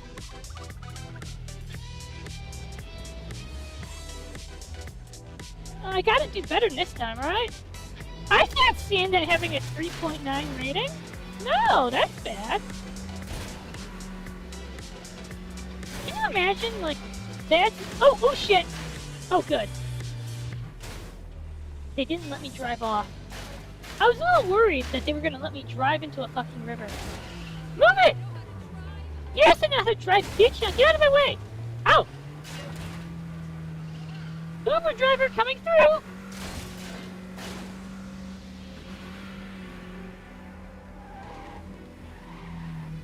Oh, hi. Who are you? Hello. I don't... Thanks for picking me up. No problem. Alright, where am I going? Okay. I think this is a park I can cut through, right?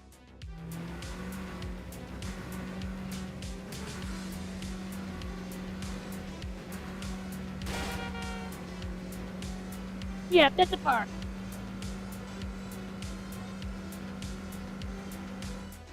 Alright, what would be the best way?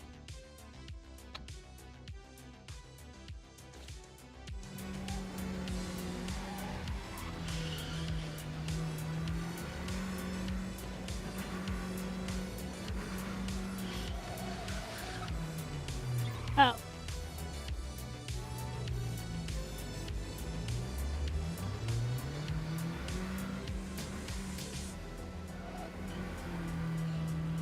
Oh. Pro tip.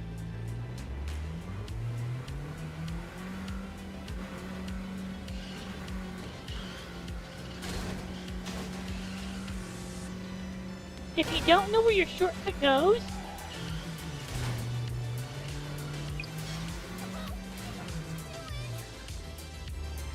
I think I got lost.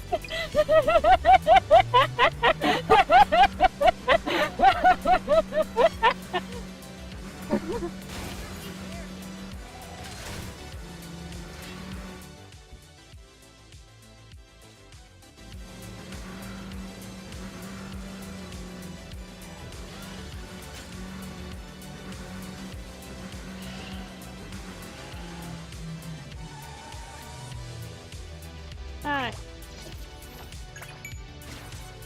Ouch. 2.8.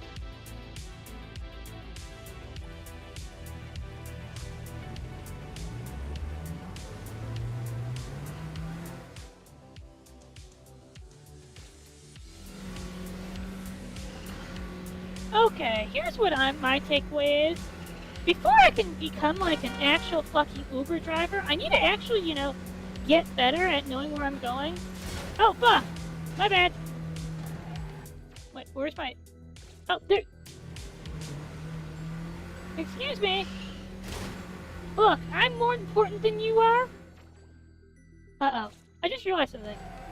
Am I turning into Lorelei Loves? Lorelei Loves, but with like a... With a with like a DoorDash?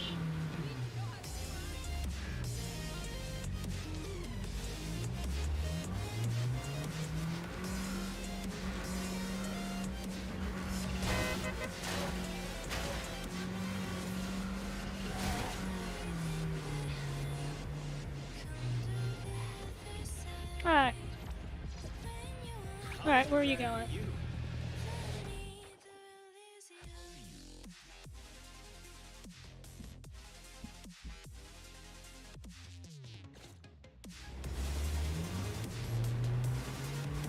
Alright, I gotta go, dude.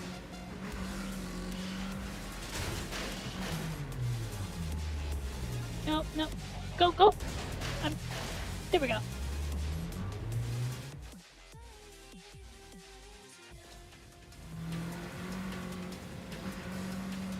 Let's go.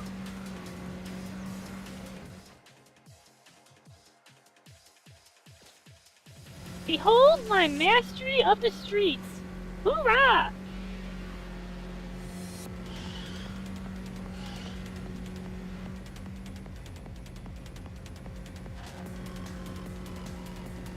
Hoorah! Mastery of the streets, right? What? Fuck. I still got off in the wrong fucking street.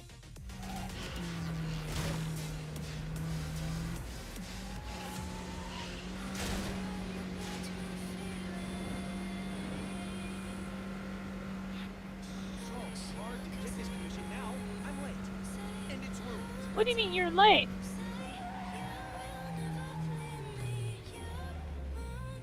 Like...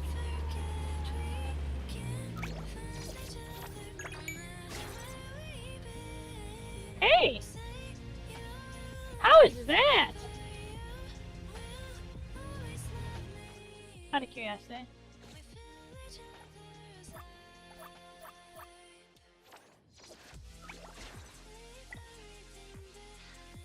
Ouch.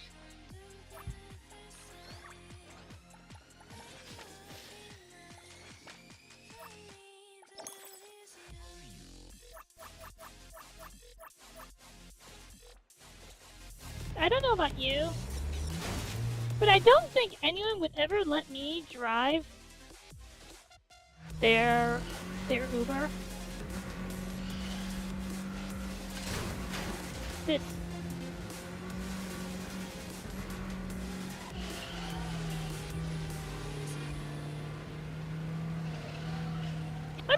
I'm in kind of a weird mood today, I admit it.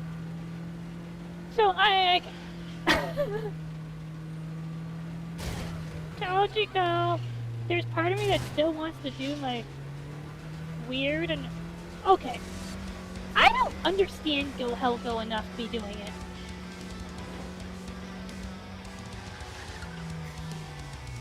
Oh, who are you? Hey, baby.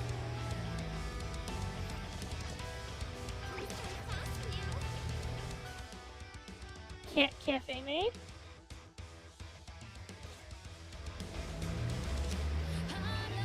Let's go. Trees drive fast, meow? I can do that. In fact, I'm not just gonna drive fast. I'm gonna vehicular manslaughter. Oh shit! I took the wrong. I took the wrong. Oh. Nice! That was smooth as silk. Oh. Ooh. Did I accidentally take a faster route? I think I did.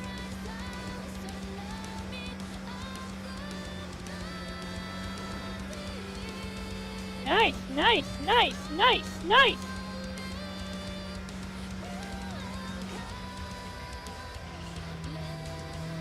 Let's rock and roll!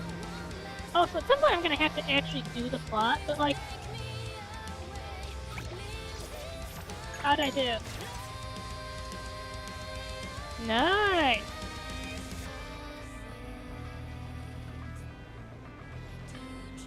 I need more money, you know?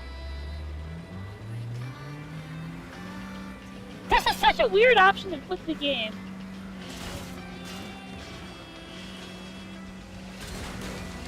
How many people want to be like... Can I say what I think? This is Sigma grind set the game. This is just Sigma grind set the game. I'm grinding Uber deliveries to support my real estate investment because I don't have a doubling mindset. I have a tripling mindset. Make your cash work for you by buying investment, by buying crop, by buying rentals.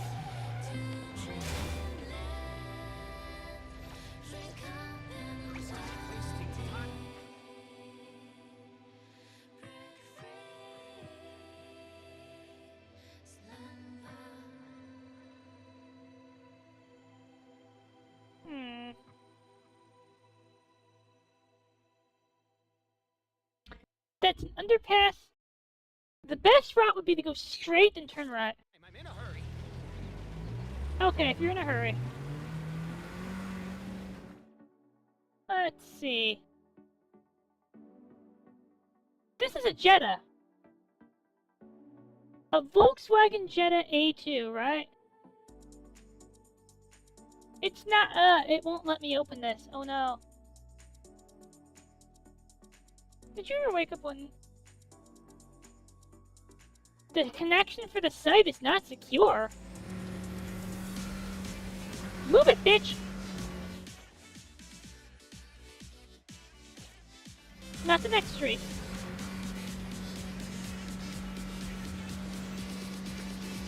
Here? Yes! This will return! Now we just go straight.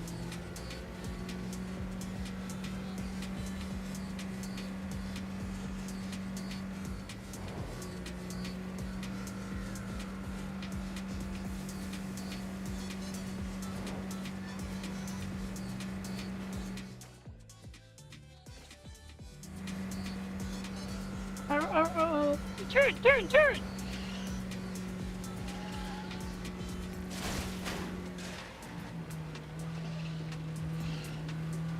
You better give me a good review.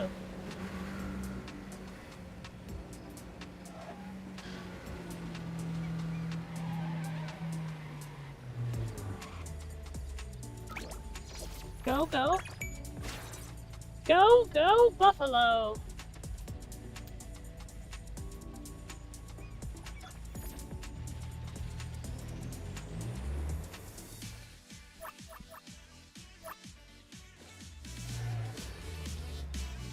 Do I actually need to be driving my car? Like, okay, hear me out. There's a place I know I can go to get a free motorcycle.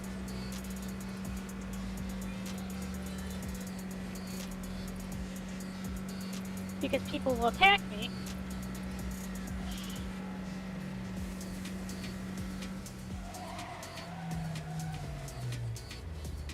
People are gonna attack me, right? Okay. Time system.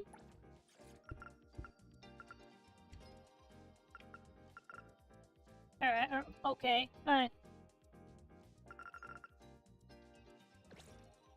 Time.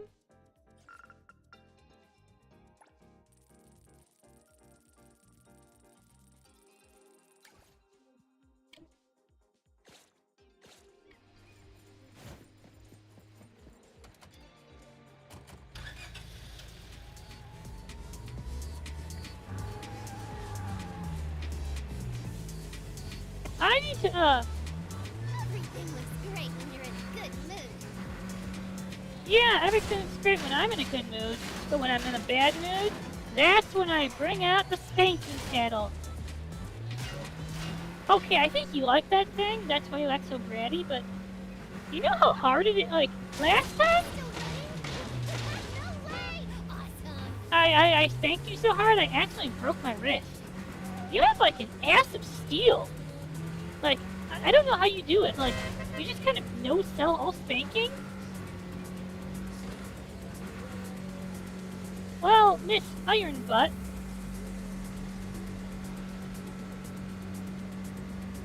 Alright. Let's see. Here.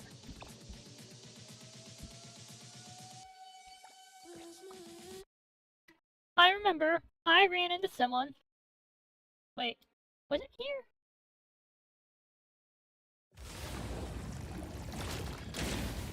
I hope there are criminals over here. There better be criminals over here.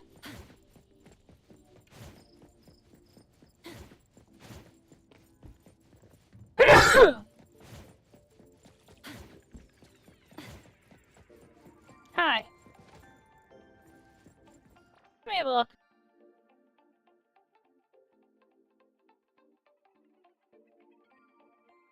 It's very boxy. It is a pretty car, but it's boxy. Hello.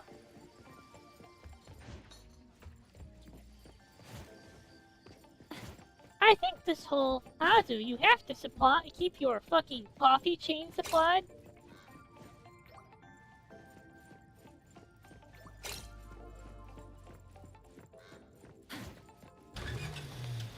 Let's drive into that bright future!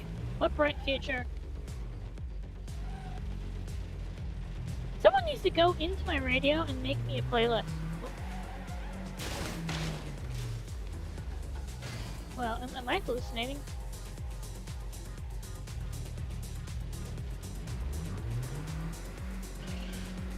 Everything looks great when you're in a good mood. But I'm not in a good mood. You know, when I'm in a bad mood, you look like 40 pounds heavier? 100 kilos heavier? You're fat. You become fat in my eyes when I'm in a bad mood. Nope, you can get your friends to join you in the passengers. Move it! Bitch, I will fuck you up. What, oh, do I know how to drive?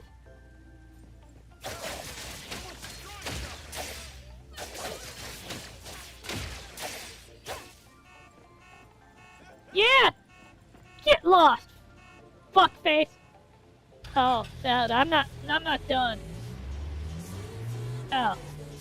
You know, in Cyberpunk 2077, Lorelei Loves would have beaten him up, then run him down with his own car. Lorelei Loves is an example for us all.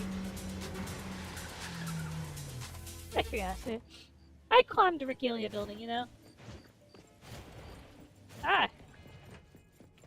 What, you're fucking car dealers? I'd like to see the cars.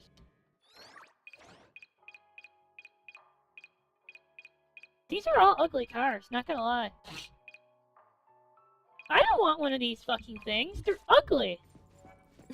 But you know what I will do? Is there a lot? I'm not saying I'm gonna steal a car. But I'm gonna steal a car.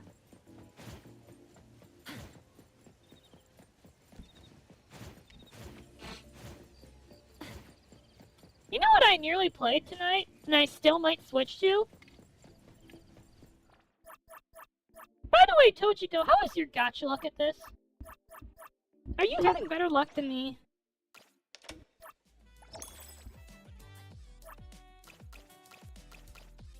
Are you...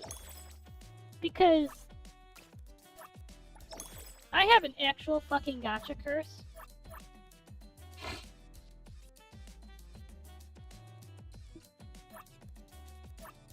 Did we know I have a gacha curse?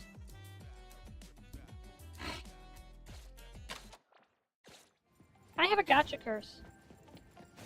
It's tragic.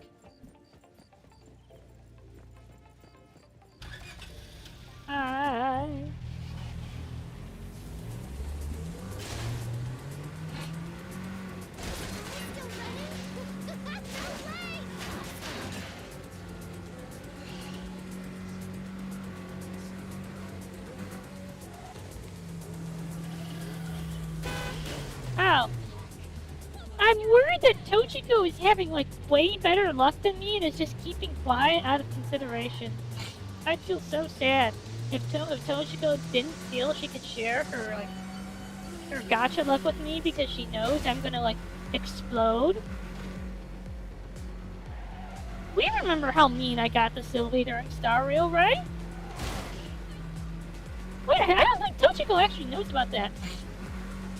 Like, I went like 160 pulls plus on 5 different banners in Star Rail. Well, Sylvie was always getting really good luck, and by the end, I got really mean to her. God, I could testify, right? So dizzy. Good, stay dizzy. We're still running? No Oh. way! Uh-oh. I think I got lost.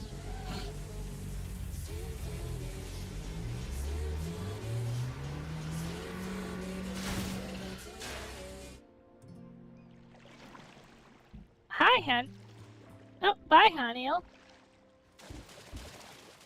Oh.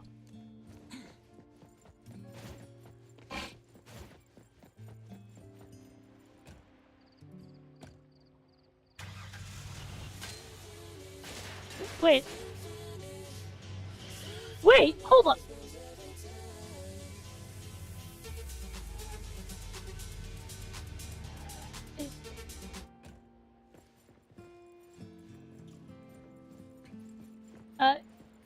Is this car not stolen because no one saw me take it? Really? Really? Okay, so what kind of top speed does this thing get?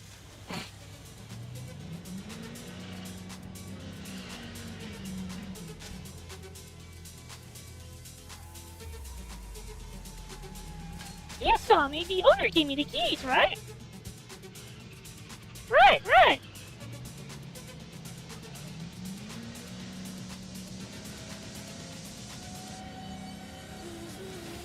Yeah, this thing doesn't have any speed. Oh, I think I drowned. That happens sometimes. Has anyone ever known, like... Hi.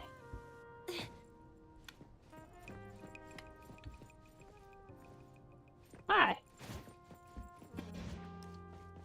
Can you imagine, like, some child falls down here and is hurt, and they have no idea how to get down there to get him out?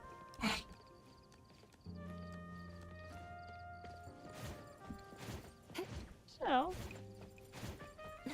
We're good. No one's looking, right?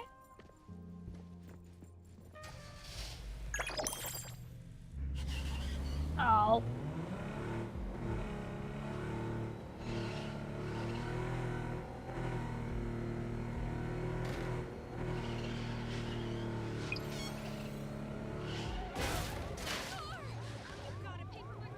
Shops are being harassed?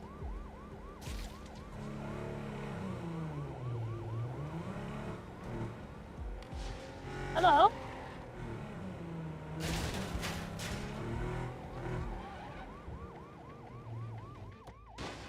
Okay, no. Ow! Fuck! Okay, if I'm gonna get shot at because of my stolen car, I'm gonna drive a Porsche. Outrun the cops. And then...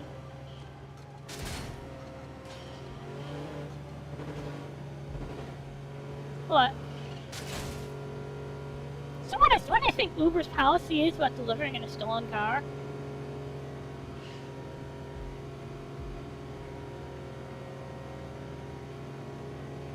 Like, serious question, do you think Uber has a policy about delivering in a stolen car?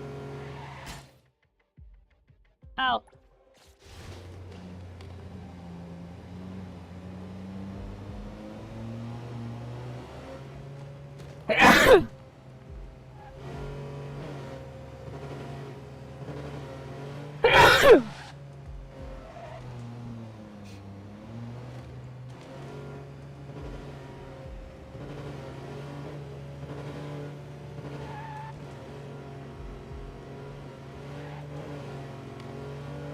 Are they never gonna lose interest?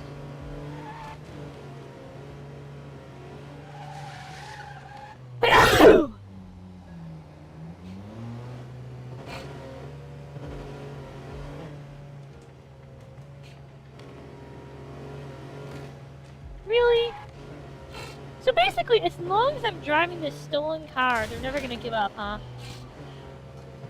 This makes me feel sad. Whoa.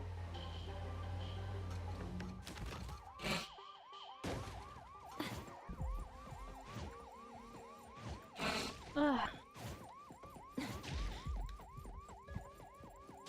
Run, Haji, run!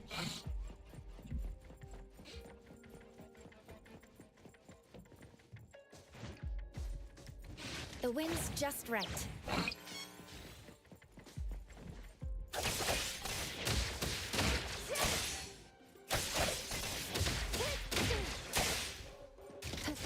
What? They're committing theft, though! Perfect angle.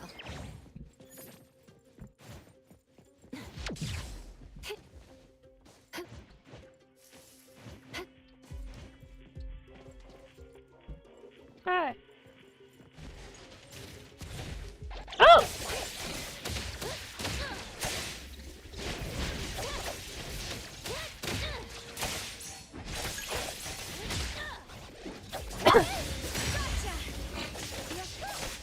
So what would happen if I kited the cops into monsters? Could you imagine doing that? Minor mistake. Would you do that? Time to switch up my turn. Here's the real question. Who here wanted to be a junkie when they grew up? How many people like sat there as children saying, you know what? I want to be a supervillain. Side note, I actually wanted to be a supervillain.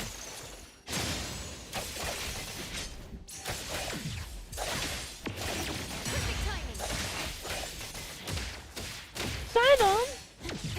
Told you, Bo. Did you want to be supervillain when you grew up?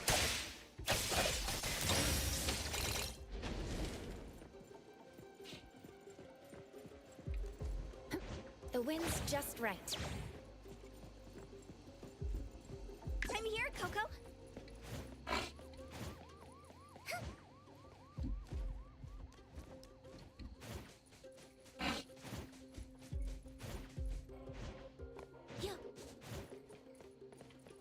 You have never wanted a death ray that you would, like,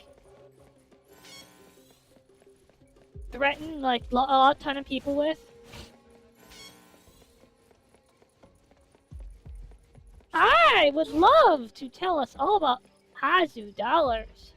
Enter the colorless Leave now. it to me, Mint. Let's run away from the cops by jumping into this place. That's what we do, right?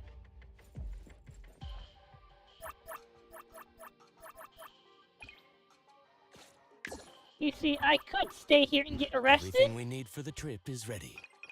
or, Another new day. hear me out.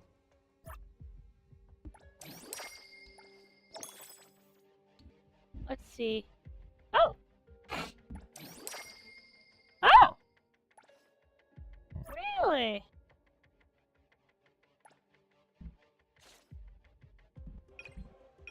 Hey! Me!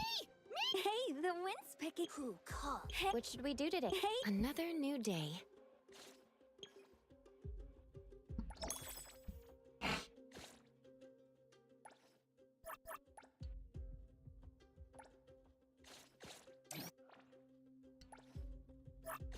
Let me take over. Hi. Oh.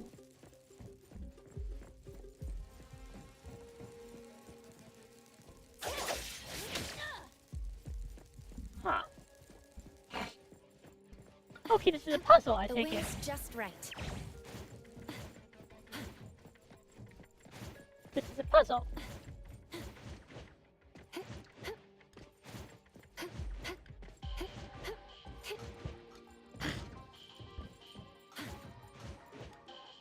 Perfect angle. I mean, not gonna lie, going to the puzzle dimension is a great way to escape the cops.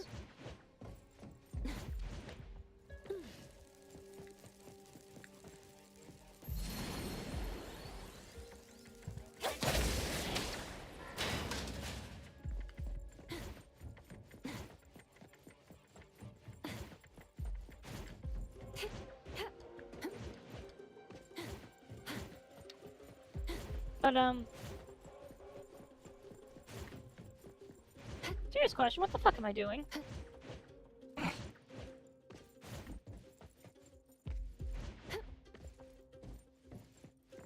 Ah, I just go into to here, right?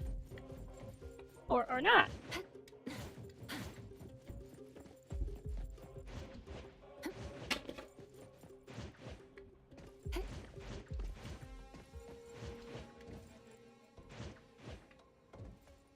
Ah.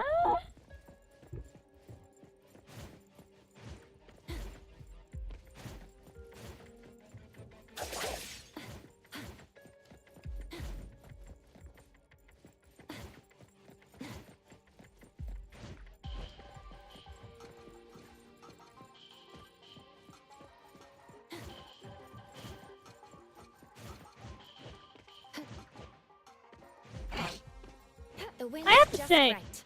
escaping to the puzzle dimension to avoid, like, arrest really only works if you know how to solve the puzzle. Perfect angle.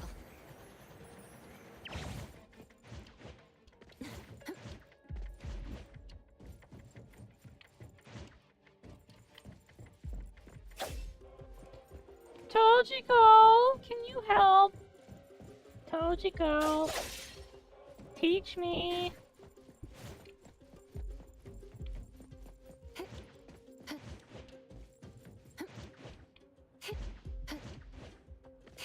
How do I solve the puzzle?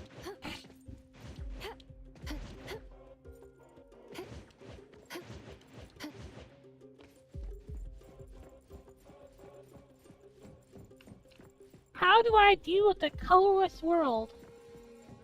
Like, I genuinely don't understand the puzzle. Oh! Oh! Okay.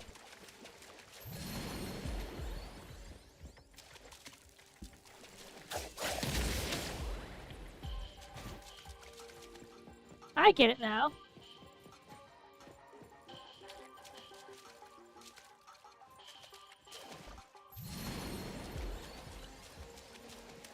Yeah, I haven't bothered with the plot either. I found this in some random alley while I was running from the police.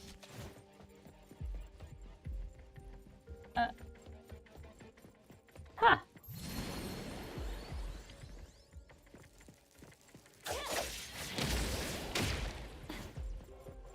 This is just like when I played, Phagia Simulator.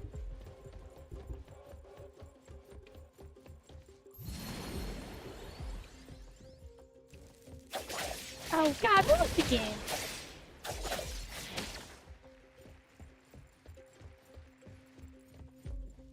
So...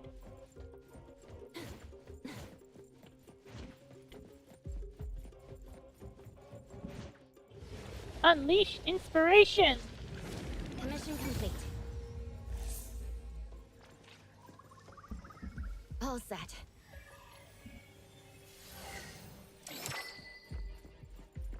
Just...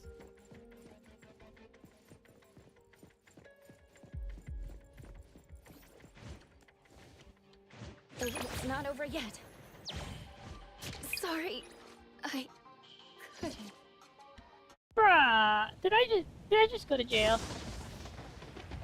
I went to jail. I went to jail again! No!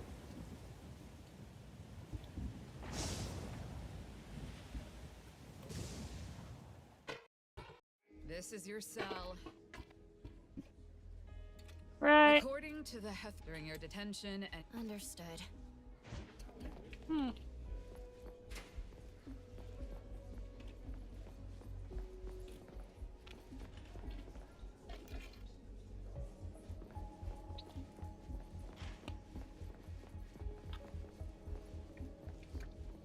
Have you gone to jail yet, Tojiko? Or am I just the rotten one here? Am I the evil one? Hmm.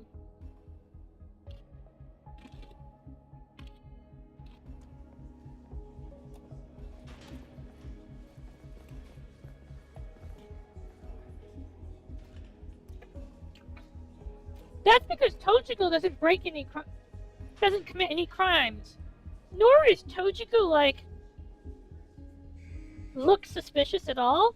People keep falsely accusing me of car theft and assault all the time. Have you ever seen me assault someone or steal a car?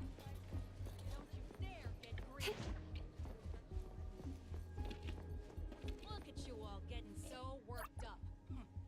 If I catch anyone cutting in line, you're scrubbing dishes for a week. Oh, Where do you think you're going? Lunch isn't over. surely it was a misunderstanding, right? People, one serving each. Don't you dare get greedy. It had to have been a misunderstanding. I would never do anything bad.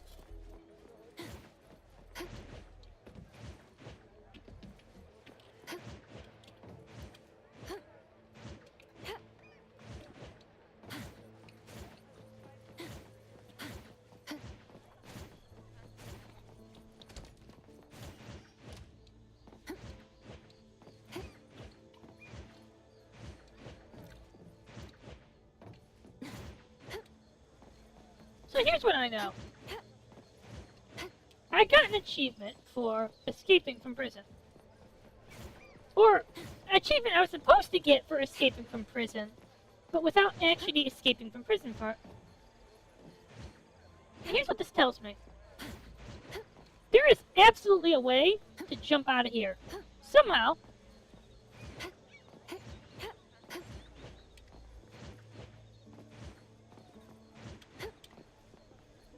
Somehow.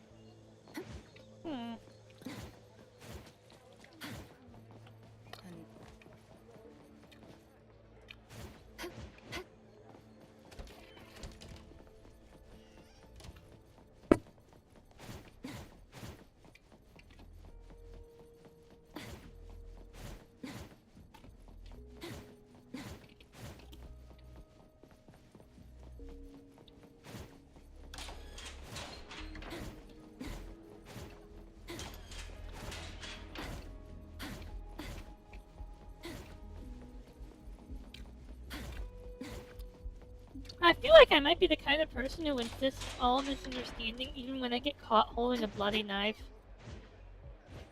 You know, but the knife is covered in blood, you know? No, it's a misunderstanding. I would never do anything illegal, right? It's more accurate than the weather.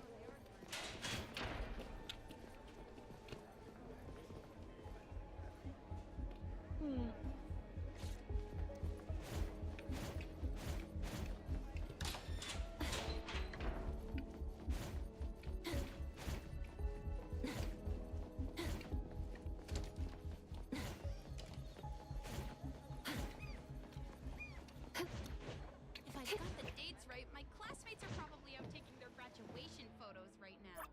Yet here I am, stuck sweeping the guard tower. Fight! Fight! Don't even bring it up. I used to get. I like fighting.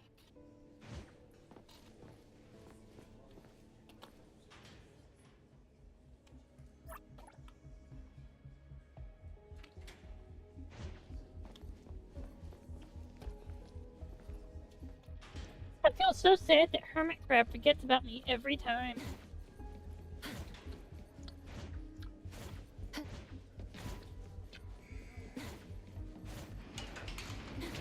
Hermit Crab is such a cute name.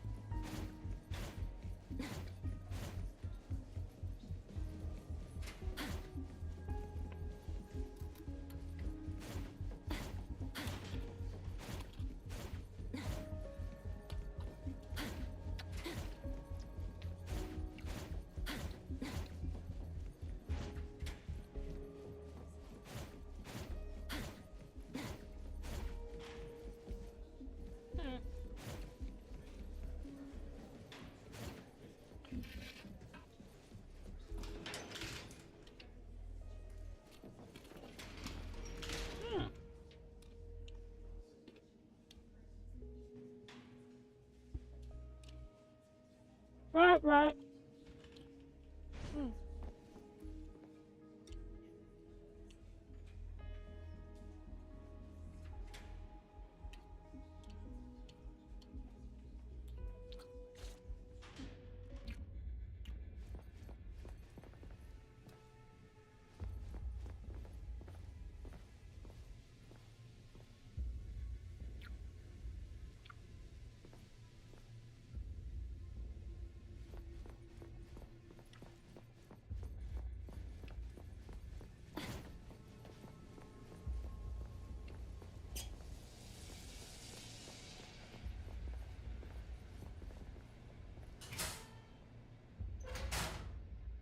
So,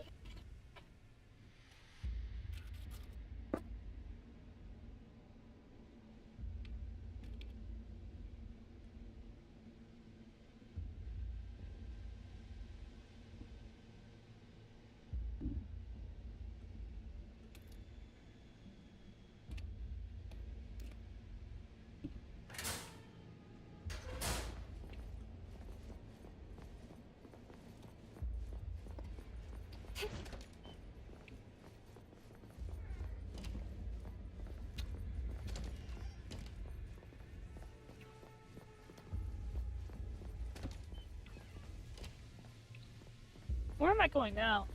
This way?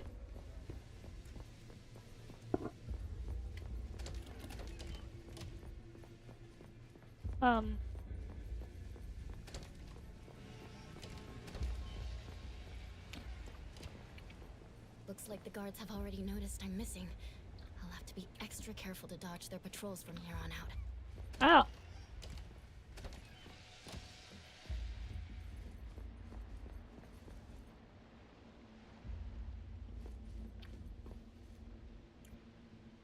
Neat!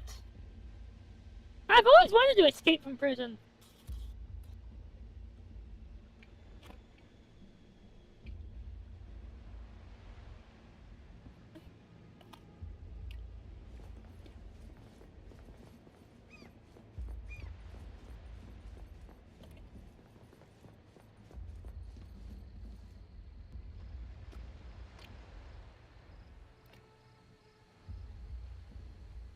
Well?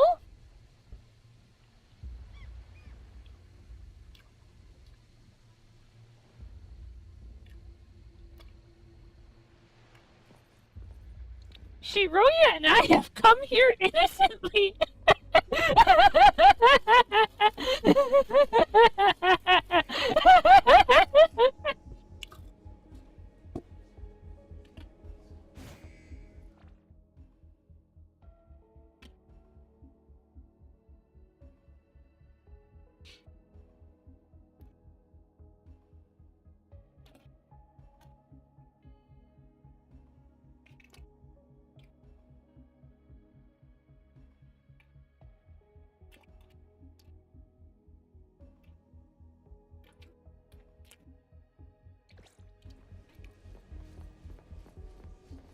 The guard's right nearby. Better not try anything tonight.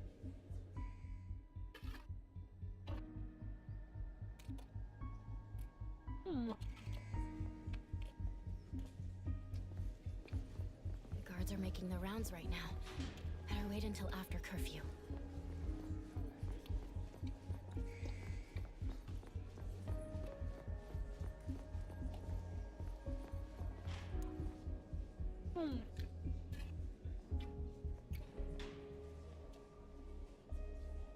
Yes.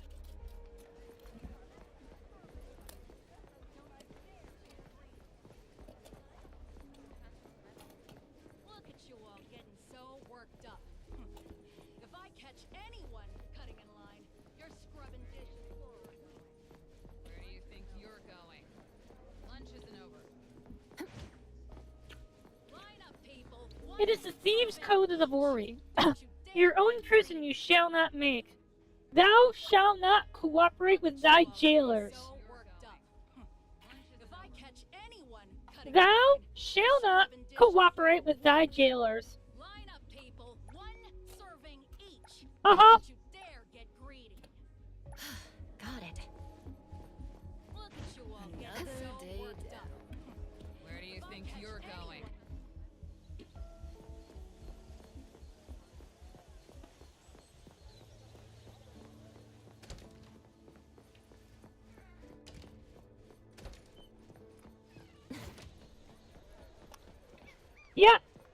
Probably.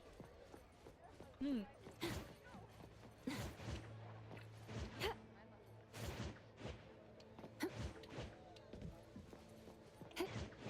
Okay, I have this ridiculous idea right now.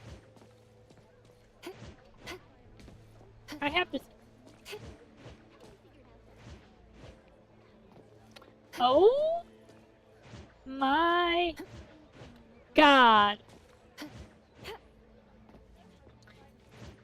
Okay, let's put escaping from prison on hold for a moment. Can I walk on the fence and get stuck somewhere?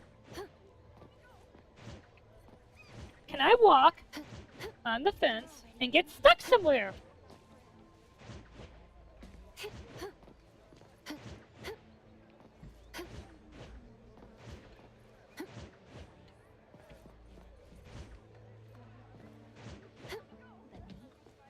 Can we?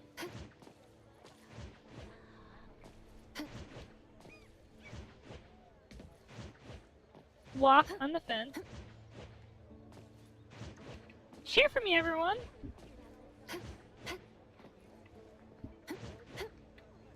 Okay, that's promising. Better think twice. They're not gonna babysit you 24/7. But me? I'm different. I've got eyes like a hawk. Yes.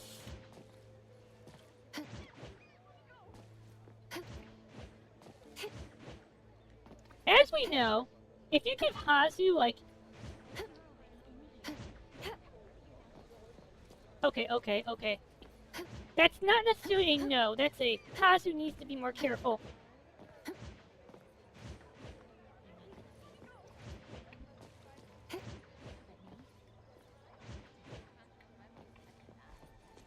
This isn't necessarily a no, this is a...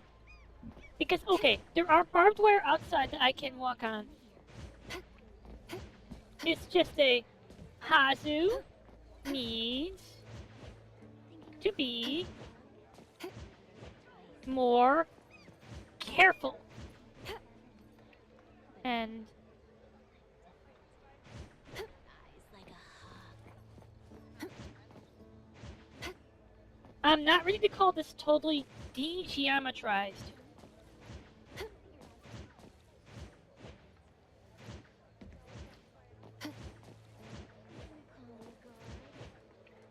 I am not ready to call this de-geometrized.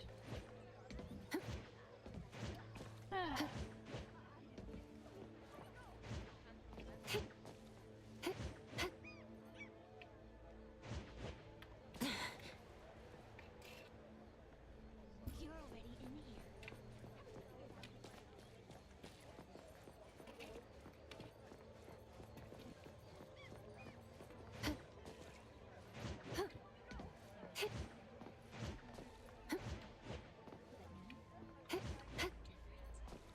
Wait!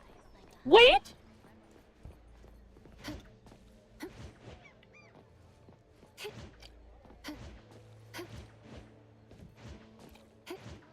I think it can be done.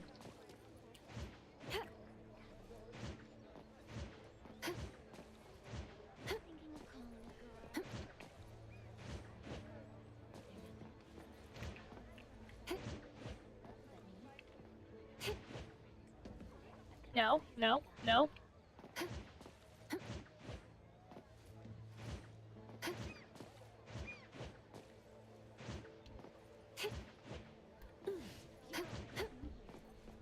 Okay.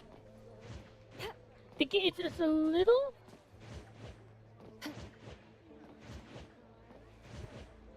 I see that there's the fundamental problem, is that a double jump...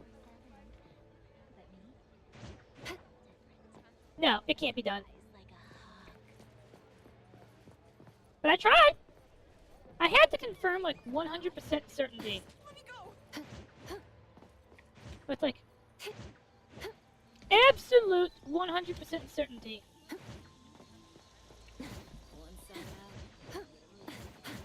That's sad.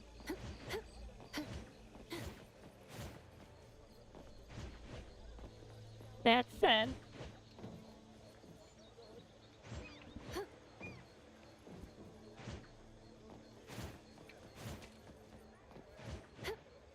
Yeah. Another day down. Hi. Dwelling on it only makes you more anxious and makes it harder to get through. What can I do during your time?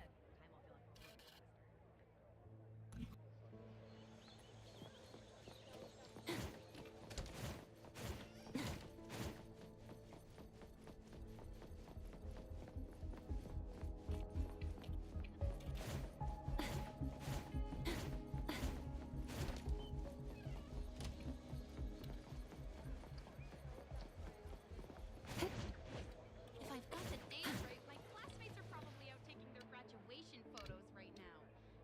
Yet here I am, stuck sweeping the Sorry, tower. I didn't mean it. Please, let me go. I like starting fights. I used to get great grades in school. Yeah. None of that matters now. Cool.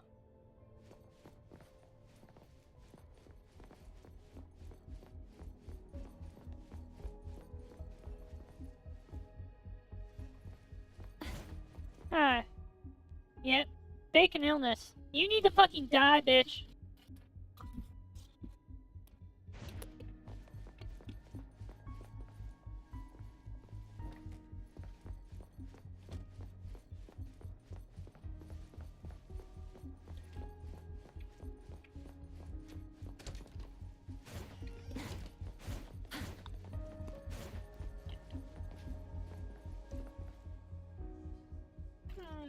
Door. Okay. Take my soap.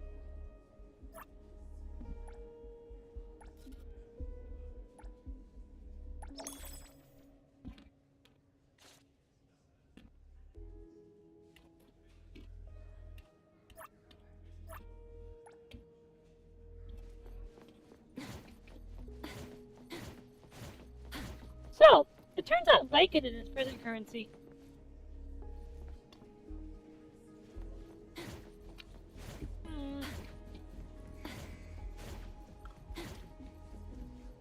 I have a problem. Every time I play this game, I want to stop playing and write.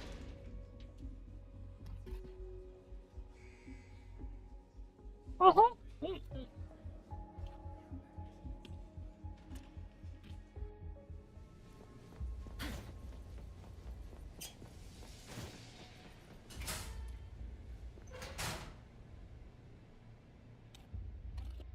Oh.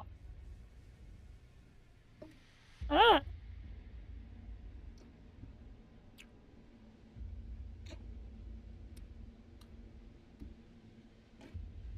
At some point, I will have to go on with the plot, you know? At some point.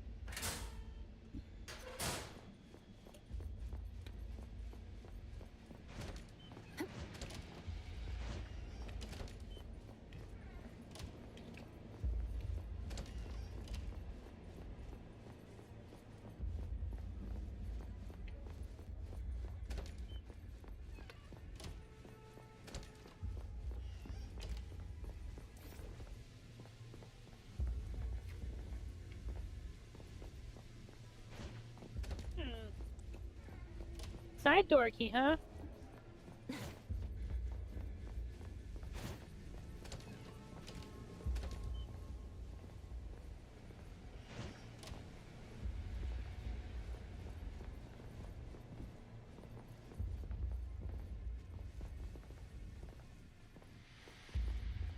No.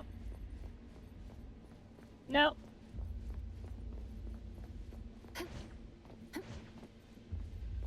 So what do I do with the side door key?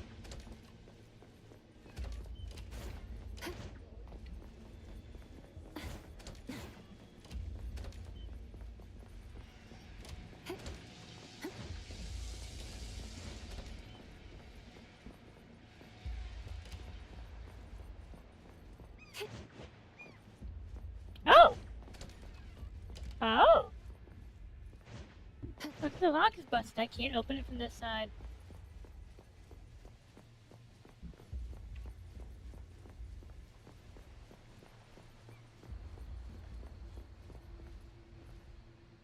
Huh.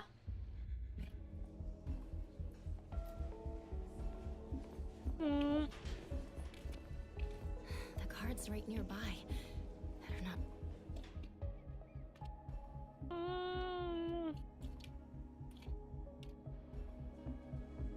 want to be in jail anymore. Jail sucks.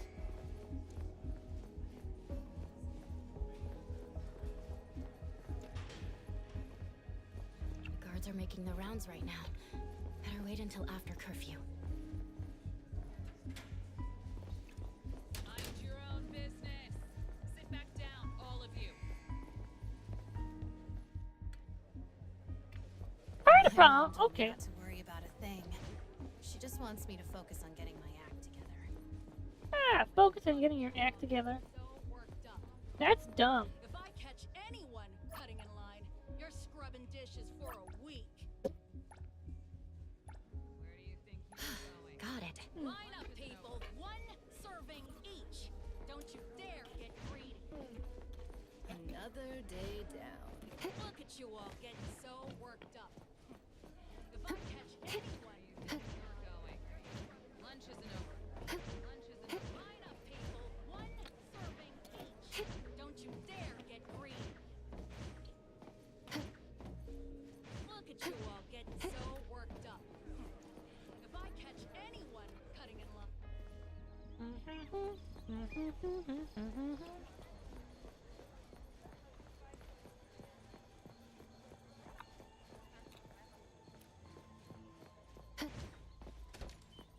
Someday, I'm gonna go to jail. And I'm gonna break out. But in order to go to jail so that I can break out, I'm gonna have to be like the most vicious murderer ever.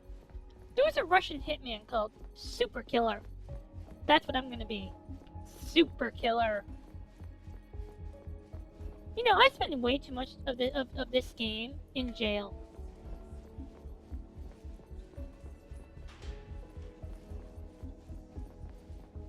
Like a truly, truly absurd amount of time Wandering around.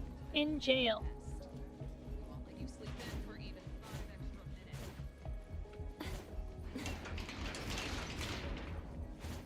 minutes. Hermit crab.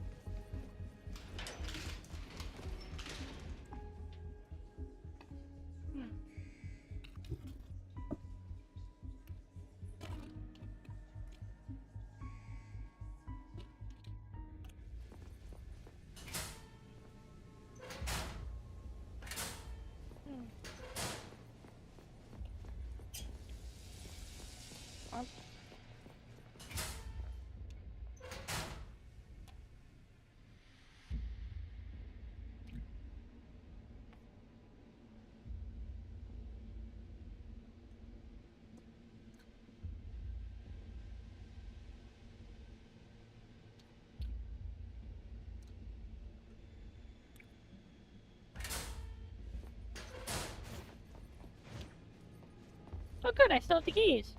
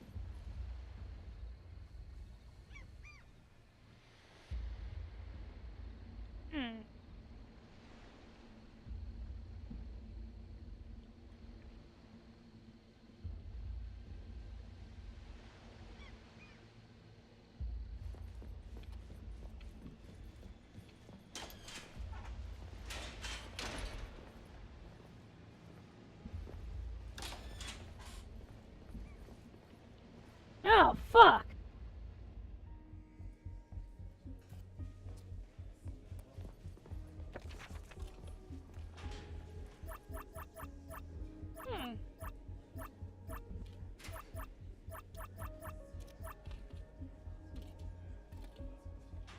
Huh! 5?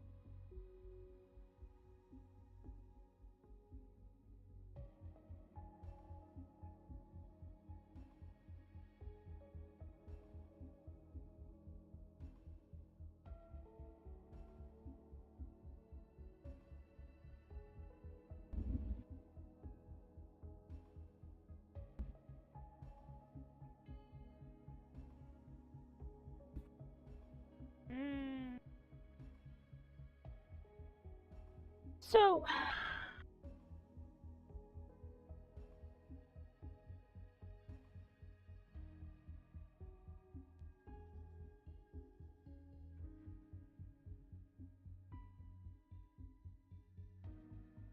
I have a question. Like, what are the other three? Go get.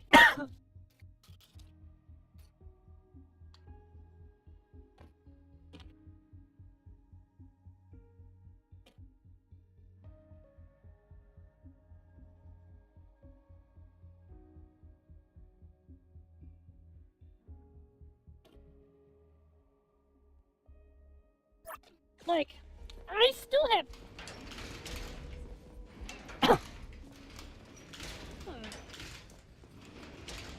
The card's right nearby.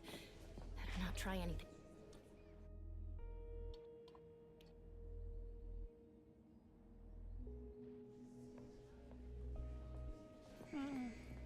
Mind your own business. Sit back down, all of you. What is it Alright. now?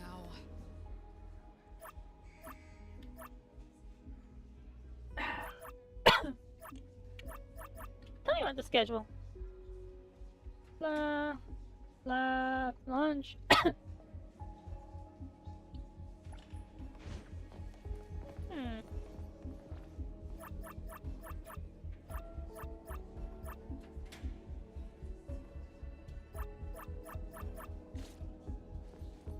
Mind your own business.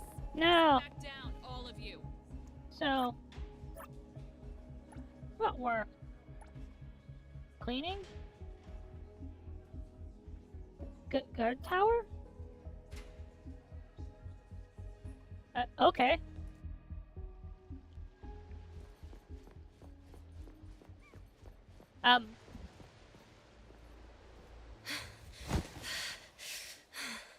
Did they really let me up here?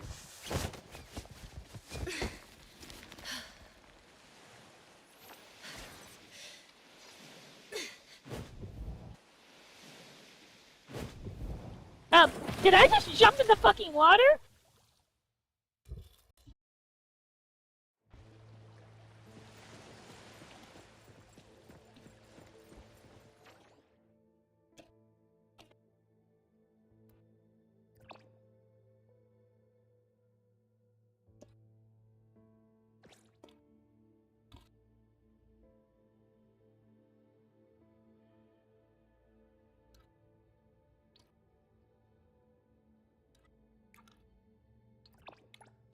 Hmm. Hmm.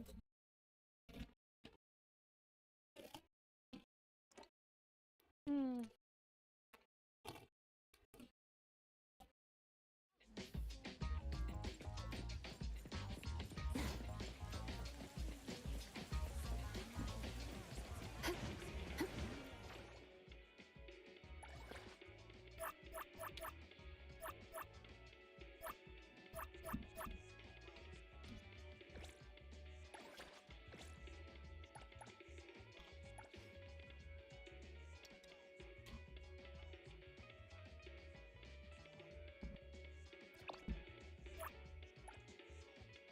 Huh.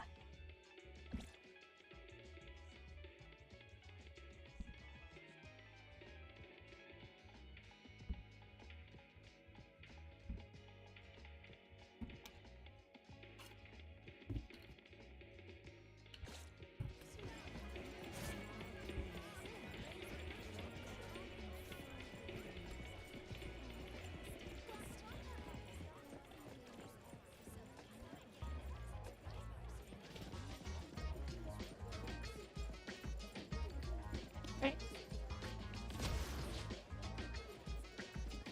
Wait, what?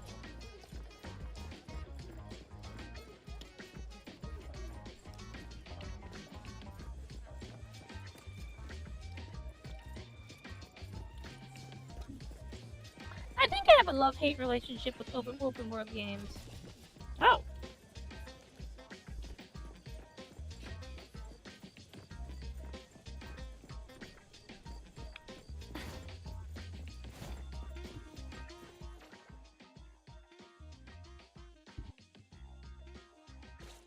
Well, if the game wants me to do this, I'll do it.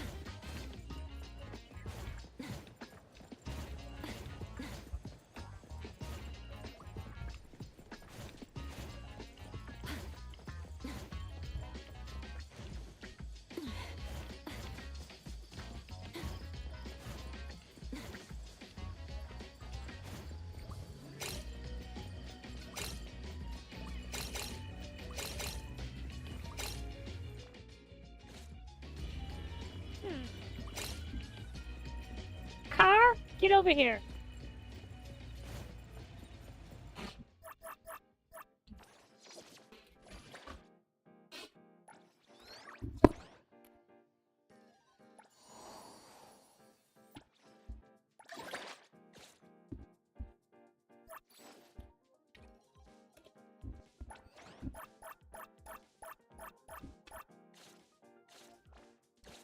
Yes! That's not my car. Wait, where is my car?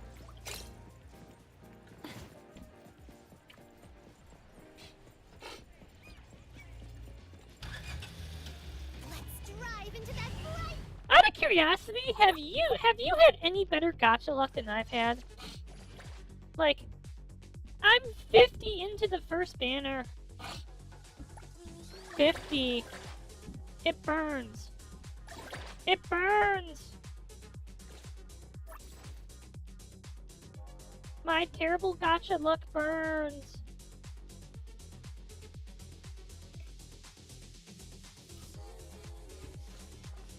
Future.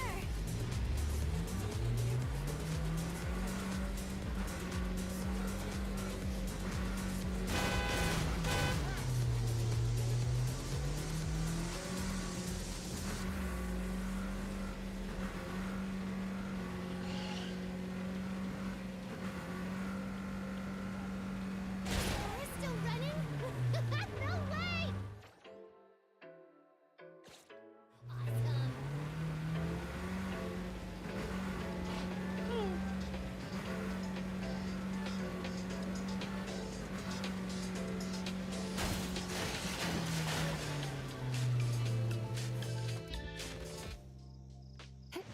Perfect angle. Alright. Whoa! Oh.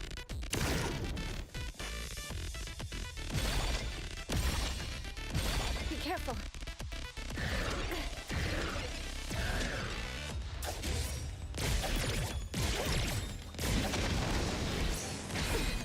Watch the timing. Red is left. Not too difficult. Fine.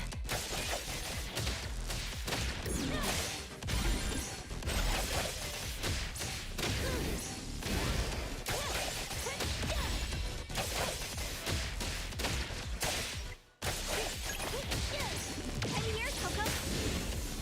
Here comes the whirlwind.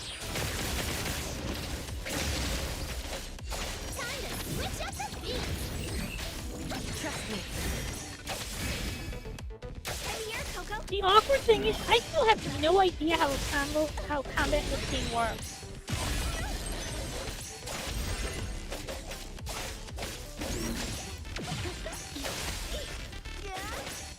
Leave it to me, Mint. Ready. Here it is.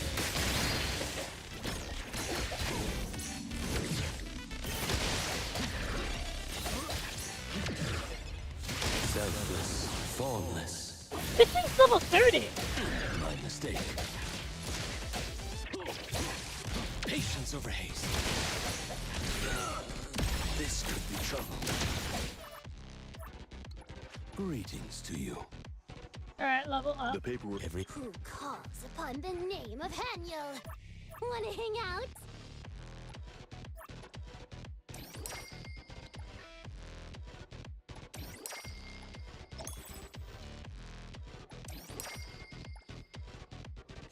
What should we do? Me? Hey!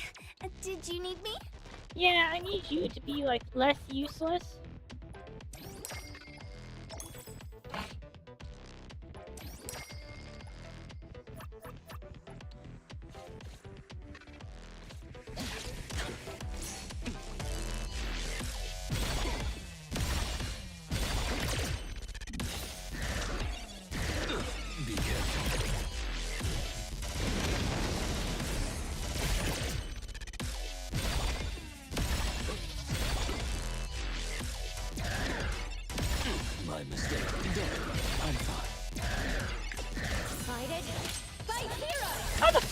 shit work? What?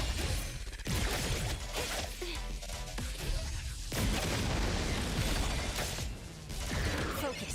It's not time to give up yet. Wait, I get it.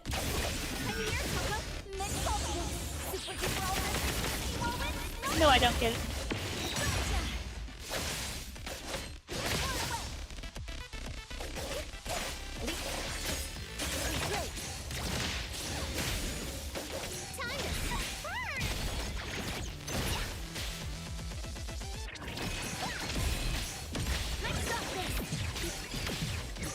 Leave it to me.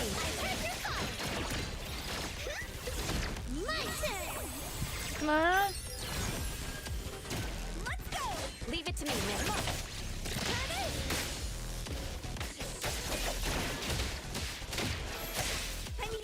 Save the day.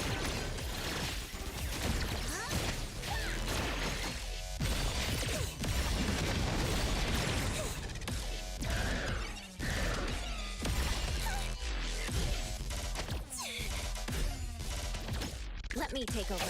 Let's finish this. Fuck you.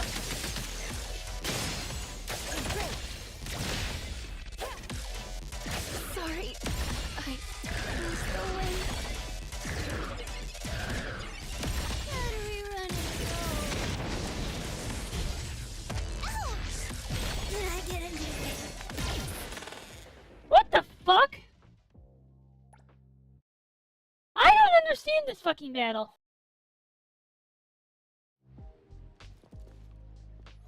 This is bullshit.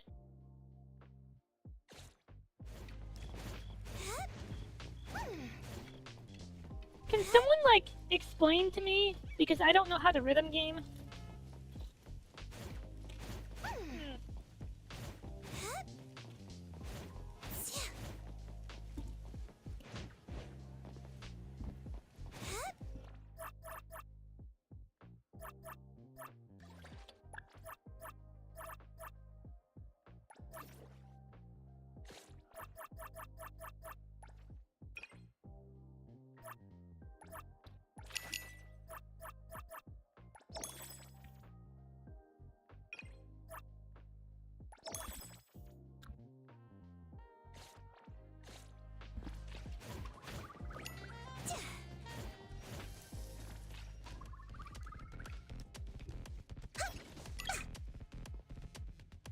Alright.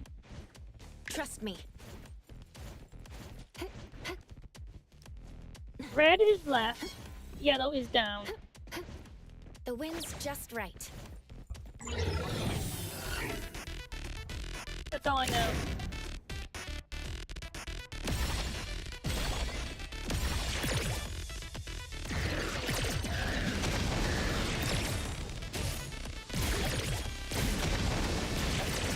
I get it.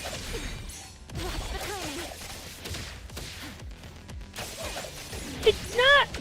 It's dodge, attack, and jump. I'm here, Coco. No next time. Red, save it. I'm here to help. A minor must leave it to me, Mint. Come on. Turn it. I won't let you ruin my mistake. Let's go. I will see through the next. I'm here.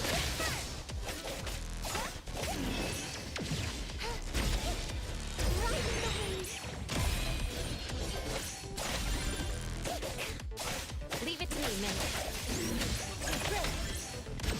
Here it is.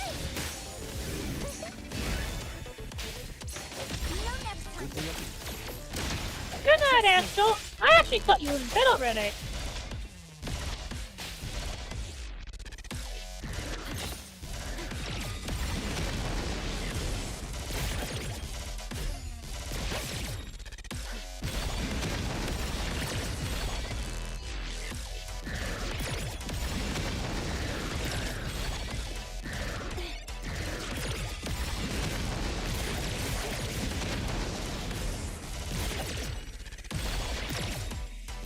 Krantoa.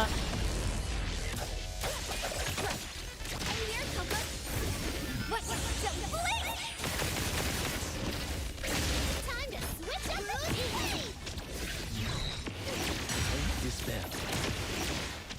take over. Be careful. Big splinter and fracture.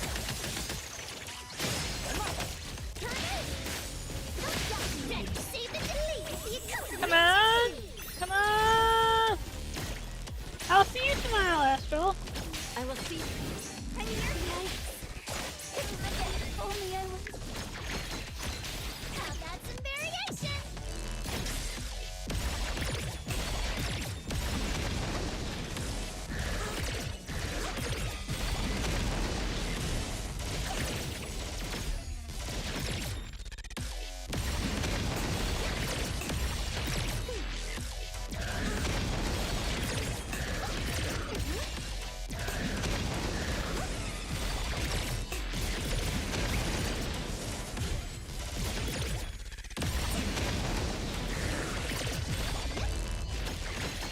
Let me take it. Time to switch up. Games are my specialty. Remember to give a 5-star review. Fuck!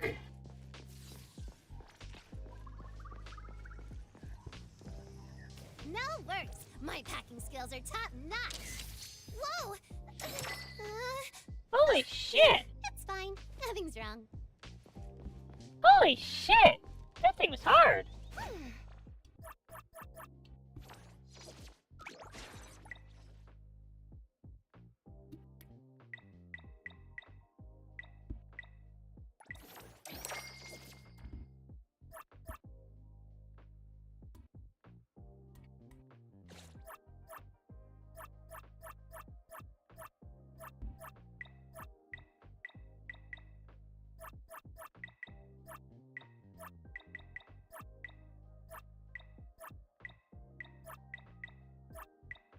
Shit!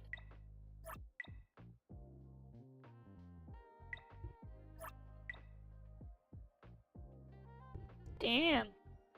So now I'm gated behind my ability to obtain money.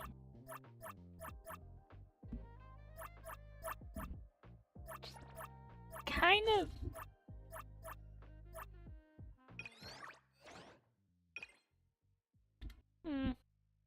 $1 million.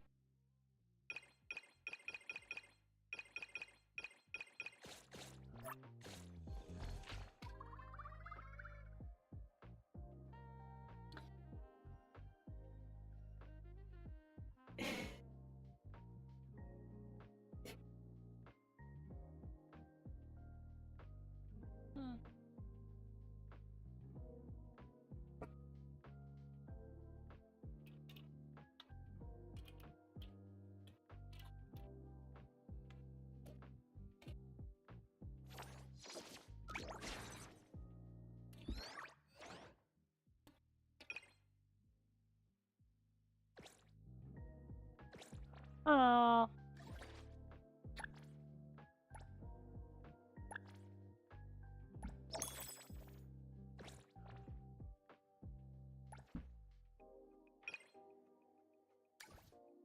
Anomaly hunt?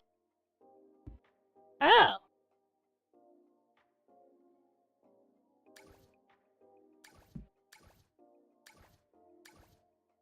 This game is so fucking confusing that I have no idea what I'm doing.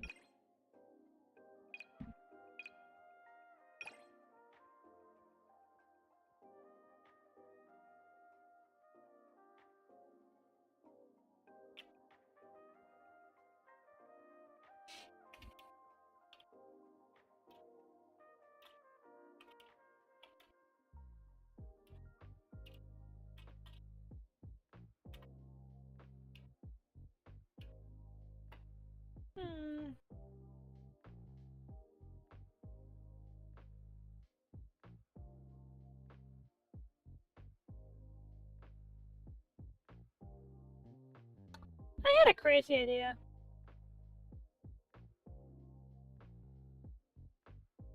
I suddenly thought, you know, it would be fun to run a pay-to-win Minecraft server.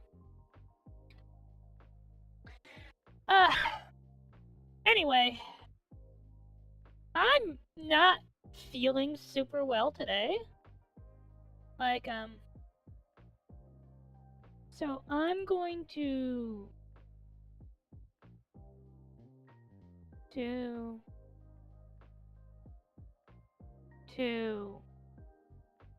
keep going, I guess. Okay, I haven't accomplished enough today for me to feel really good quitting. If that makes any sense. Wait, 12! That means I can continue racing, right? I want to spend money. I want to spend.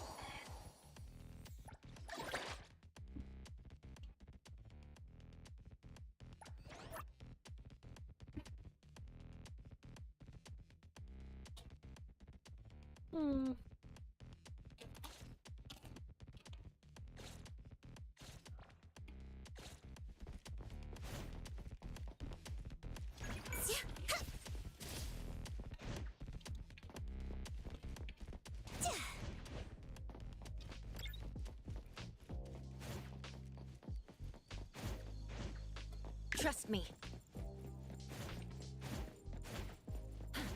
Oh!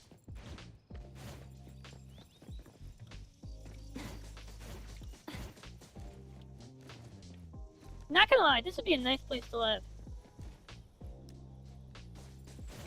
We have these cute trees over here. Perfect angle. Oh.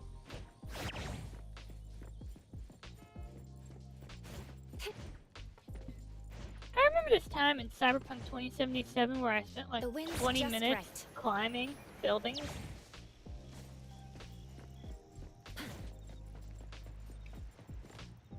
Should be about a few more weeks.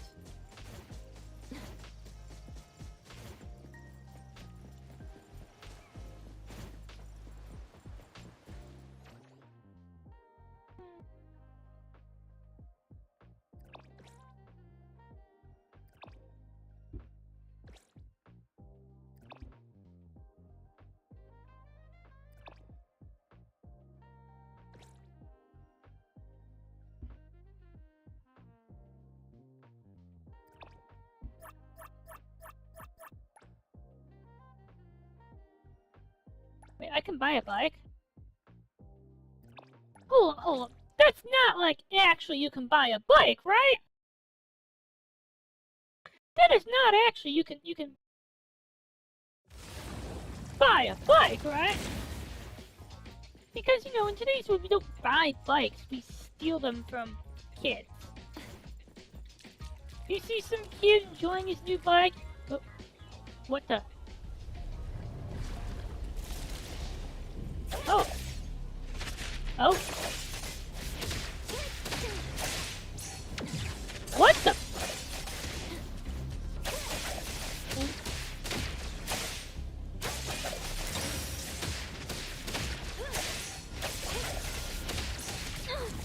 My mistake.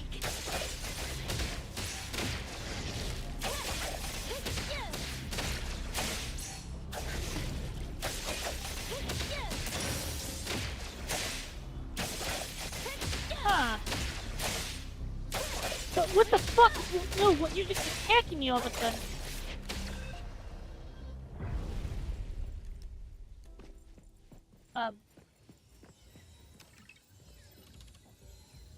I don't have to report to the security office, do I?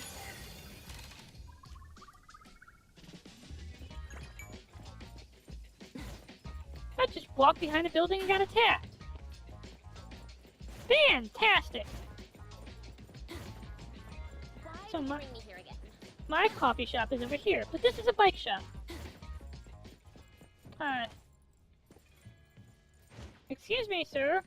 I would like to buy a bike. No?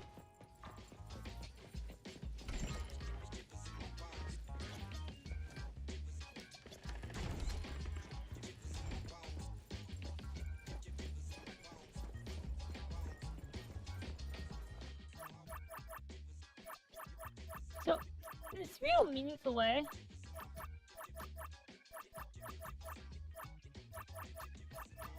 what's actually next?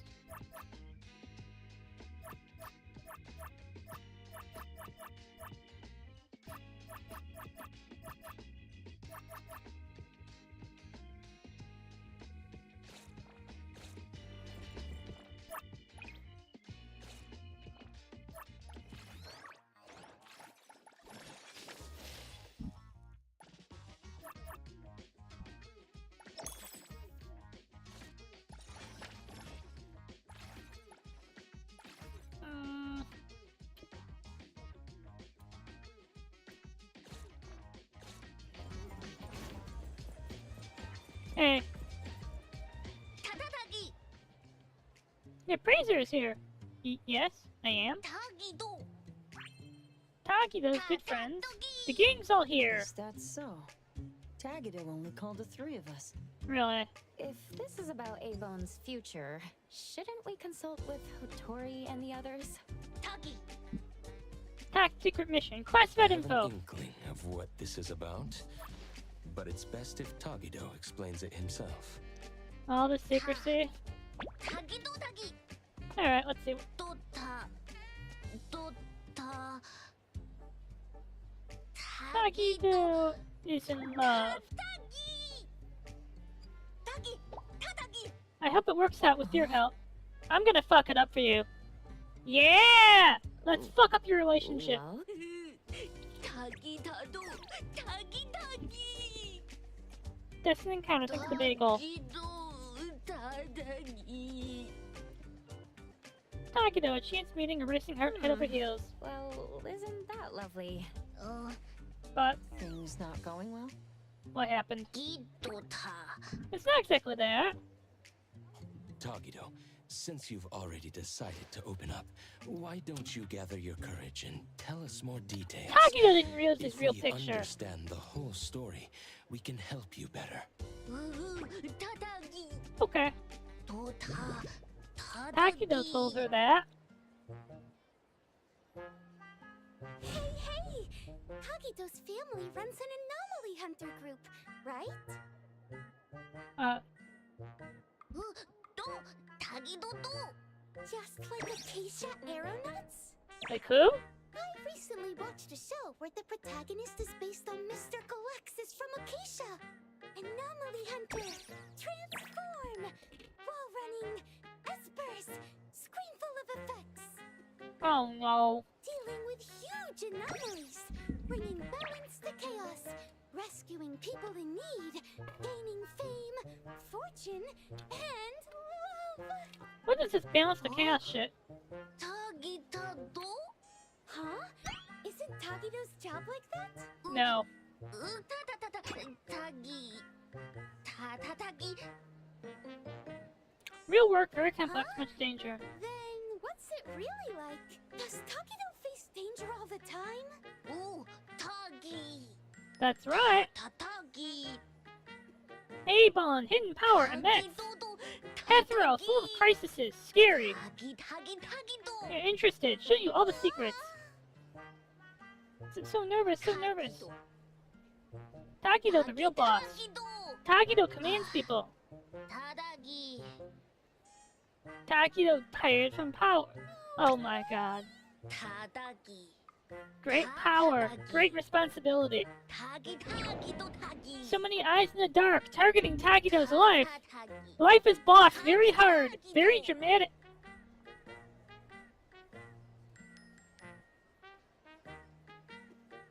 You're a fucking loser. That's amazing. You're a fucking Isn't loser. that even cooler than what's shown on TV? Hey, do. Tagido is awesome. I see.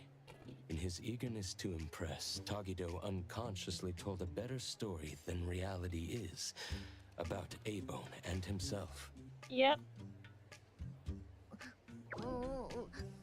Tagi. Taco and her guarantee are moving away. She wants to see a real anomaly hunter. Tagido sees a chance and set up a date for tomorrow, but Tagido has no one to command. Tagi. Tagido's cool guy act is about to crumble. Tagido, wouldn't it be better to come clean about everything sooner rather than later? I know, right? The truth will come out eventually. Tagido. Tagidogi. Tagido gets it. But Taco is so happy and excited.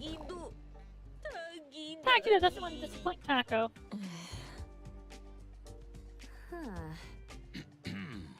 The most distressing part for Tagido must be that there's not much time left before she moves away from Hetero with her guarantor. If they had more time together, he would eventually have to tell the truth. Only by overcoming this hurdle could he truly win her heart with sincerity. but this is your last chance. So, for both No! Taco and Taco, Don't help him! I'll do my best to help. Don't help At the this very lying least, little meat let's make box! this meeting as wonderful as you both imagined. Do not help this lying little hamster box! Well, if Mr. Adler says so. Yeah, I could help too. So, what do you need us for?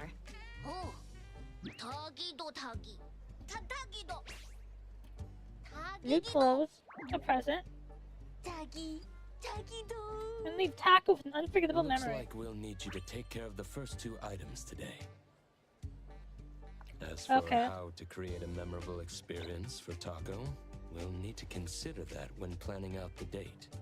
The appraiser and I will go with Tagido now to prepare what's needed. Edgar, can you handle the planning part? Are we really doing this? I see. I see. A date, huh? I'll look into the books. Okay. Let's go to Gato and no, this is a terrible plan. This is a terrible plan. Perfect angle.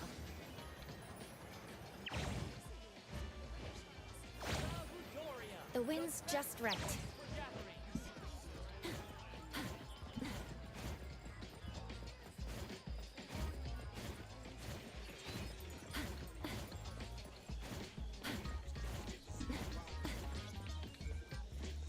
This store sells affordable clothing.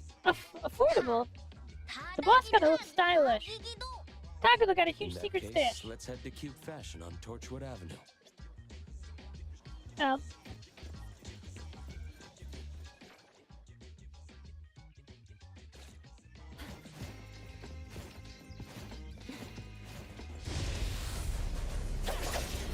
Let's finish this.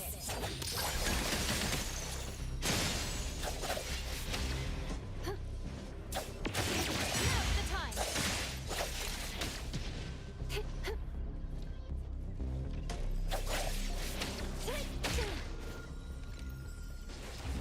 The more the merrier.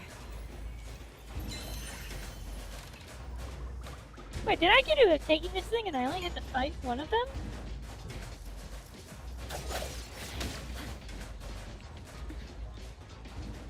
Scary. Let's get out of here. Perfect angle.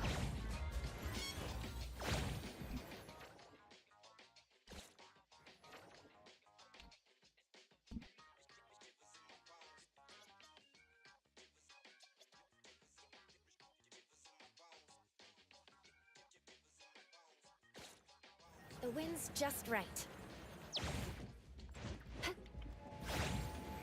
Perfect angle.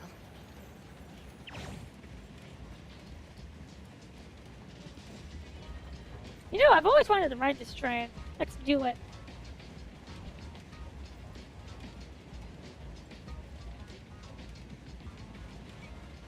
Okay, this is actually pretty cool, by the way.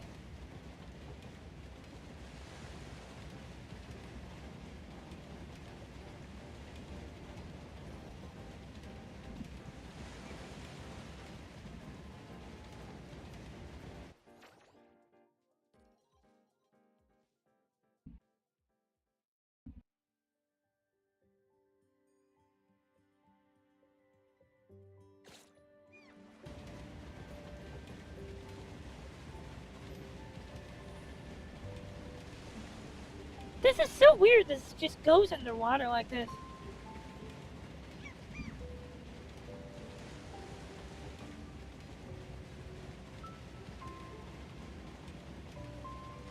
The train is now arriving. Please wait behind the safety line. Do not rush. Pay attention to the safety of children and the elderly. Who cares about children and the elderly? The only safety that matters is mine.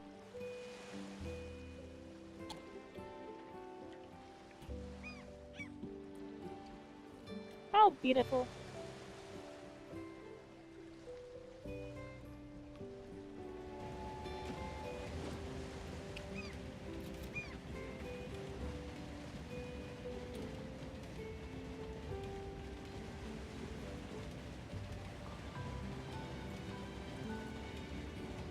I have no idea. Hey there, Micro. It just is. I'm just taking a ride on the train, that's all. Like a normal person. This is how normal people ride the train, right?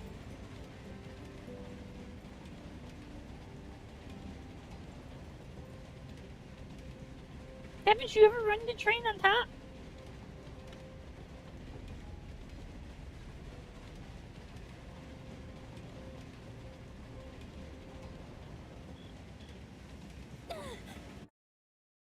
Ow! Appearance-wise, nothing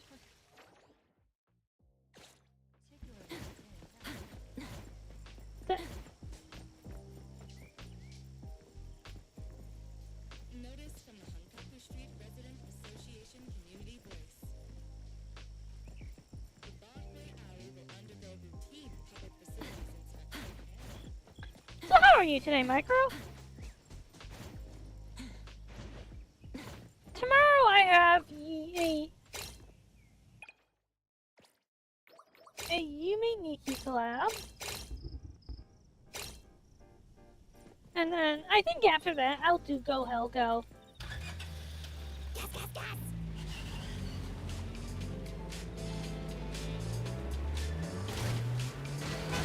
Move it, bitch! Fuck you, and fuck your douchey Porsche!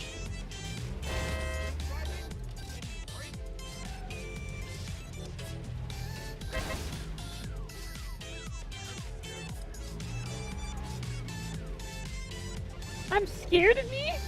You better be! Oh, pat. Anything I can do?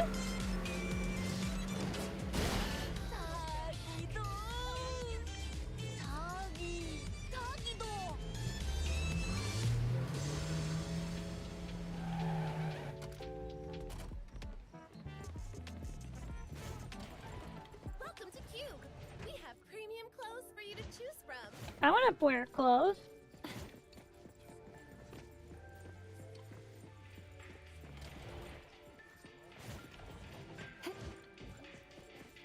Oh, Tadagi!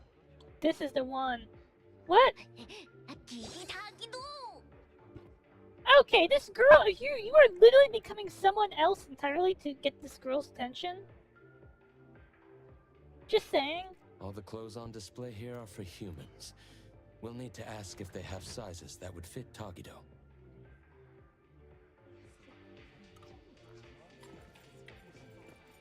Hello. Are you inquiring about a men's suit that would fit this oddity's measurements? Yes. I apologize, but since each oddity's physique varies greatly, we typically don't carry ready-made sizes. It's true that oddities often face challenges when shopping for everyday items. Due to the differences in nature, many foods and daily necessities aren't easily shared between humans and oddities. This is especially true for specific types of clothing, I suppose. But we have some collaboration with premium custom services for oddities that we could refer you to. Sure. Could you tell us more about that? First, a professional oddity image consultant will take detailed measurements. Then, based on these measurements, your requirements, and the designer's suggestions, we'll decide on fabric and style options. How long will this take? Then, espers with textile-related abilities will lead the production. Your companion can enjoy our premium same-day fitting service for the work in progress. After the trial, we'll gather feedback and make unlimited adjustments until your companion is satisfied with the final product. This sounds sketch. Sounds like we could have it ready by tomorrow.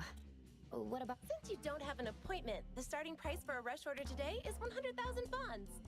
The final cost will depend on your companion's specific needs and the design plan.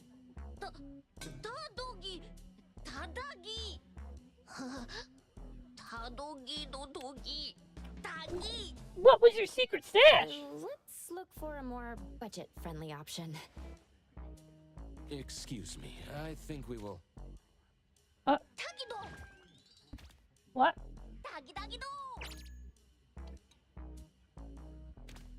What? Excuse me, what is your friend saying? Wonder what he's up to. He's saying he's a fucking idiot. Well, let's see what he's up to then. Shall we, appraiser?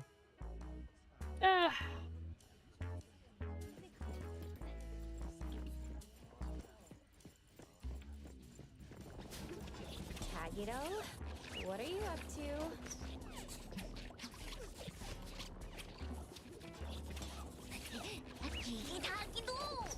Excuse me, sir. What is your friend doing in the fitting room? Trying Destruction to of property. But if any items are damaged, you'll be responsible for the cost. What the fuck are you doing? This uneasiness. What? Huh? What the fuck did you do? Is this your handicraft, Tagito?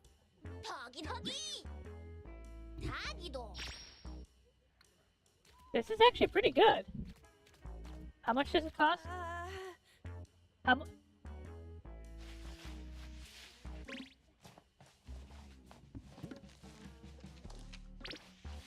I apologize for the embarrassment. We've cleaned up the mess in the fitting room and returned the sample clothes we used for reference. We're sorry for any inconvenience caused. What the fuck just happened? All right. Please, have a nice day. No, like, really, what just happened? Thank you for understanding. Tagito.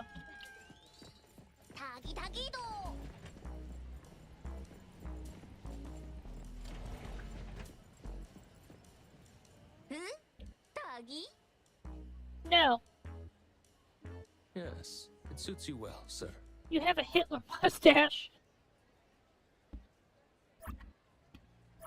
Hey there, It's a handsome. great option for the budget nonetheless. It's Tagito's first date with Tago, and it's important that Tagito himself is happy with it.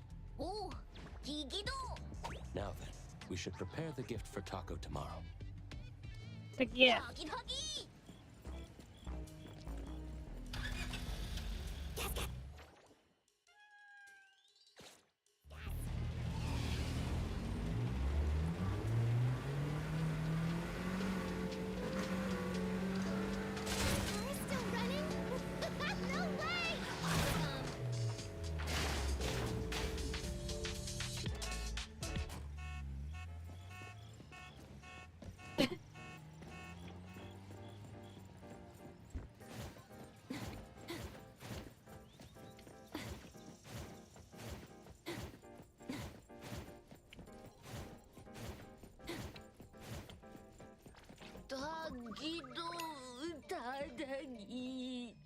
If you're feeling stuck, how about we take a stroll at the other shops first?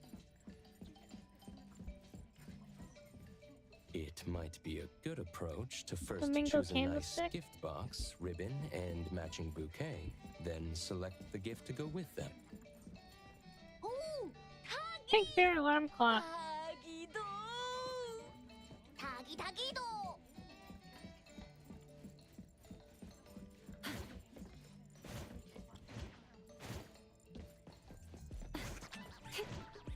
Wait, are we at a mall?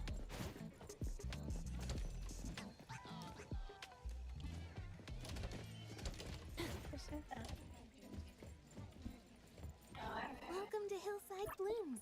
What kind of flowers would you like to look at? Featured would you flower? prefer everyday flowers to decorate your home? Or then I recommend red roses. Welcome to Hillside Blooms. What kind of flowers would you like? Take your time browsing.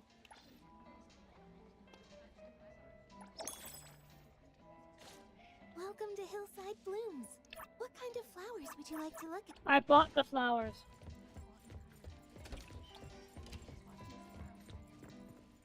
Thank you for shopping with us.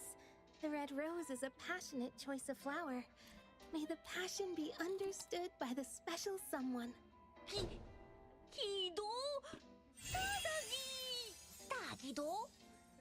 Excuse me, but we are interested in this diamond. Can we talk about this for a bit? You're just gonna buy a diamond. Yes, this is fake. It's a product I made with Imaginado during my breaks. It's not a real diamond. Not an actual diamond. Look at the reflection and clarity. Imaginado? What? Haven't you heard? It's pretty popular lately. It's a new anomaly toy from DSD. If you're handy, you can mold this anomaly dough into anything you want. At least to look like anything you want. It's pretty cheap, too. I use it to decorate the place with something fancy. When I get bored of one, I can just remold it into something else.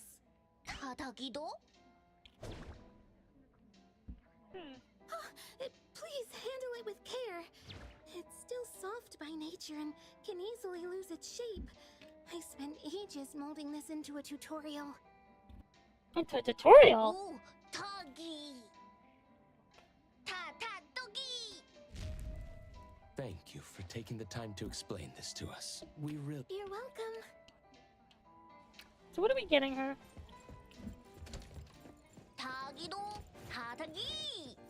A handicraft DIY is indeed master. more sincere and meaningful than buying something off the shelf.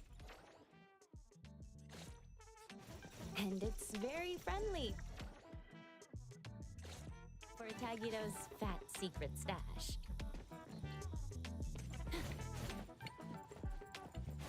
This is such a bad day.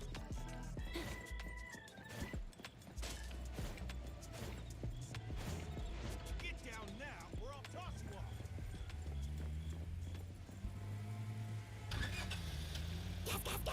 Did someone just fucking moved my car without my permission? Move it! Ow.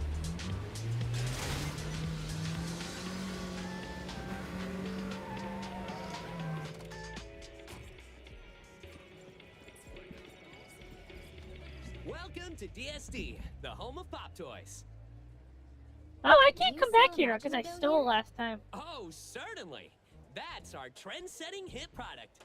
You've got a good eye, customer. Let me guess. Didn't you see someone else's creation with Imaginado? Yes. As you mold it, you infuse Imaginado with your understanding and imagination. And it transforms to match the appearance, color, and texture of whatever you're envisioning. That sounds Effortless really recreation complicated. of your vision. How is it? For someone to actually create a diamond like that, that's so impressive. if I wanted a wooden bowl, it'd show the grain and texture of wood. And if I wanted a glass cup, it'd become... Exactly! But, however, keep in mind that the products of Imaginado cannot be used as actual products and tools. So can I make a gun out of Imaginado It and still shoot someone? feels like dough to the touch. And if you pour hot water into the Imaginado cup, poof, it'll melt like any other dough. Huh. So, for the safety and enjoyment of our customers, we recommend using Imaginado for decorations and commemorations and putting it somewhere safe for display. After all, it can be shaped into any precious gem or material you could think of. You can make any space look luxurious without breaking the bank. Oh, and if you're worried about shaping it yourself or don't know where to start, you can also buy molds with the set. Using molds Stop makes the whole upselling process me. much simpler. Isn't Imaginado just incredibly fun and surprisingly practical? No wonder it's our latest flagship product. I see. Thank you for such a detailed explanation. However, no matter how user-friendly it seems as a material, it's still an anomaly, right? Are there any other precautions we should be aware of? Before its release, its stability was thoroughly tested in various everyday environments. As for risks, well, it's like regular dough. You should keep it away from children who might accidentally swallow it. Give it to children, got it. If you're interested, why not try creating your own Imaginado model in our demo area? Okay. If you like what you make, you can take...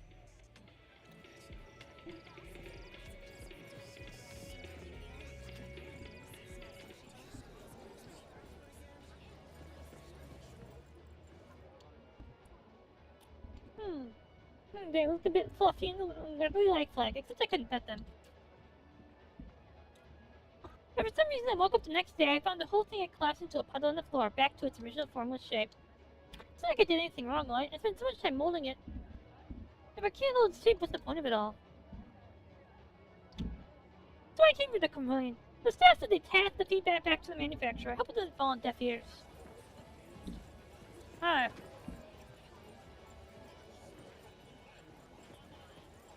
Welcome to DSD, home to the latest and coolest pop toys in Hetero.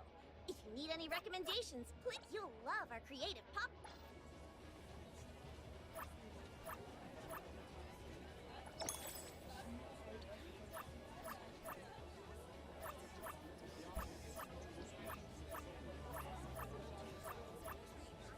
Didn't I steal an Asahi Inori?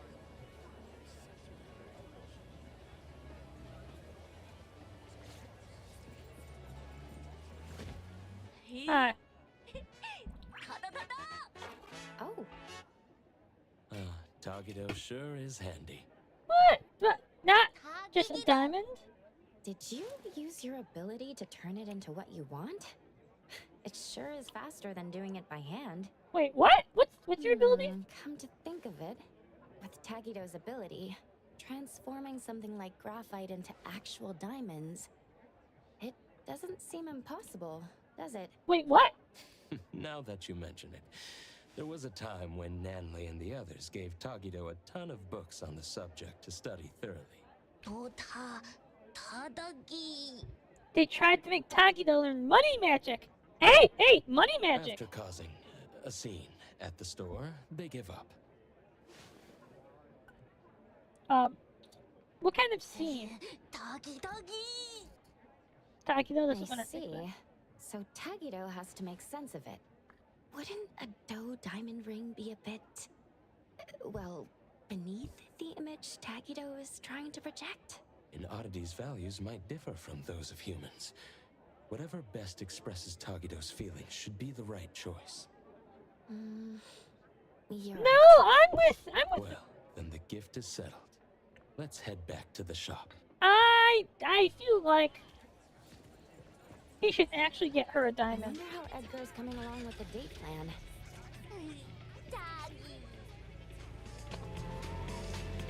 God, we're setting up a disastrous date. A date disaster.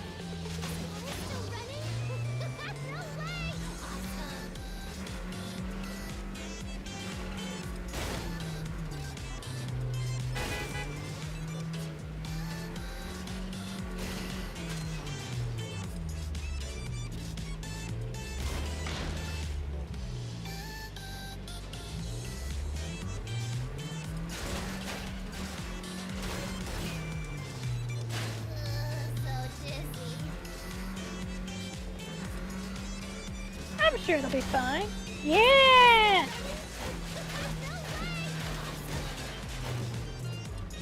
Oh.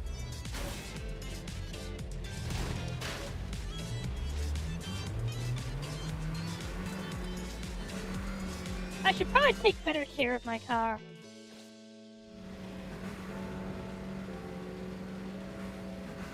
There's gotta be an off-ramp, right? No off-ramp.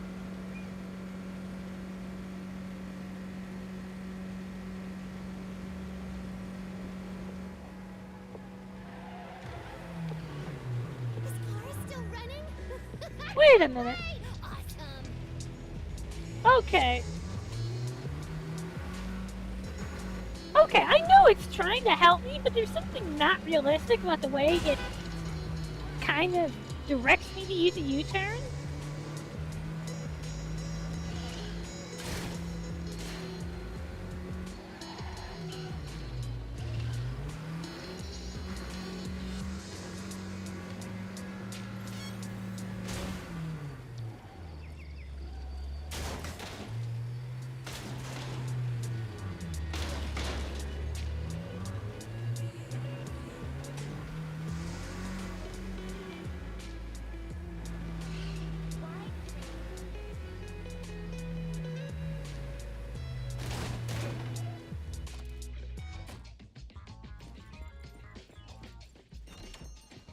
This whole date plan, it's a terrible idea.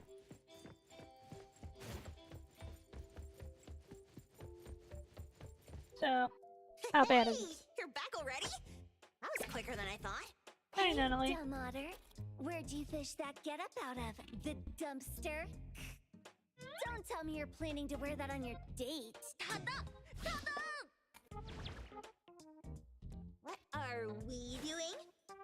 Isn't it obvious? When something fun's going down, you bet we're jumping in.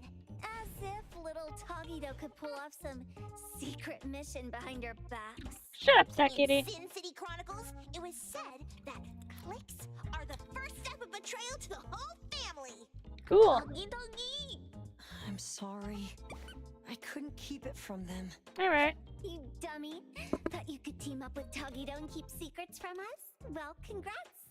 You've just won yourself a month of errand duty. Togito. You're the one who tried to ditch us, Tagito. Tell us, was that cool of you? Not at all. Be Togito embarrassed. didn't mean this. This is his first love, so it's natural for him to have some delicate emotions. Yeah, it's not like he was trying to exclude Natalie and Sakiri. Tagito's just feeling a bit shy. Now that everyone understands what's going on and is willing to help, let's work together. We don't have much time left to prepare. About that, I've already drafted a plan for tomorrow. That sounds bad.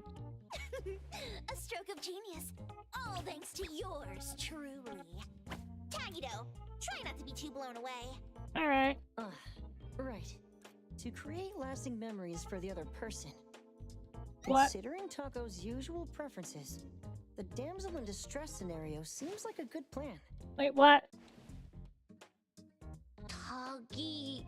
Tado? Look Uh. at that face. Tagito's totally hooked. Who knew he'd be such a sucker for these cheesy cliches? Since Tagito plans to act as the big boss, I'm definitely the one here who understands best what effect he's aiming to create. Okay. Damsel in distress scenario typically results in a quick increase in affection. The challenge lies in orchestrating a resolvable crisis at the right time in the right place. Kidnapping. That's how it was written in the love advice column in Monthly Romance.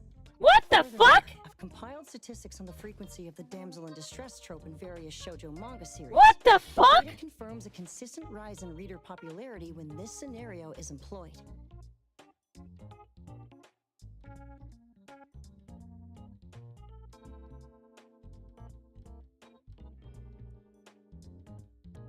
This is fucking shoujo manga, this is real life, not shoujo manga.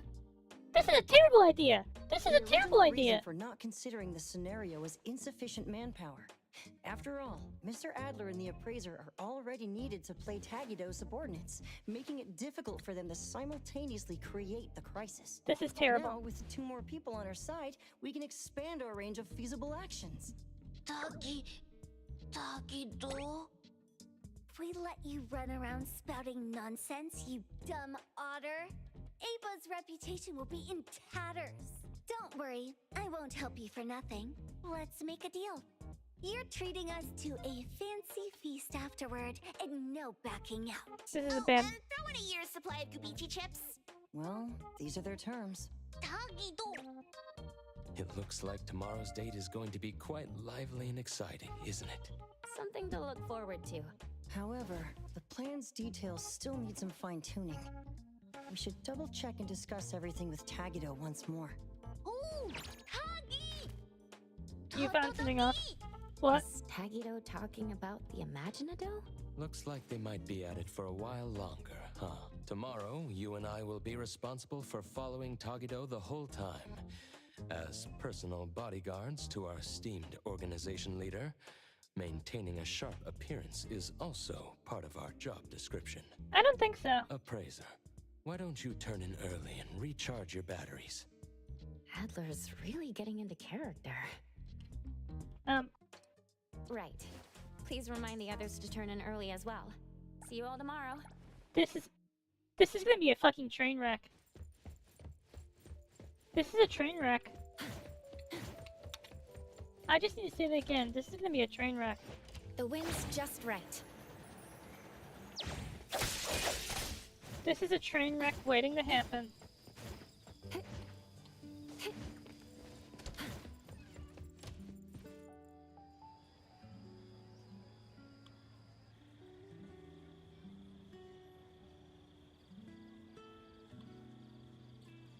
Feeling much better.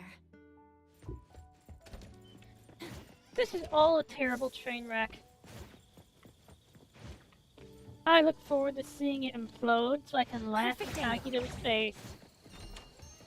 I would expect you all to do the same to me.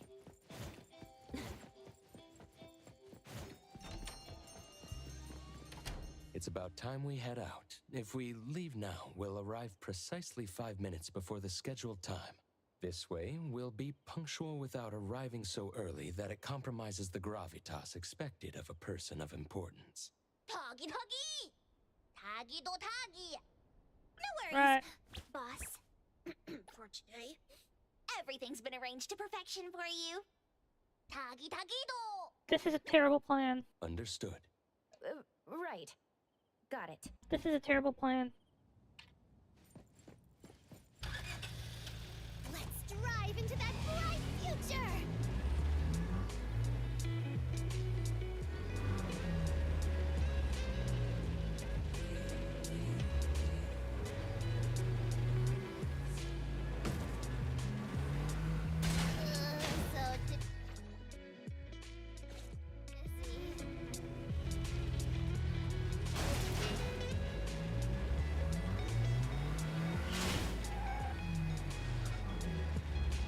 We need to go this way, right?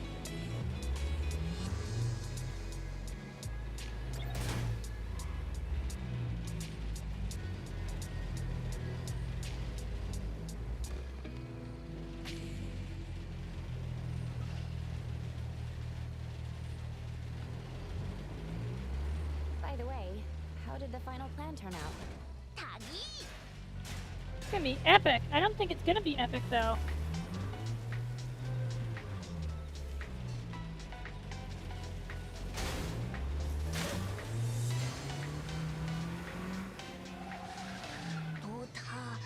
Wait, we're meeting at a gas station? Nonali and the others have already gone to get ready. There's no need to be so nervous, Takido. All you need to do is step forward confidently. We'll take care of the rest.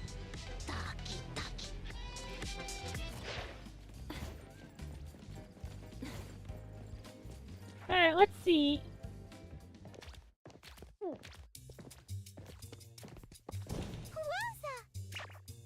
Oh.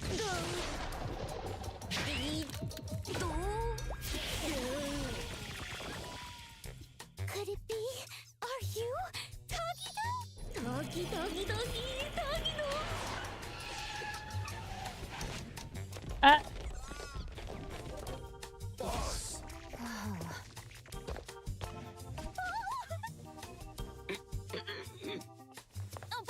So this is where you've been. It's too risky with only 2 bodyguards. Please, come back with us. What the fuck? Doggy. Doggy, doggy. What the fuck is this date?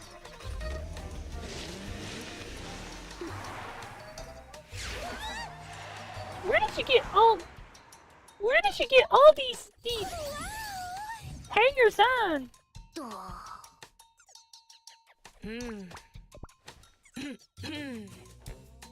Toggy Tagido. Tagi. Tagido! You're even cooler than we thought! We? Oh, hold on. I had no idea Tagido snuck out to meet me without telling anyone in the organization. Are you sure this is okay? Then we thought? Taco, top priority. Aw, I'm so happy to hear you say that! Taco's way of speaking is a bit odd, but quite fluent. And like us, she seems to have no trouble understanding Tagido's language. Are they your people? Tagido Tagi! Butler, Adler, and bodyguard appraiser. Pardon me, Miss Taco. As Sir Tagido's head butler, I will be accompanying you throughout the trip to assist with any issues that may arise during your outing. Any issues, huh?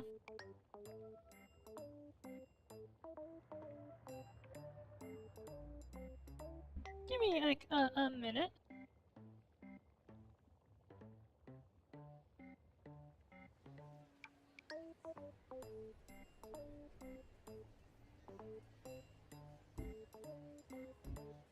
Oop.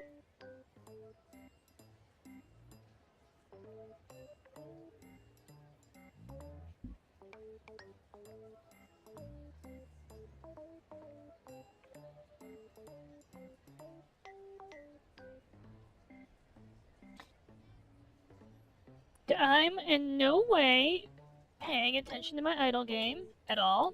I promise.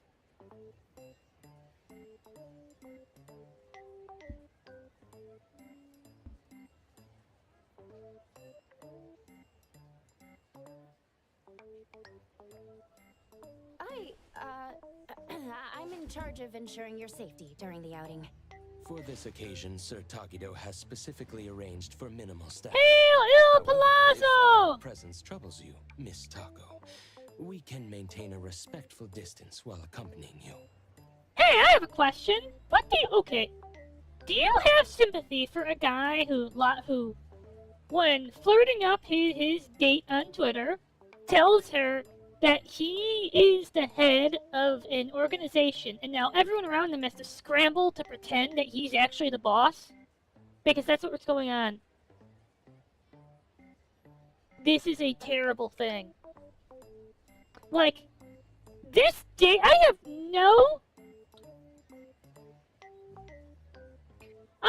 this is a terrible plan.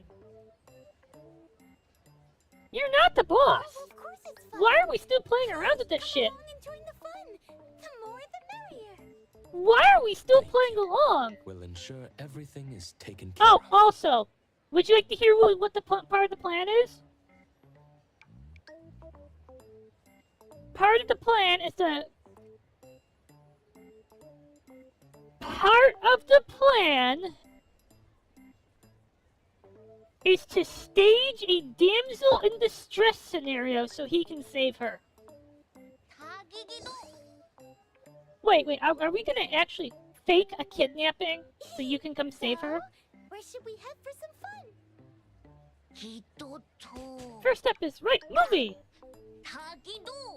Oh, don't tell me it's one of those private theaters.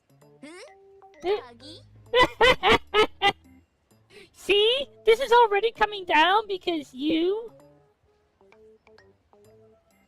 are trying to pretend to be someone you're not. Oh no. Sir, have you forgotten? Our private theater at A-Bone was vandalized by rivals the day before yesterday. It's currently under renovation. Are we still playing on with this shit? I'm afraid watching a movie isn't possible today. We'll have to ask for your understanding in this matter. No way. I guess that can't be helped then. Tagido, just tell her the fucking truth. She seems very sweet. She seems like the type who will actually forgive you for trying to impress her. She seems like the type who will actually find it sweet that you're trying to impress her. But, caveat, you have to tell her the truth now. Not 5 minutes from now. Now. Oh, I see how it is now. That makes perfect sense.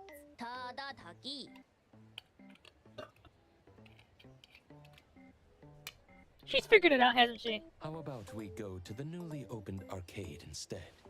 It's quite popular among young people. I wonder if Sir and Miss Taco would be interested. Oh, I want to go! I want to go! They have claw machines there. I love collecting plushies. Tagido. Mr. Adler, what a great idea. Why does Tagido refer to the butler as Mister? Doggy. This is... Why do I feel like this whole thing is falling apart before it even starts? Because it is falling apart before it even starts. This is a terrible Tagido plan. and I were once business partners. When my own enterprise fell on hard times, he came to my aid. I was so impressed by his character that I voluntarily became his butler to repay his kindness. Are we still doing this shit? No, really, are we... Are...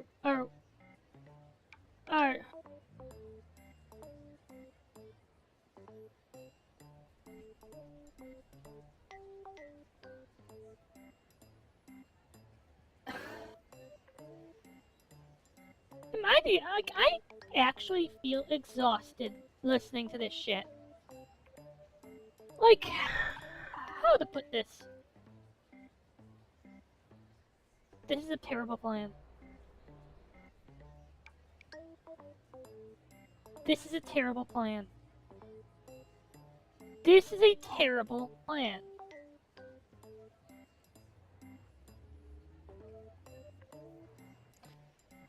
Sir Tagido has maintained his habit of addressing me with respect from those days to this very day. Adler. Tagido Tagi. Wow, I had no idea there was such a history. Are we still lying to this girl? Like,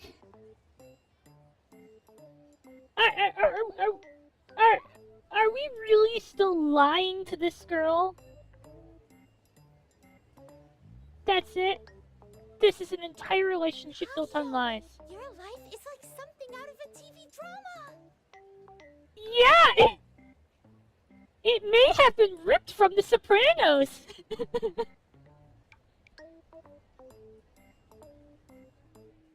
This is actually embarrassing. I feel embarrassed watching this shit. Yeah, Boss and Adler. Very nostalgic and loyal people. Well, me. Yeah, as you can tell, I'm unimpressed. Well then, shall we get going?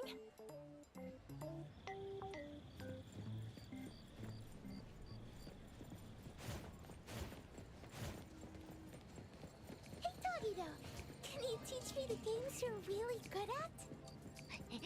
Tagido!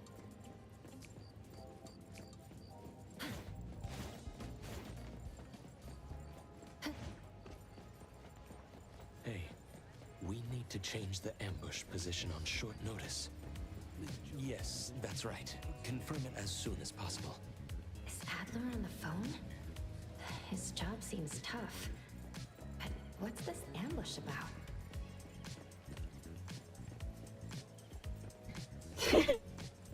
Because they're gonna fake a kidnapping.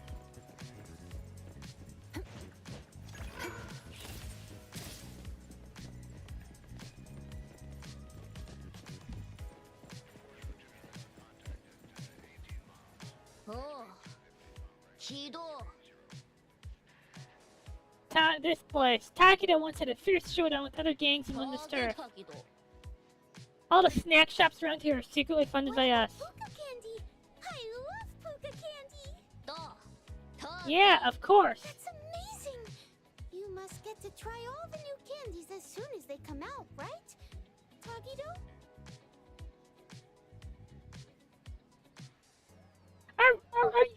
Are you still adding lies to this shit? The new limited shelf so bad, but I haven't had the chance to try it yet. Boss, Miss Taco, please wait a moment. I'll be back with the candy in no time. Togi. Togi. Really? This is... Thank you so much. It's no big deal. Well then, let's head inside and enjoy ourselves while we wait. Now, how am I gonna have Tagido make this up to me later?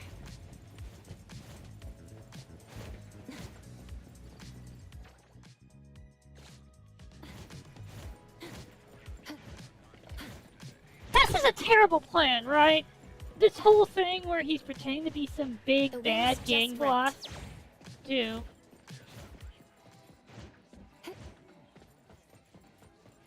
Hi.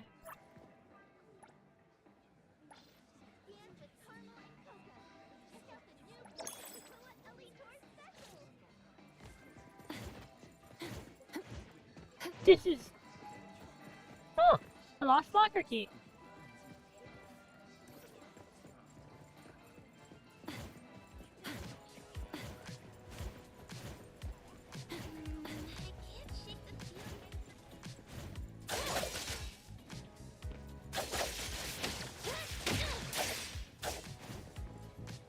These fences are amazing. I can hit them with my sword 12 times, but if I crash, and nothing happens. But if I crash my car,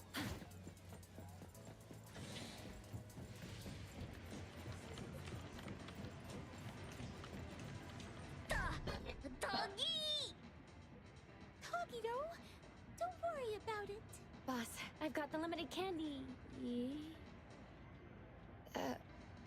What's going on here? Well, Sir tried to win Miss Taco a plush toy, but it's not going very smoothly. oh, oh, this is a job for Hazu. This is a job for Hazu. Take me out. Okay, let me tell you a secret. Everyone, a secret. If you're on a date with me, you're not winning me the plush toy. I'm winning you the plush toy. Ultimate crane game. I could go to Hope's Peak as the ultimate crane game champion. Broken machine. Huh? Uh-oh. One moment, please, sir. I understand, sir. This claw machine is likely rigged. Given your dislike for injustice, I know you're tempted to use your abilities to teach them a small lesson. I would love to do that. However, you've always taught us that true grace lies in upholding our principles even in the face of injustice. I humbly ask that you reconsider your actions, sir. Let's not compromise the dignity of A-Bone over such a small matter. Mr. Adler knows how to speak.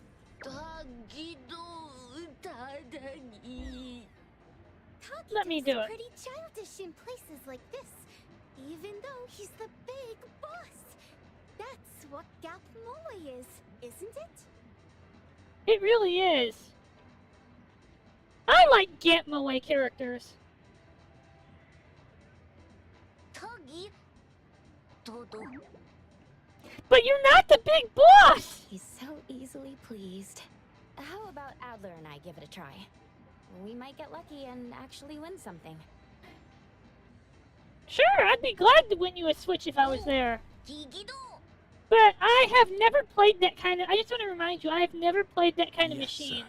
We shall deliver this victory to you. But there's... Catch...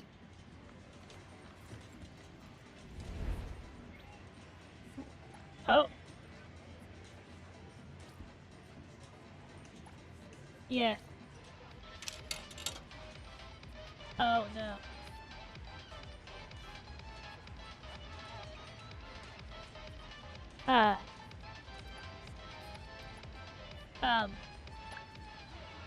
Oh, there we go.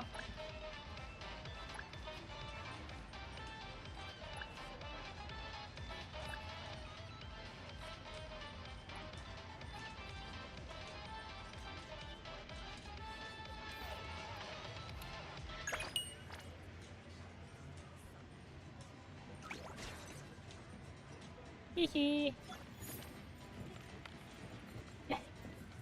How's that, baby? I got one. What do you mean, yes, I got one? It's... Ha! Told you I could do it. Oh. Tagido. What do you keep me around for? Gido Tagi. The day Takida brought you to Avon. When Takida saw your eyes, Tagido-doki. Takida thought, you'll surely make a name for yourself someday. Yeah? This is some character arc I've never heard of. Todoki. Please accept the spoil of our And victory of an here's evil the claw limited machine. edition candy the boss asked me to buy. Wow. Oh, Is it really okay for me to accept all of this? yes. Not really, no. All this is like This is fake, all a token made up. of Sir Tagido's appreciation. Okay, that's the only part of this entire date that's true. This is all a token of his appreciation. But like every other part of this is just bullshit. Tada-taki. Don't mention it. Thank you all so much. I'll treasure these. After I move to my new place, I'll keep it by my bed and cuddle with it every night. With the sweet candy as my fuel, I'll bring it to life. I'll make sure to send you a video, Tagido. Tagi! Wow. What do you mean by bring it to life? After I get my sugar fix, I can make toys move, you know? All kinds of toys. Wait. As long as the toys belong to me and are loved, I can share my will with them. Oh. I see. So this kind of ability also exists. That's kind of sweet. Miss Taco, you have an adorable ability. Tatagi! Do. Do. Tagi. Oh, there's more to see? Tagi Tagi Do. Blue Place, the best night view in all Hetero. Wait. Blue place?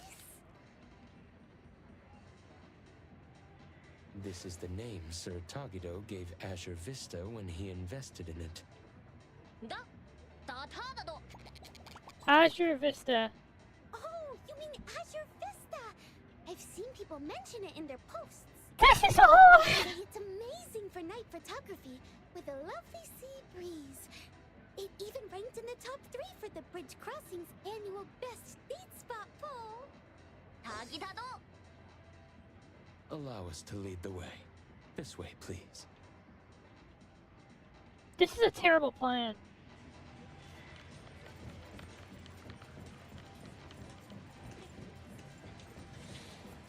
Appraiser, let's go through the intersection at White Parrot Street. Have you got something else planned?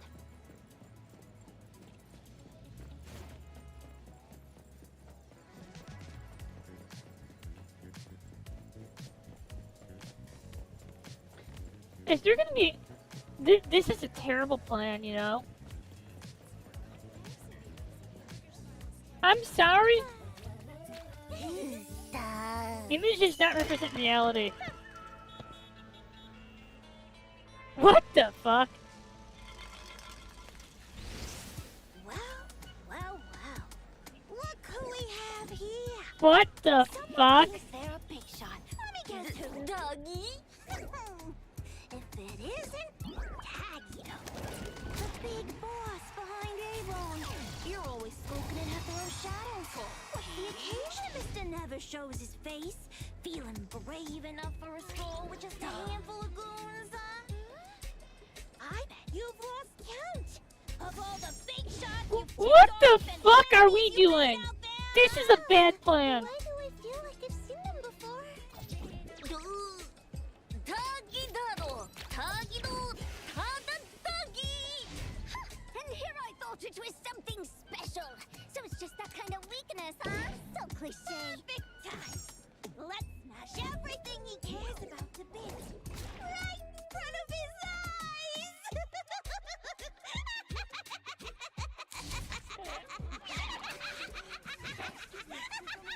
Please understand. Listen up, little otter. You better! Are you fucking serious?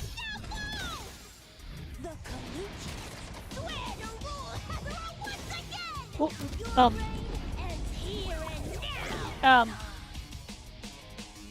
I want to write a Magical Girl novel. I want to just quit right now and write a Magical Girl novel. Wait, what the fuck? I'll take care of the other arrangements. I'm Natalie, the Ichidaime the Kaluchi. Here to face my mistake. I won't let you lay a finger on Here it is! I can't believe the... So, what is the Bridge Crossing hosting? Anyway, I can't believe you don't have the accident on your... What's your face?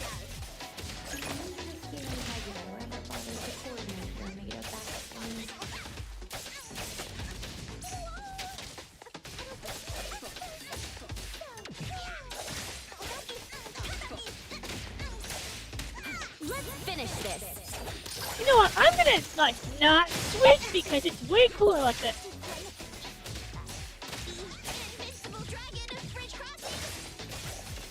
It's fine.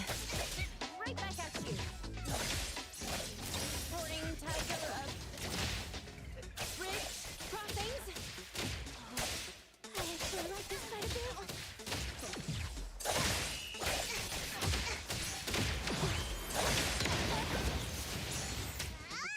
Whoa. good.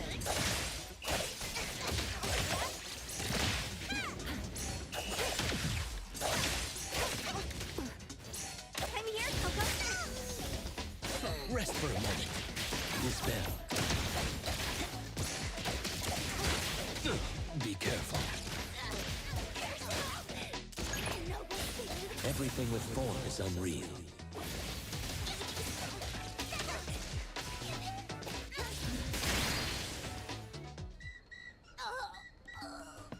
I can't believe it! I lost!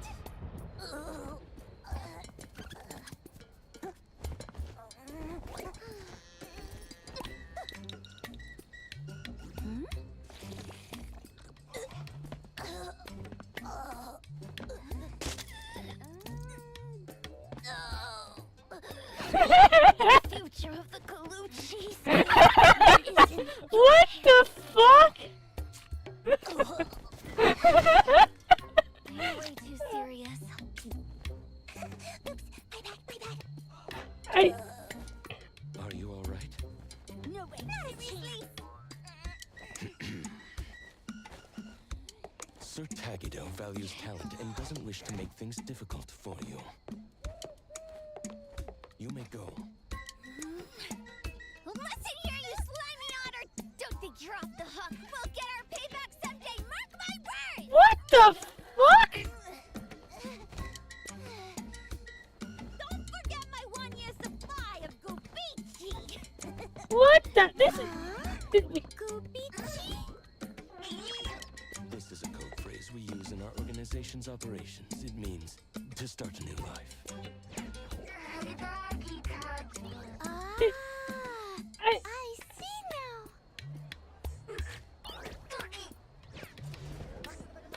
Who's causing this commotion and blocking traffic? To avoid delays in our journey, I'm afraid I must ask Sir Tagido and Miss Taco to keep a low profile for now. Leave it to me, Mint. While we didn't start this mess, being questioned would undoubtedly eat up a lot of our time. At last, we can get back on track with our original plans. This was a. That's a shit! I just had to say that. Big shots really do attract drama wherever they go. So thrilling! What a blast! Appraiser and Mr. Adler, you're both so incredible! Was you around? There's nothing to fear when the unexpected happens. This is the true power of Tagido's Anomaly Hunters! Thanks for the kind words. We're just doing our job.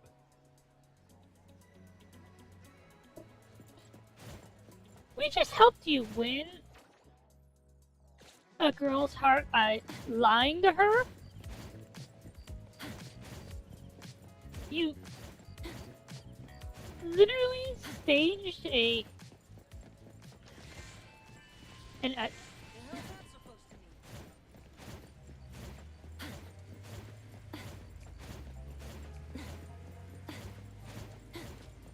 I think that would be a good movie. Someone stages like something like this to like impress their date, and Nevertheless, someone I ends up must dead. apologize for my oversight in not preventing those two adversaries from approaching earlier. I'm sorry for causing you alarm, sir. Tagi!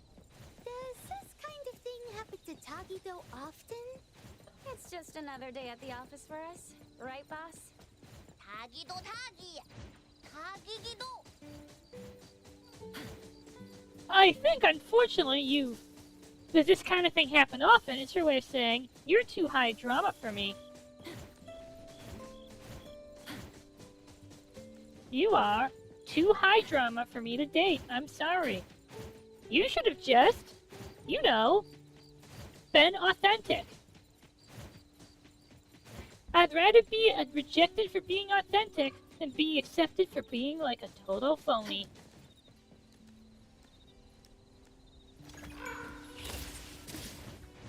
Perfect angle.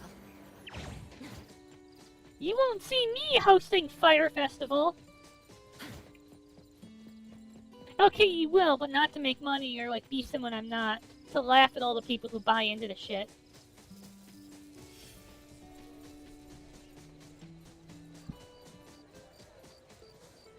Azure Vista! I'm so glad we get to check this place off our list before leaving Hetero.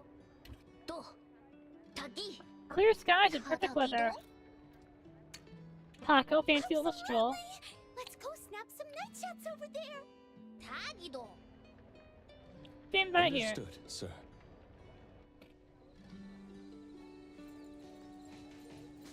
Did we really do We're this? approaching a pivotal moment.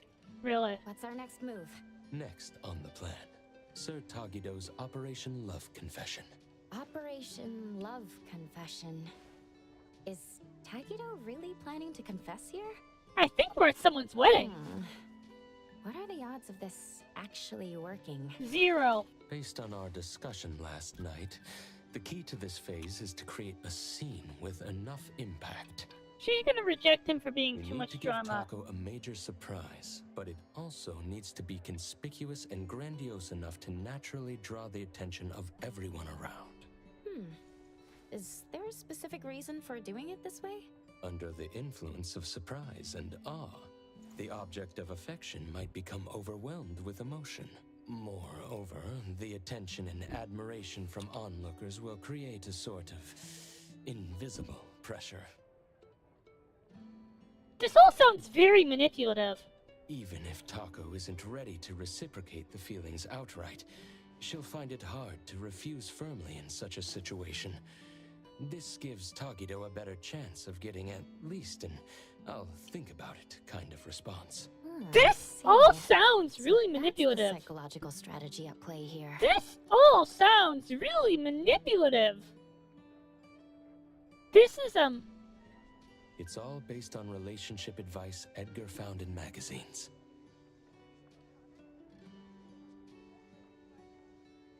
really? It all seems like relationship advice that came from an incel subreddit. However, I personally have some reservations about this plan. Then why didn't you As say so mentioned sooner? Before, it's difficult to refuse in front of a crowd. This means a grand public confession might put undue pressure on the recipient. Yep. So you're considering it from the perspective of respecting Taco's wishes. Yes. During last night's discussion about this plan, I hesitated to bring up this point. I wondered if we were too focused on Tagido's emotional expression as the confessor, while overlooking Taco's feelings as the recipient. Yes? I decided against mentioning it, partly to avoid dampening their enthusiasm, but also for two other reasons. Which On are? the one hand, Taco is quite fond of dramatic scenes in TV shows.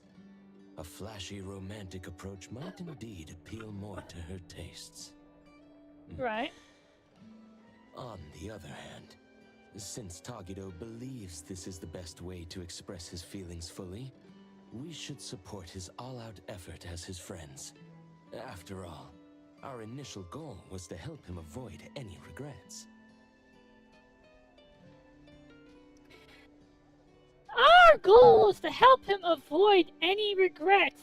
So we're going to fake a convince a girl he's a big bad gang boss. Okay. I'm sharing these concerns with you, Appraiser, in hopes that we can work together during the upcoming Operation Love Confession and be prepared to adapt to any unexpected situations. Oh, I understand what you're getting at, Adler. You want us to keep a close eye on Taco's reactions, right?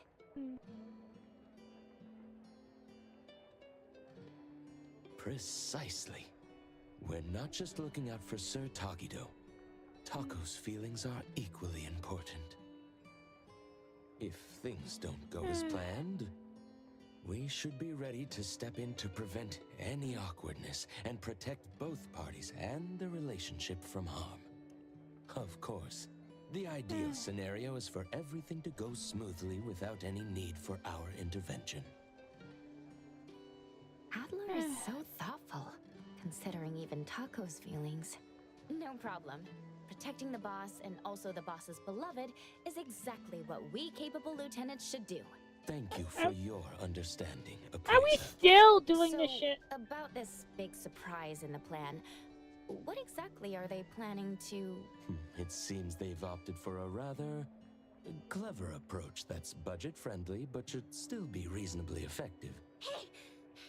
Adler! Over here! Oh? Looks like the supplies have arrived as well. Fireworks?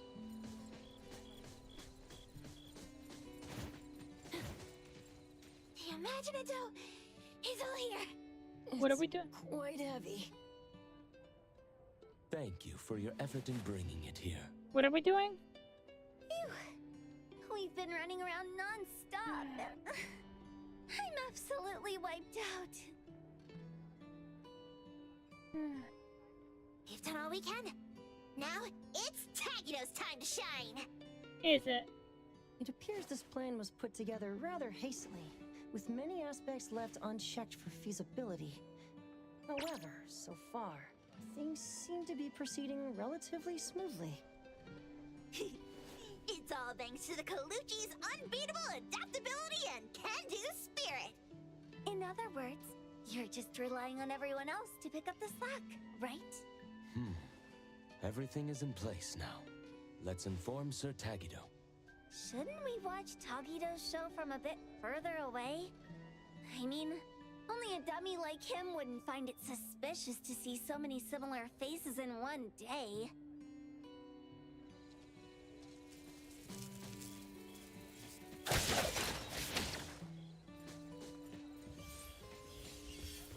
Hi.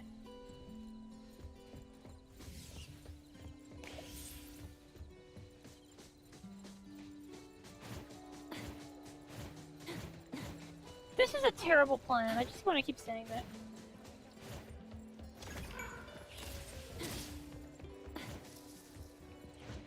I don't appreciate grand Excuse me, gestures, boss. but these... Everything you requested is ready. Tagi! What's up, Tagido? Not happy with how the shot turned out? Don't worry, we'll slap on a beauty filter later. Tododoki. Oh, what's the exciting surprise?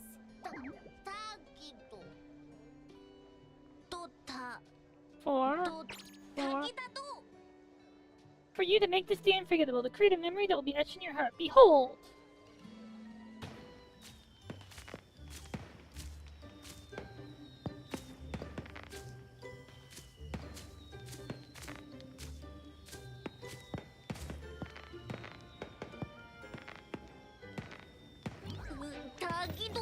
Tagi-do-tagi-tagi-da-do. What?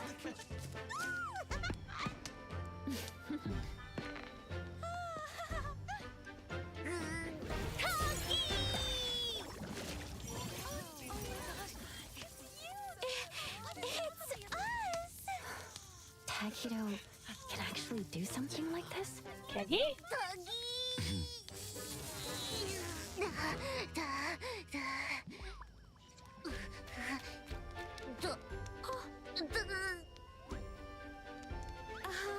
For Taco? Tagi, Tagi, Tagi. Tagido, Tagido, Tagi. Tagido. Uh-oh. This isn't right. Huh?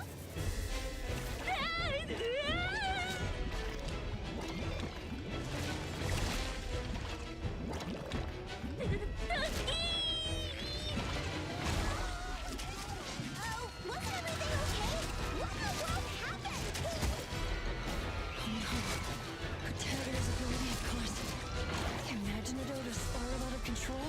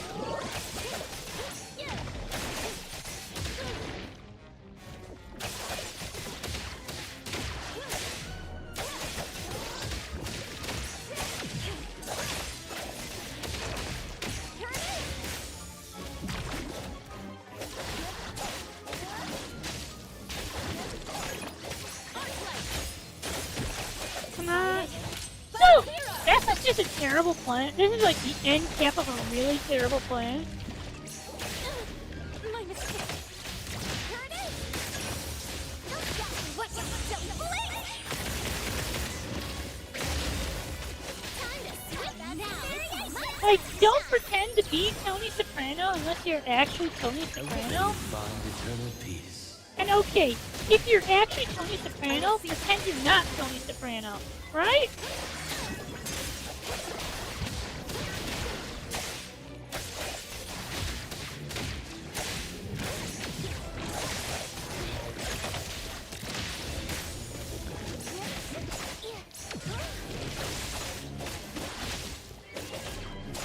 Trust me. I'm here next time. Yeah, I think that's a good plan. Leave it Even to if me. you don't pretend to be Tony Soprano, unless you're actually Tony Soprano. But even if you're Tony Soprano, pretend to be someone else. Like,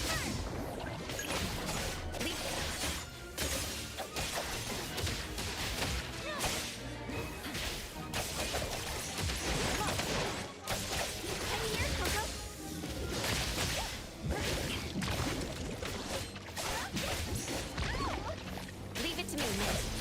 Let's finish this.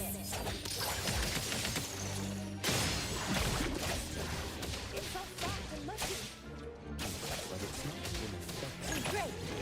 Here it is. Minor mistake. Next focus. Super duper moment.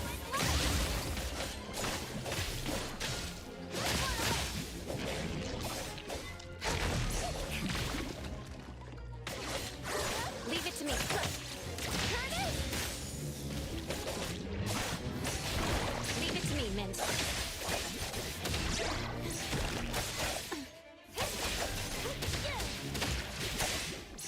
I'm here. Don't stop me. Be gone. I'm here, Coco. Here comes the whirlwind.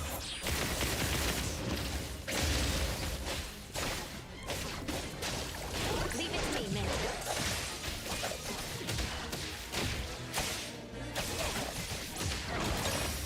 Excited? I have trouble with the combat in this game. I wonder if that's like a reflection of me being bad at this.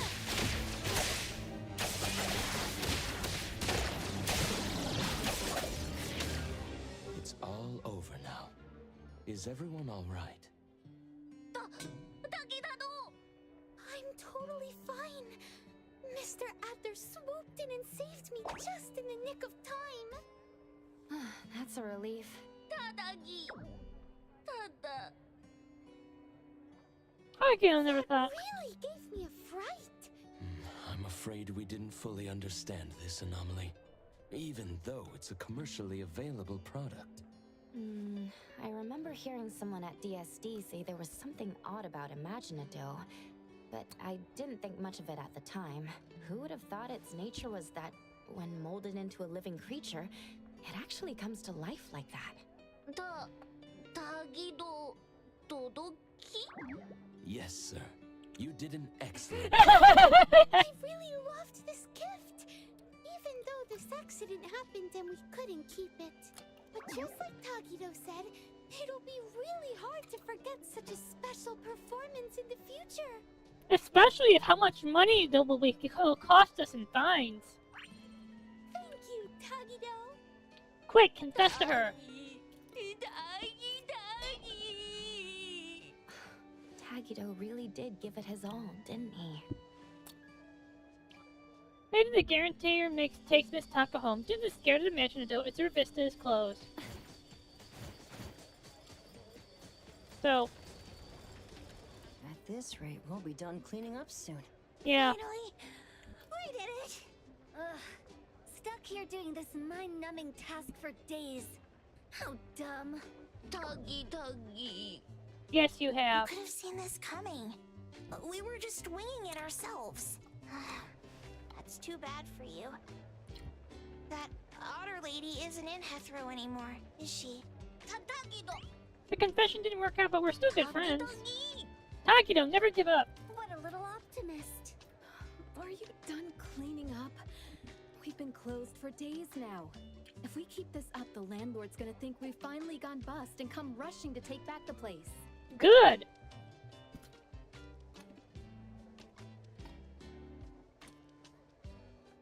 She's my favorite character.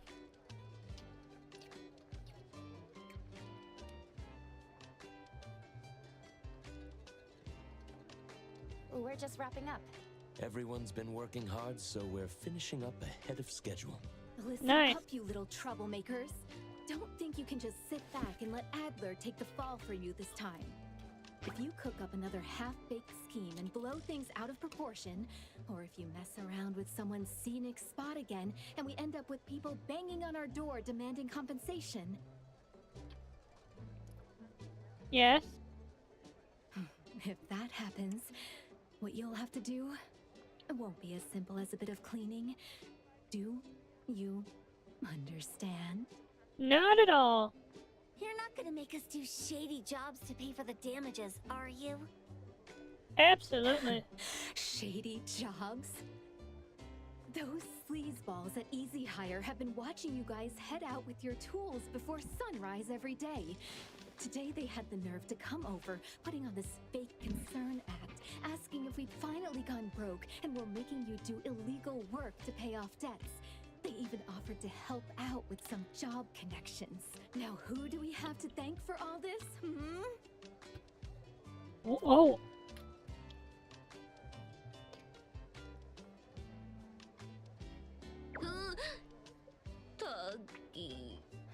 All right, wrap it up and let's head back. This heat is killing me. Oh, right. I just got a postcard earlier. Really? It's here. Letter from Taco? Here, want to take a look? Taco in a new home and since it's attacking out. Look at you! Look at you, faker. It seems Taco has indeed been touched by Tagido's sincerity. What's What? the deal now? See for yourselves, why don't you? Let me see. Dear Mr. Adler, thank you so much for risking your life to save me. I knew it.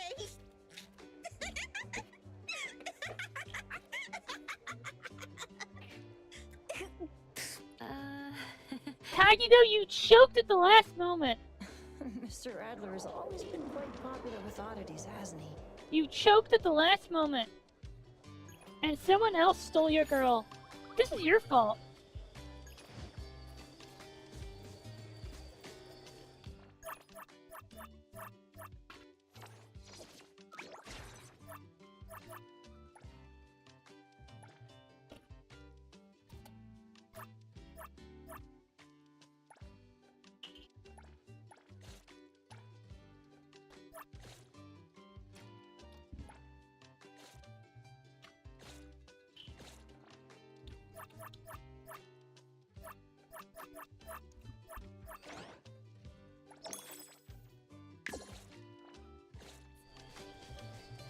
I still want to get Natalie.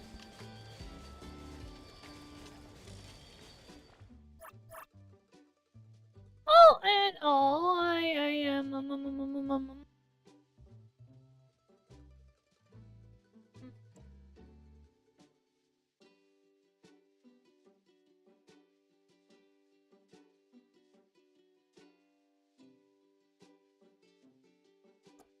I am going to stop for the night. Thank you for coming, everyone. I think I'm going to raid Irene.